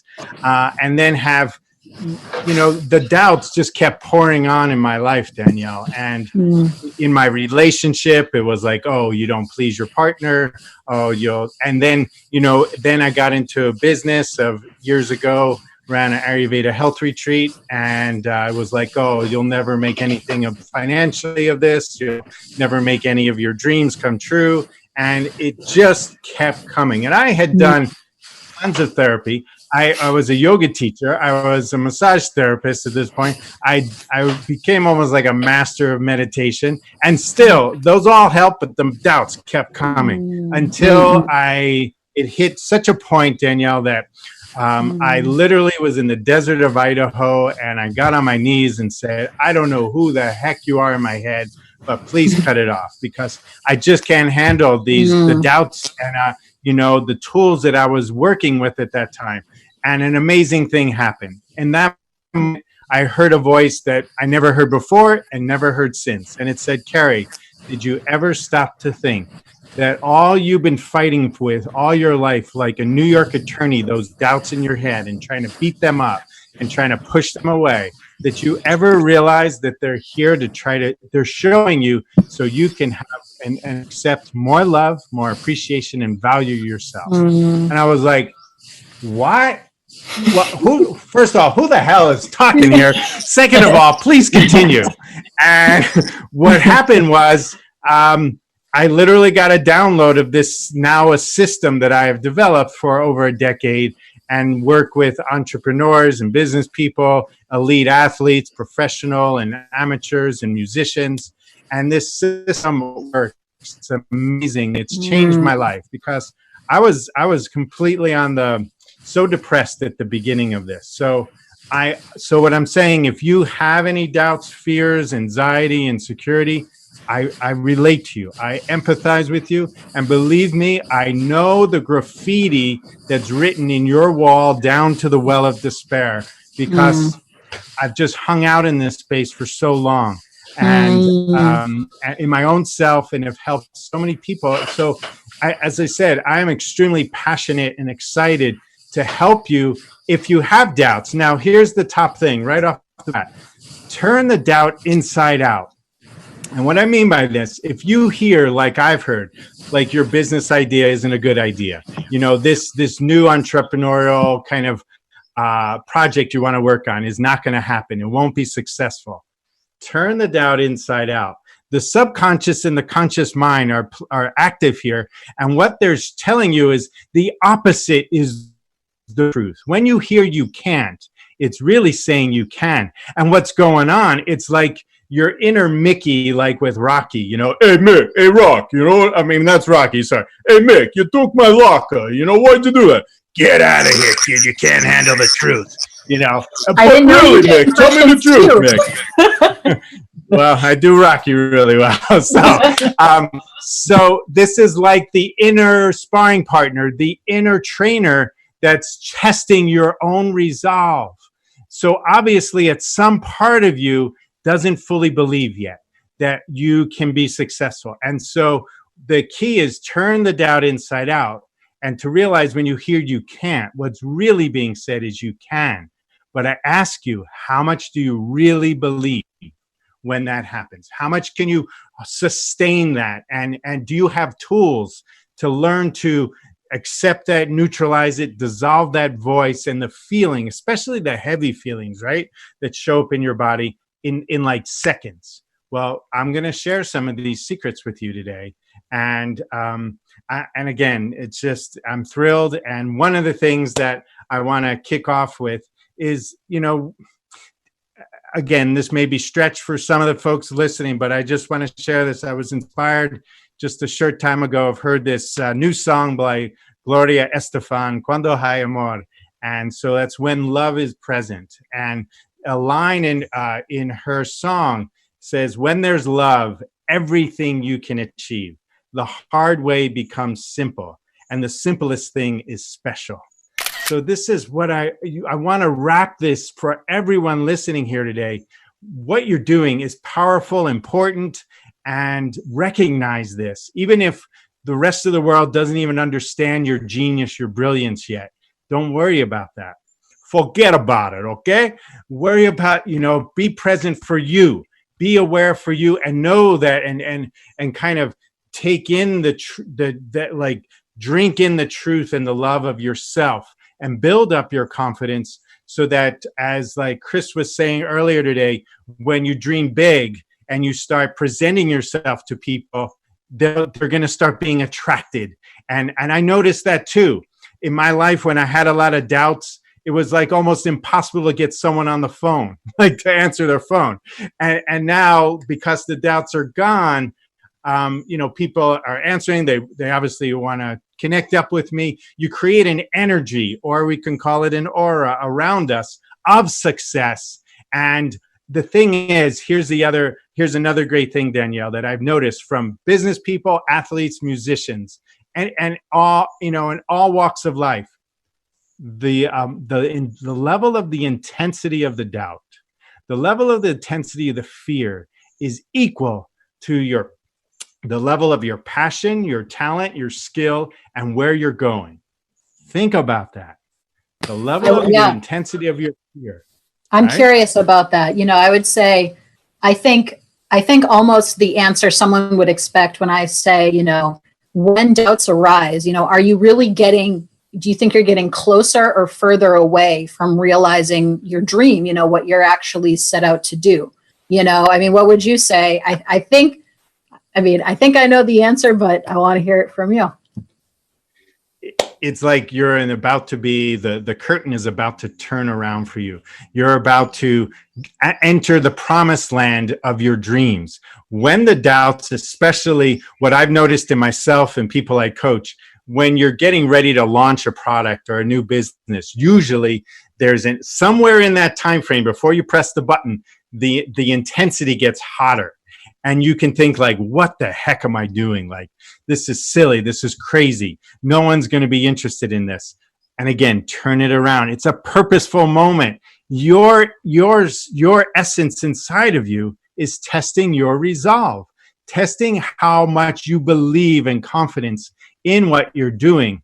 And in the sports world, we call it being connected to the process. Like if the athletes are being true to the process, they know success is going to come. They're not worried about, is it going to happen today in this event or tomorrow? They know it's on its way. So for us in business people, it's the same way. When those doubts arise, I want you, and I'm going to share some things before we finish today, some examples, some exercises to do to get excited, to turn the doubt inside out and realize, oh my gosh, this is the greatest sign I can have. It feels like hell inside my body at the moment because it gets intense. Oftentimes you might feel compression in your head.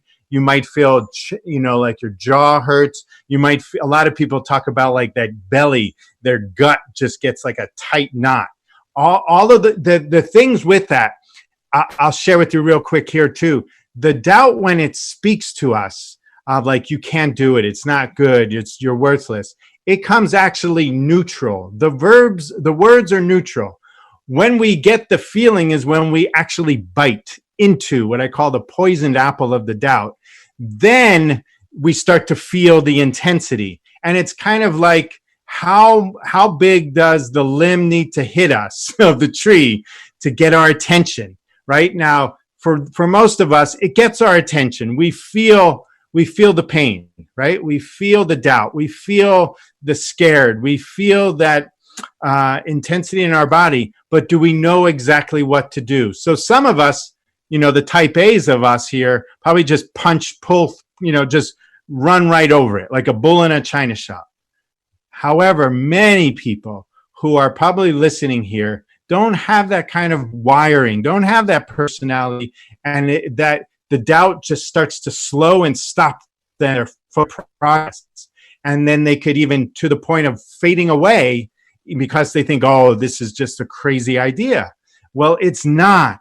And believe me, you're in good company if this happens, because the greatest inventors, the greatest business people, the greatest athletes always talk about, the worst. And this is something I love. Kobe Bryant, used to share that by far his worst competitor, his most challenging competitor was no one on the basketball court, was his own mind. Bobby Jones, the great golfer, said, the hardest thing to deal with playing golf is the 5 inches between both sides of my ears, And so, so many people talk about this. And so what I'm sharing is it's great news that you have doubts. It's the greatest sign that you're close to success. But how do we turn it around? That's the thing. That's right. And that's what I'm going to leave you to answer right now. So thank you for Beautiful. that. Love being in conversation with you. Okay, awesome. Well, I will share here, folks and Danielle, that how to turn the things around is I'll get into the major part of the system here is, first of all, accept the doubt.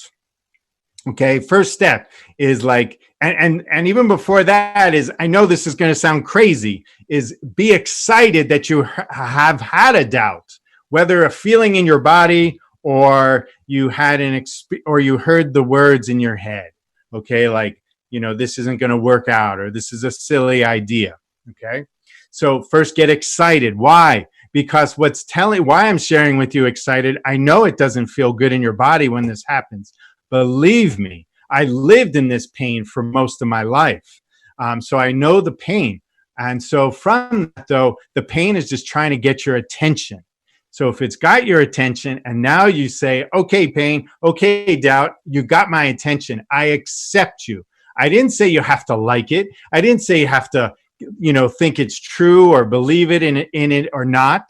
I just said, accept that you heard the doubt. Like, and for folks listening, think about, do you have doubts, about what goes on in your world that slows you or stops you from the success you are truly seeking and desiring and passionate about? Is it something like, I'll just use an example. Like, oh, this business idea is going to be a flop. Okay, let's just use that example. So turn it inside out. Okay, so the literal difference or the literal transformation is this business, project is going to be a success. Keep it simple, folks. It's really is simple. and we get it so complicated. Okay. So first accept that you heard the doubt that this business idea isn't going to work, then accept it. Okay. From there, there's some other processes involved, but I'm just going to get to, the essence here is in the process of accepting it. Just can you say a few times, even with me, think about the doubt, or maybe there's a doubt running in your body right now. Okay. Let's take a moment. Let's have an experience. Think about it. Like, is there some sort of doubt of your confidence level? And test and be aware where you're feeling that in your body. Okay. And you may not be feeling it right now, but think about that you have felt it, like maybe a feeling in your belly. Okay. This idea may not be successful or won't be successful. Again, just accept it. Now, in the acceptance, just say, I choose to accept, that doubt. It's a opinion. It's not the only opinion. So I'm inviting you again, just say, I choose to accept that doubt, which is this business idea will be a flop. And say it a few times. This business idea, I accept that it will be a flop. Like, yeah, that's a possibility. Yeah. But I'm telling you, if you have that idea that's telling you it's 100% pure sign that you're about to be successful, but you still got to take the steps. You still got to take the actions to bring this idea into fruition, okay, to actualize it. So after you say those steps, then I want you to just say with me, whether silently here, in the space you're in, or you can say it out loud if you're in a space that people, there aren't any people around, or maybe even dogs who will think what I'm about to say may be strange, okay? But here's the thing. Once you've accepted it, and say that like a mantra a few times, I accept that particular doubt. Now put in the exact opposite. So in this case, the exact opposite is in a form and in an anchor, I call it. Some call them affirmations, but I call this an anchor. And it is, I choose to feel successful about this new project now. Or I choose to feel excited about this business, that venture I'm doing now. I choose to feel excited about bringing in X amount of dollars this month now. So if you're hearing me, recognizing I'm saying kind of a pattern over and over, it's true. I'm saying I choose, which is telling your subconscious, hey folks, hey doubts, you do not need to keep showing up anymore. I'm handling this. I'm taking responsibility for my life and for this particular issue. And so when you do that, the subconscious starts to back off. And what happens is the doubts start lessening, okay?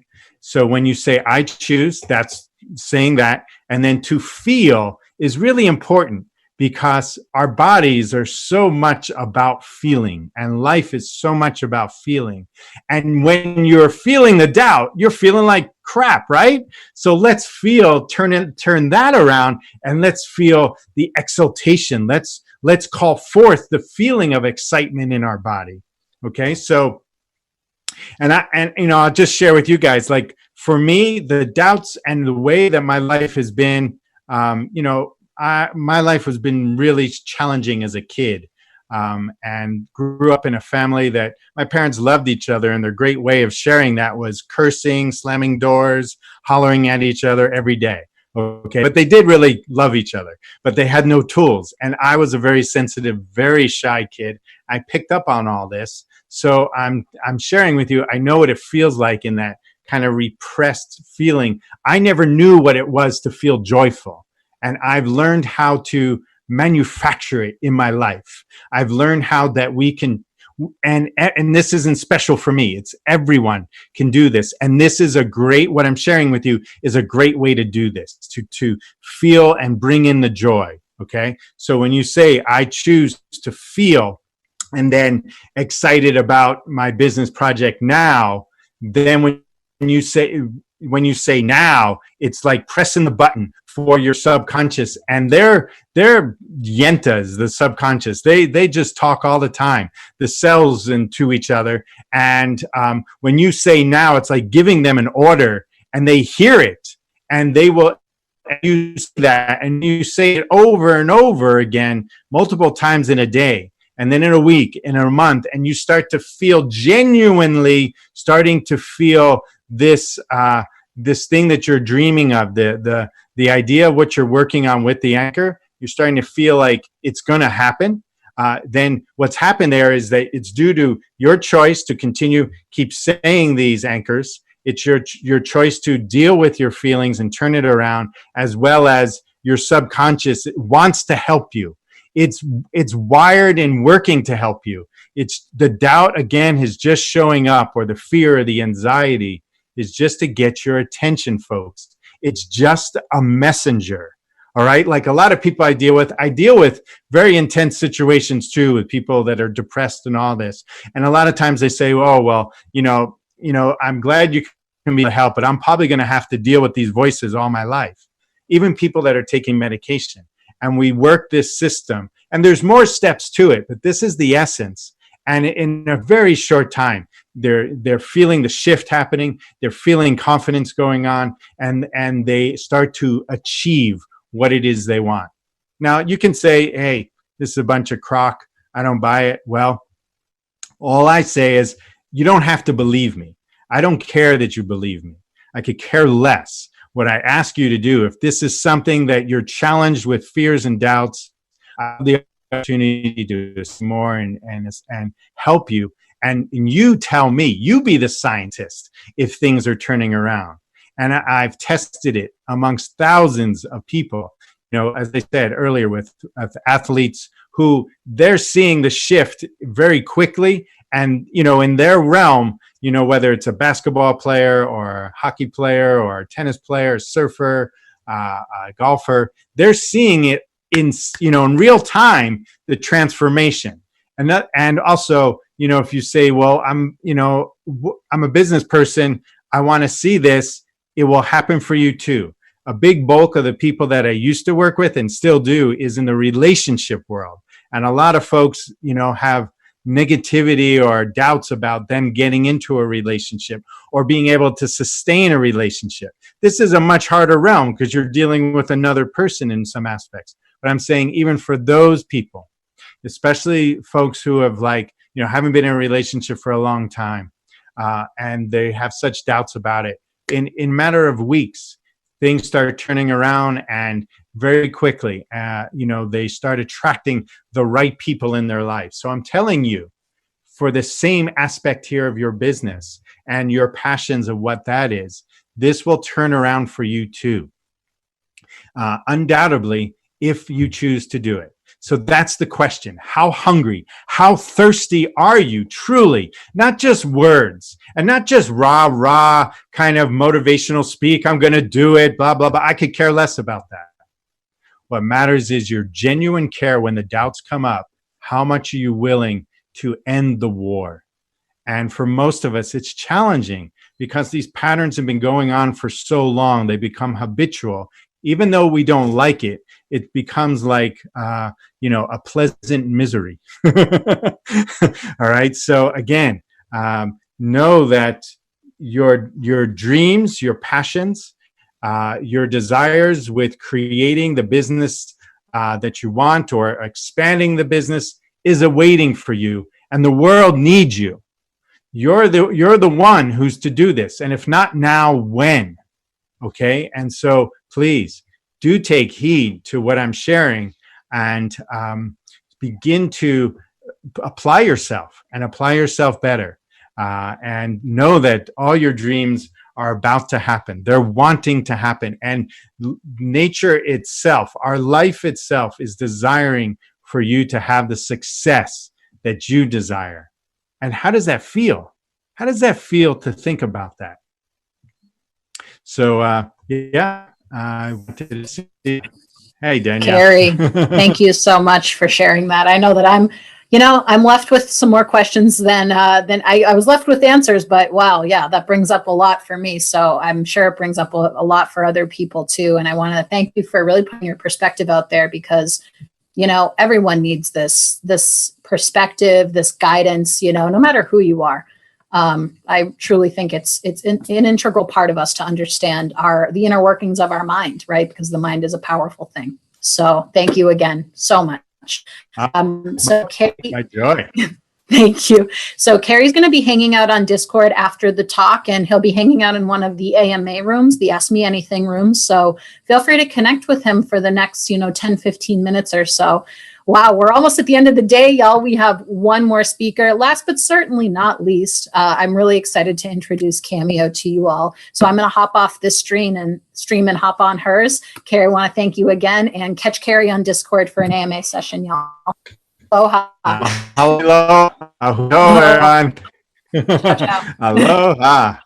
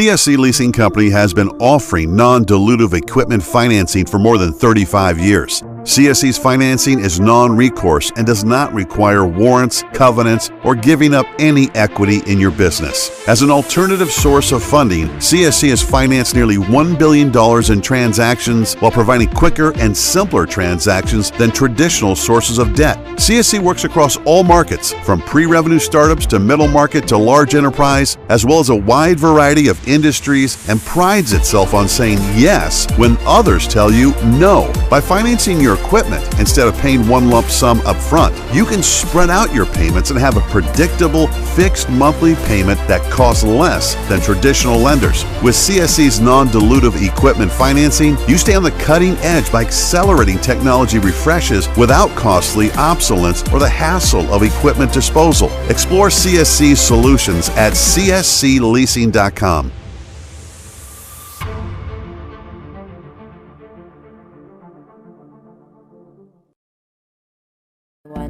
That is why Idea Financial gives you the option to choose from our unique business line of credit or term loan. 2 different products. You decide which one works best for your business. Visit ideafinancial.com to start your risk-free application.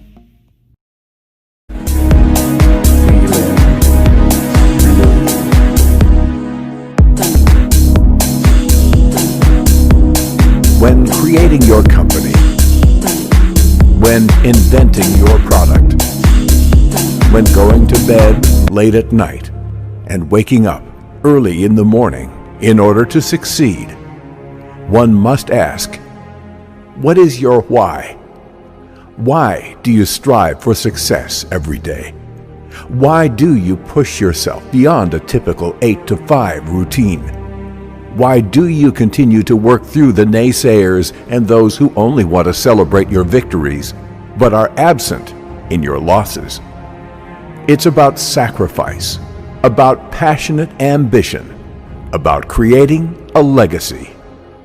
Goals are not accomplishments. They are delusions that we choose to believe until we've gained enough ground to celebrate success. When people can't answer to their credibility, they compensate with massive ambition. If I asked, why should I buy your product? And your answer is said in future tense, you have lost. Being an entrepreneur is about business, but being an entrepreneur is a way of life. Entrepreneur is family. It's tools and opportunities and gatherings to remind you that you are not alone. Entrepreneur, it's a lifestyle. Get inspired, get motivated, become an entrepreneur today. Demonstrate what you have accomplished and what you can do for your customer. Then cast your vision after you have proven your value and earned their trust. Your vision is a way of reminding yourself that even through times of struggles, there are opportunities for success.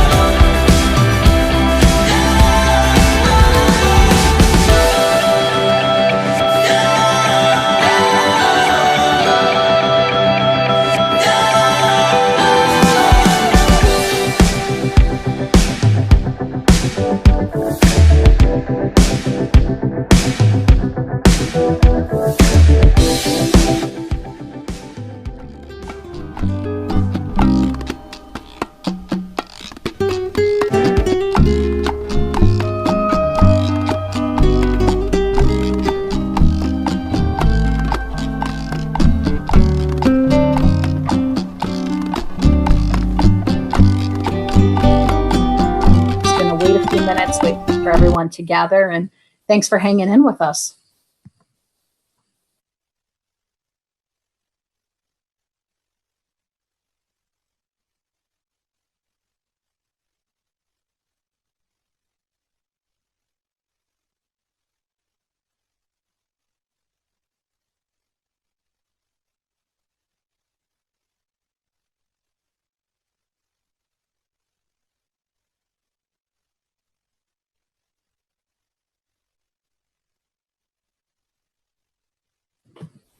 All right, everyone, welcome back to FS 2020 Summit. We are just at the tail end here, but before I leave you, I'm going to leave you with a great talk coming up. So I want to introduce Cameo Robertson with Connecting the Dots plus Collecting the Coins gives you Business Planning 201. So take it away, Cameo. Fantastic. Thank you so much, Danielle. I appreciate that introduction. I'm super excited to be here with the Funding Stack community and sharing a little bit about building your business, collecting those coins, doing some business planning. I know I'm the last speaker, so thank you for tuning in and hanging with us. This is going to be a great topic. So I'm going to be sharing my screen with you guys. Let me know when you can see it.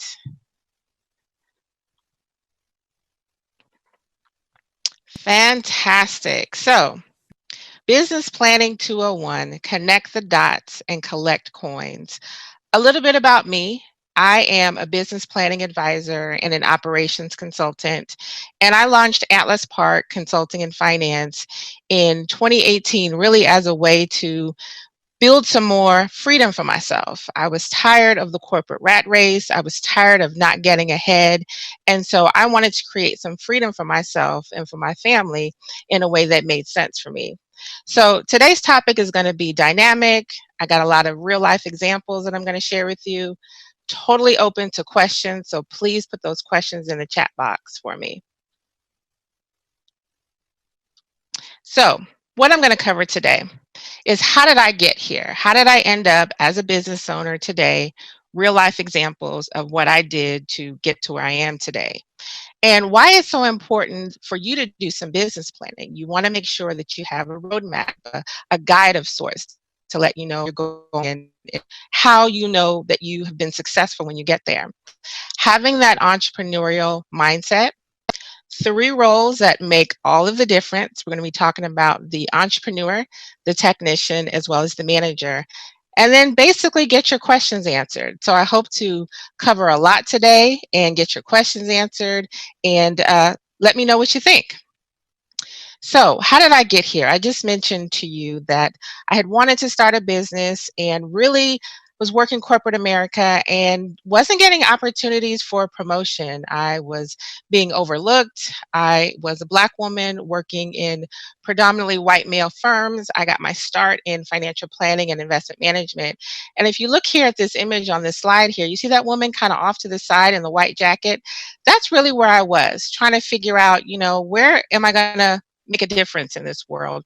How am I going to show up and really make an impact not only in my life and my family's life, but in the clients that I wanted to work with?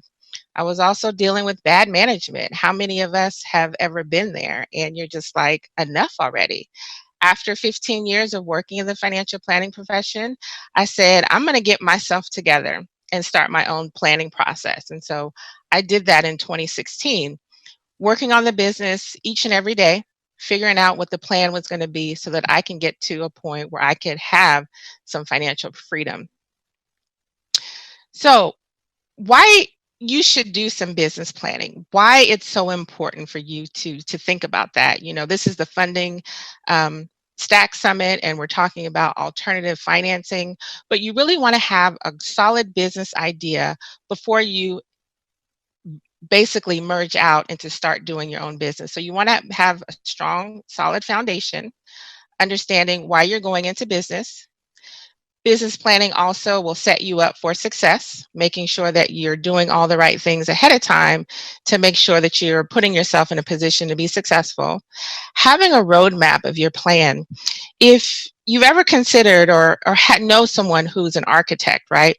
When it comes to building a house, they're not just going to get out there and start building the house without knowing what kind of materials they need, what kind of house they're building. Is this going to be a one-story house or a two-story house? So when you do business planning, you're actually creating a roadmap, moving your business idea from point A to point B. And then figuring out how you're going to earn money. Two of the main reasons businesses fail is lack of planning and lack of cash flow. And so developing that roadmap, getting some business planning in place can really help to set you up to be successful throughout the duration of your business.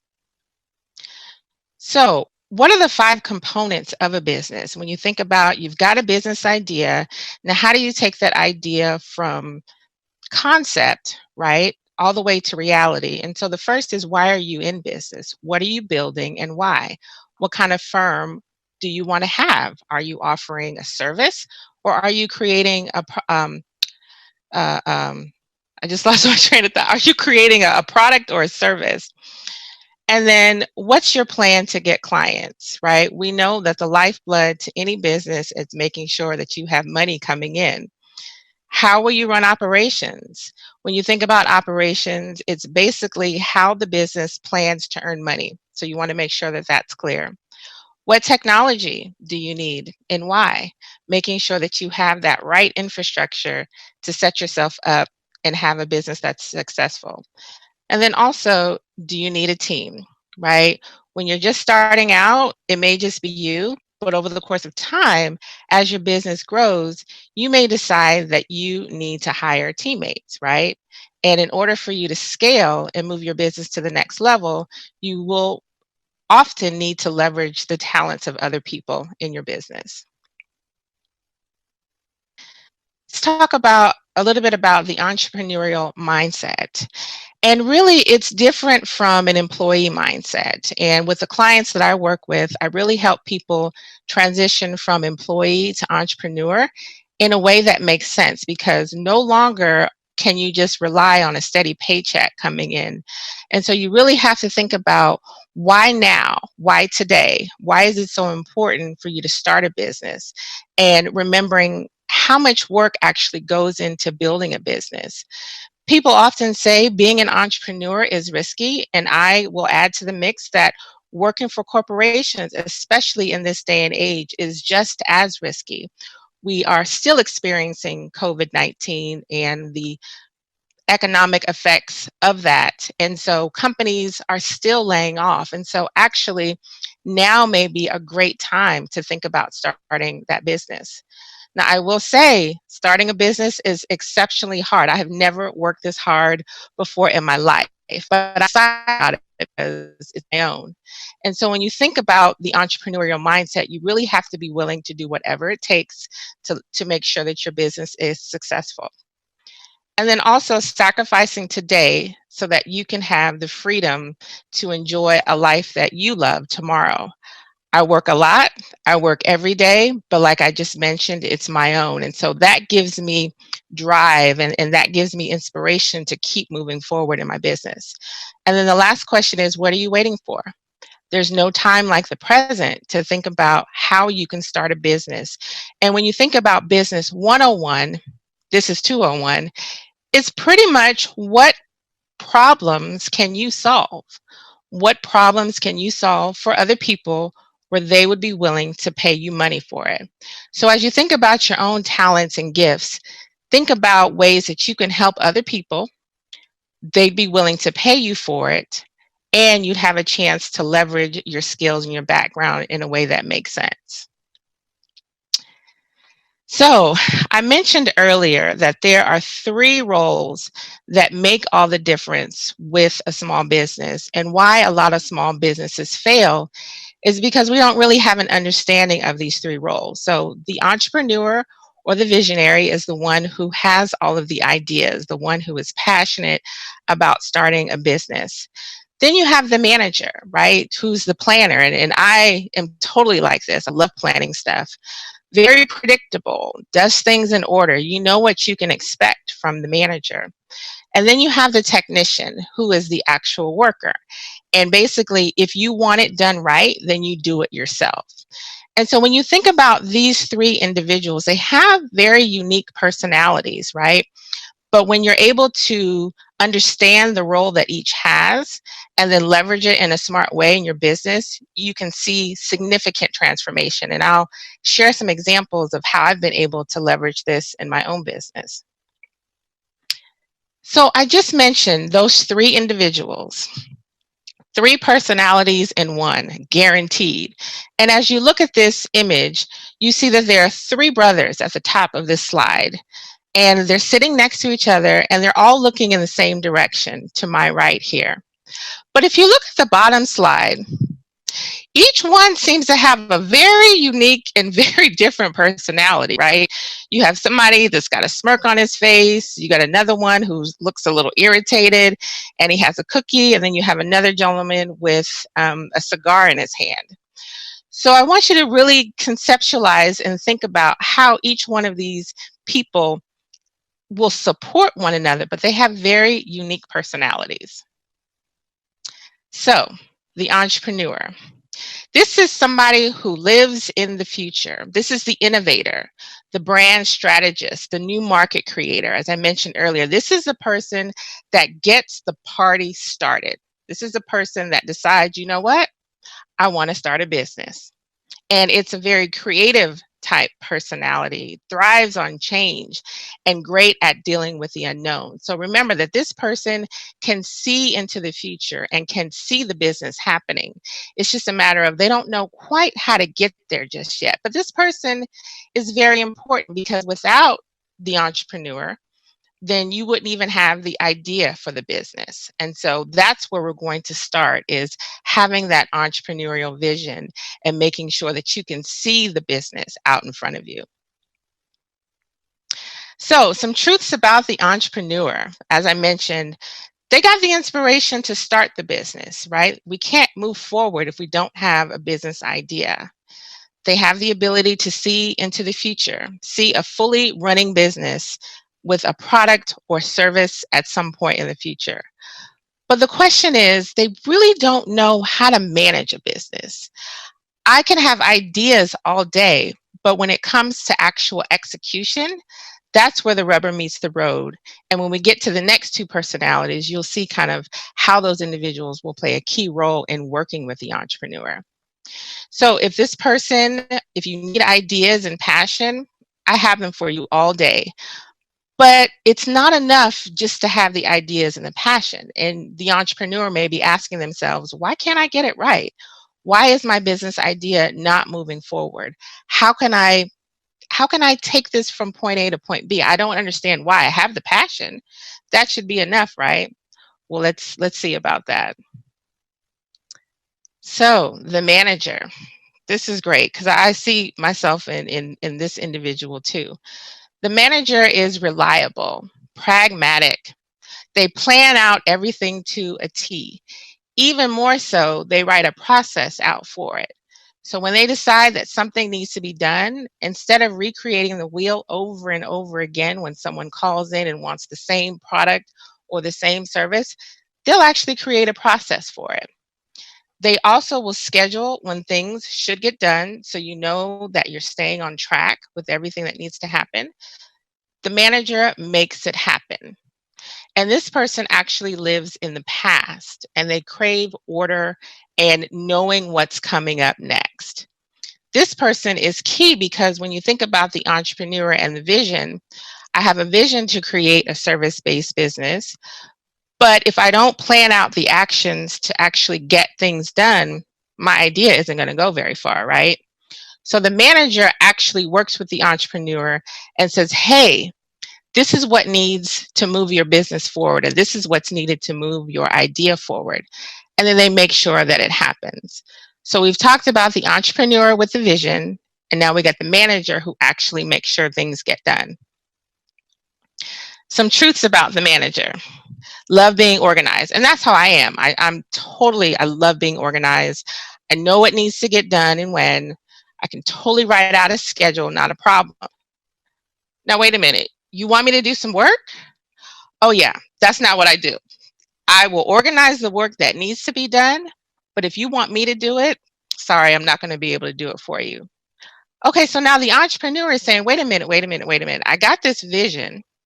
I know what business I want to build. And now you've told me what I need to do to make it happen, but you're not willing to do the work for me? Where's the disconnect? Let me introduce you to the technician. The technician is the worker. This is who actually is going to get the work done for you. This person lives in the present and thrives on when things can get done. They love being in control of the workflow, right? And the workflow basically tells you how to deliver the service or how to create the product for your client. And they're always thinking about what needs to be done, what's next. I love working, I love making things happen. But sometimes they worry about how to get things done. Because they're so busy doing the work, they don't have enough time to think about the process involved in getting to the point where they can do the work. And that's where the manager comes in and really provides a lot of insight in creating that process, creating that workflow, so that the technician knows exactly what work needs to be done. So now that you know a little bit about the entrepreneur, the manager, and the technician, let me share a couple of truths about the technician. Because at the end of the day, you need someone to deliver the service. What good is your business if you have this vision, you have the process, but then you don't have anybody to do the work?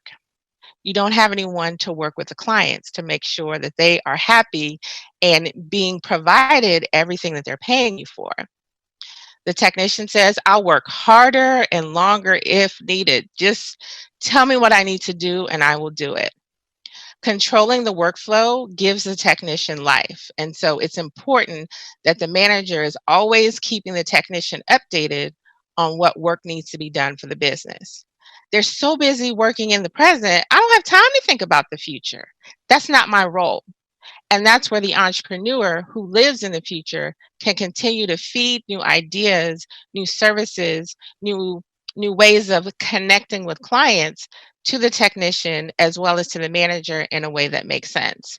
So hopefully, I hope everyone is starting to see kind of how these three individuals work together. And when you're able to leverage all three of their skill sets in a way that makes sense, it can really bring life into your business.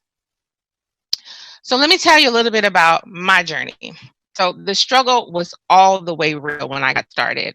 And I started my business planning in 2016 for reasons I mentioned earlier. I was tired of the corporate rat race. I wasn't getting opportunities for promotion. As the entrepreneur, I had to merge into that way of thinking, right? And my business vision changed actually about 4 to 5 times when I started. You know, I started out with developing operations manuals and templates for financial advisory firms and wealth management firms because I thought that that would be ideal. That'd be, you know, a great way for me to provide service. And then when I got to thinking about the vision for the business, that was too small. I needed to think bigger. And so I had to go back to the drawing board and ask myself, what more can I do? And then that's when I moved to operations assistant. So helping these firms better manage their people, their processes, and technology in a way that allows them to be both sustainable and efficient. I said, okay, now you're onto something here. And I, you know, kind of grappled with that over the course of a few months and kind of figured out what it was going to look like. And then at the very end, I ended up with a full practice management and business coaching and virtual COO services for those same wealth management firms, but then also working with professional service firms, people like CPAs or insurance professionals. And so I want you to be encouraged that even if you don't have the full idea today, if you keep working on it, keep tapping into the entrepreneurial passion that you have, ultimately you will get to the point where you figured it out. And the great thing about leveraging that entrepreneurial vision is it provides a lot of insight into the future and being able to look at trends and different things that are going on within the industry so that you can stay ahead of the curve and have services and our products that are going to always meet the needs of your clients. So I just provided you with a sample of kind of, how things looked in my business. And I want to take it a little bit further and show you why each role is really important when it comes to the entrepreneur, the manager, and the technician, and kind of how it flowed in my business. So the entrepreneur, finding new ideas, offering virtual COO services. So I wanted to make sure from day one that I optimized my business. And so I'm 100% virtual and can work with clients across the country. Knowing people were having challenges, better managing their people, their processes, and technology, I said, okay, that's the vision. Okay, now I just need to figure out what that's going to look like, right? And so then I had to tap into that manager about me, right, who is going to decide on the process and then manage the process. And so I said, I'm offering virtual COO services. What does that actually look like? Okay, I think it's going to start with a business improvement process.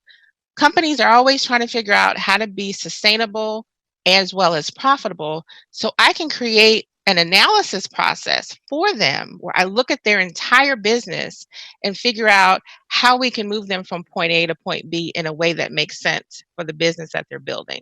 So that was the second thing. And then the third thing is like, okay, I have this idea and I have this business improvement process. Who's going to do the work? Who's going to meet with clients? And so this is where the technician comes in, who actually does the work and delivers on that service, meeting with clients to do the analysis and delivering what the client has paid for. And so this is a great example showing how I've been able to leverage the entrepreneurial mind, the manager who makes sure that the process is followed and things are managed well, as well as the technician in doing the work. And it's important to understand all three of these, because if one of them is missing, then you're going to miss out on a key component in your business. For example, the entrepreneur and the manager, okay, we got the vision, we have the business improvement plan, and if you don't do the work, that's going to be a problem. So I want you to think about your own business and think about how you might be able to tap into these three areas and figure out, where there could be some room of improvement for you. So as we get ready to close out here, what should you do next? How do you take all this information that I've shared and put in some actionable steps for your business? So I want you to get really, really clear on your business vision and idea, because this is going to basically set the stage for all of the business decisions that you need to do moving forward. So you want to make sure, is there a market for the business, right? A lot of times the entrepreneur gets really excited. Oh, I want to start a business. I want to start a business. But it's like, wait a minute, there's no market for the business. And if there's no market for the business, how are you going to actually earn money from the business? And then who's going to buy your product or services, identifying your target market. So that individual knows, so you know exactly who you're targeting with your marketing efforts.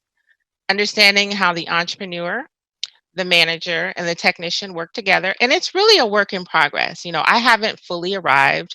I work on my business each and every day, and I'm always figuring out new ways to offer the services that I provide and create a sustainable platform, not just for today, but for the long haul.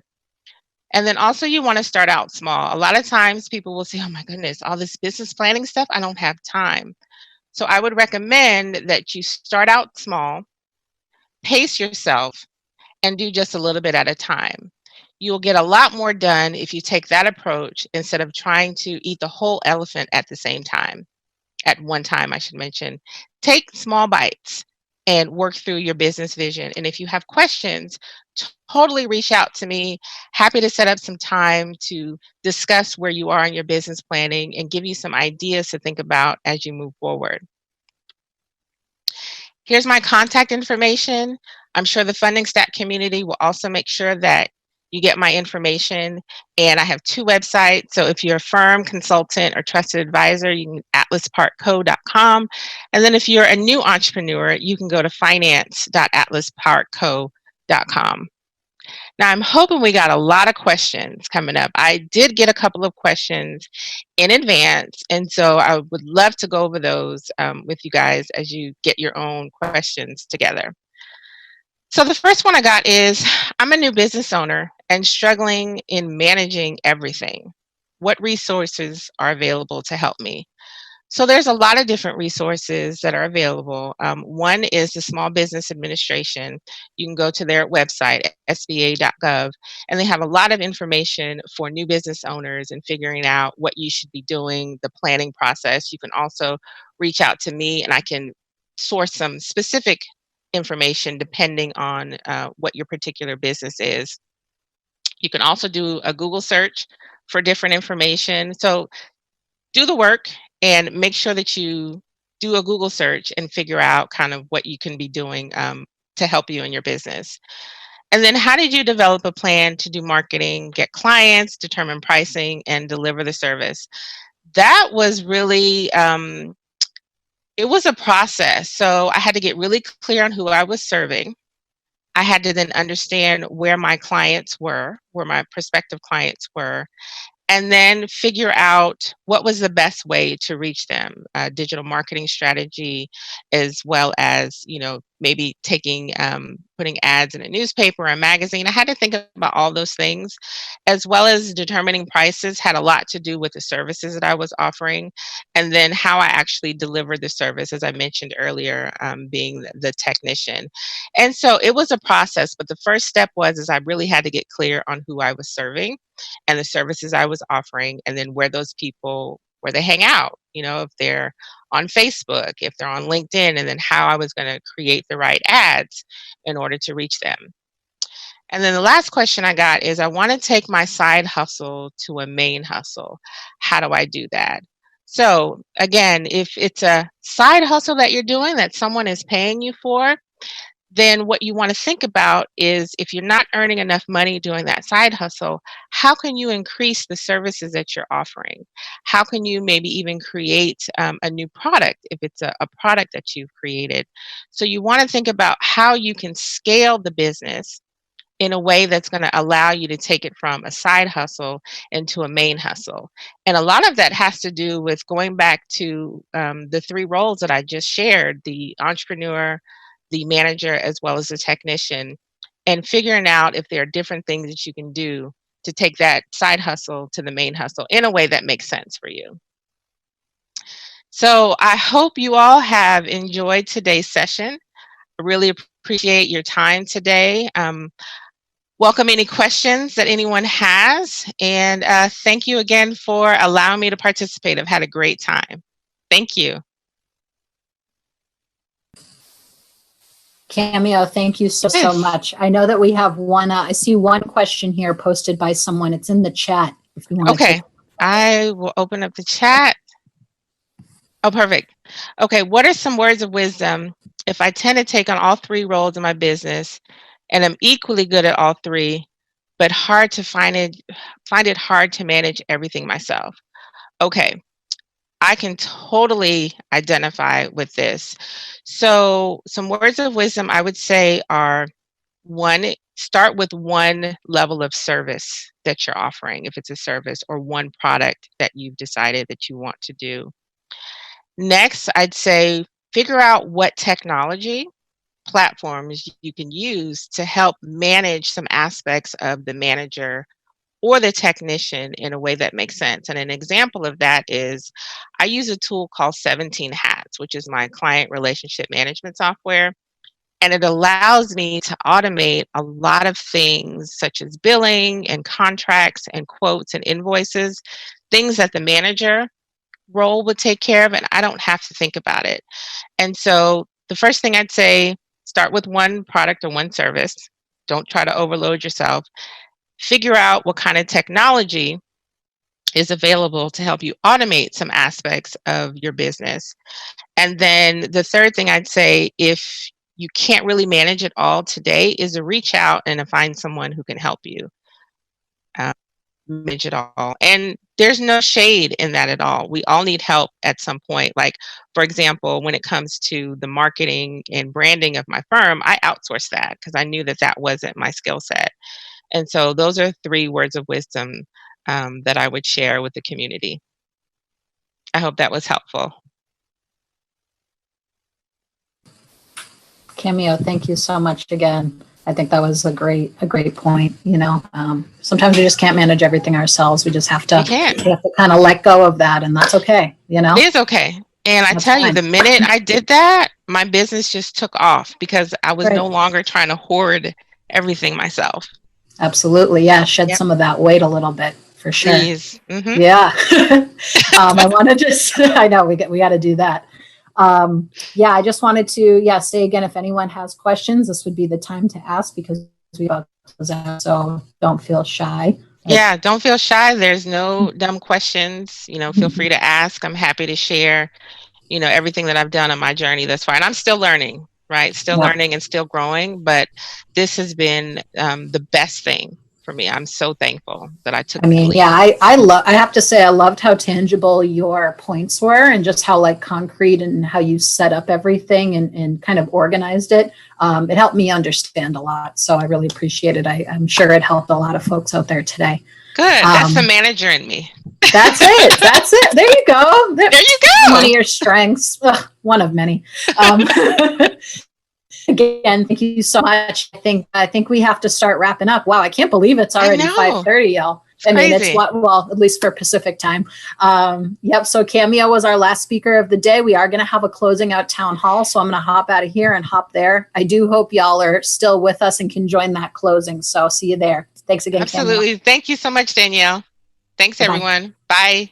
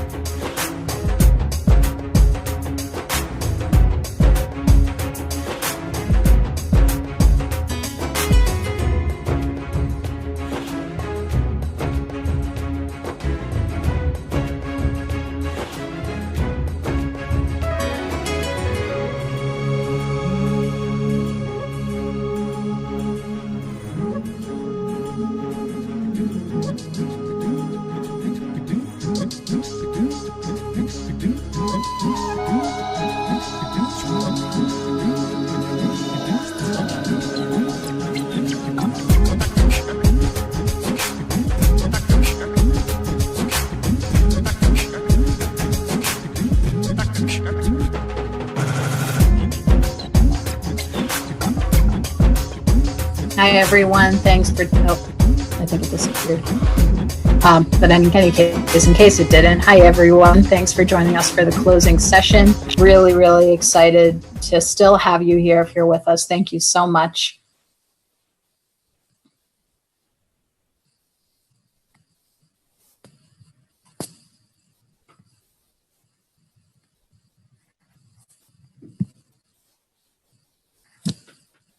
Welcoming everyone in right now. We are just waiting for people to start trickling in.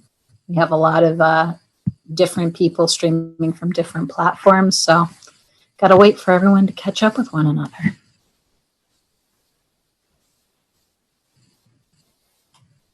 Alrighty, I just got the good to go.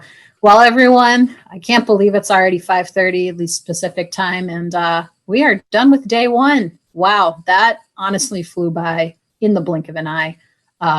And I can't wait for day 2. And heard all of these amazing talks and really seeing our speakers in action. It gave me a renewed sense of just of purpose, of energy, and why we're putting on this summit. I think that these, the speakers that we have for our 2 days are really prime, really top of their game, really know their stuff. And I appreciate them so much, for sharing their wisdom and also sharing their stories about how they got here, because it's not easy. It's none of the things that they talked about are really that easy in practice. But I think that having them kind of share, what's different ways that you can do things and actually being real life examples, hopefully that helped, some of you watching today. I know it helps me put things into perspective for sure. So that's day 1, everyone. So please do join us for day 2 tomorrow. We're starting at 10 a.m. Pacific time. I want to, just before I go, really, really, really want to thank our core partners, OmniSync, Idea Financial, CSC Leasing. We really couldn't have done it without you. Thanks again.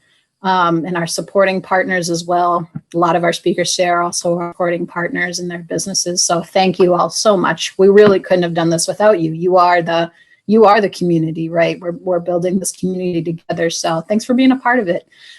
Please do join us on Discord tomorrow. Get it if you didn't get it today. Get it for tomorrow. We're going to have some cool rooms in there, some more AMAs, and we may even add a few more things for you. So again, I'm Danielle, co-creator of Funding Stack Summit 2020, and I'm looking forward to seeing you all soon. Take care. Have a good night, y'all.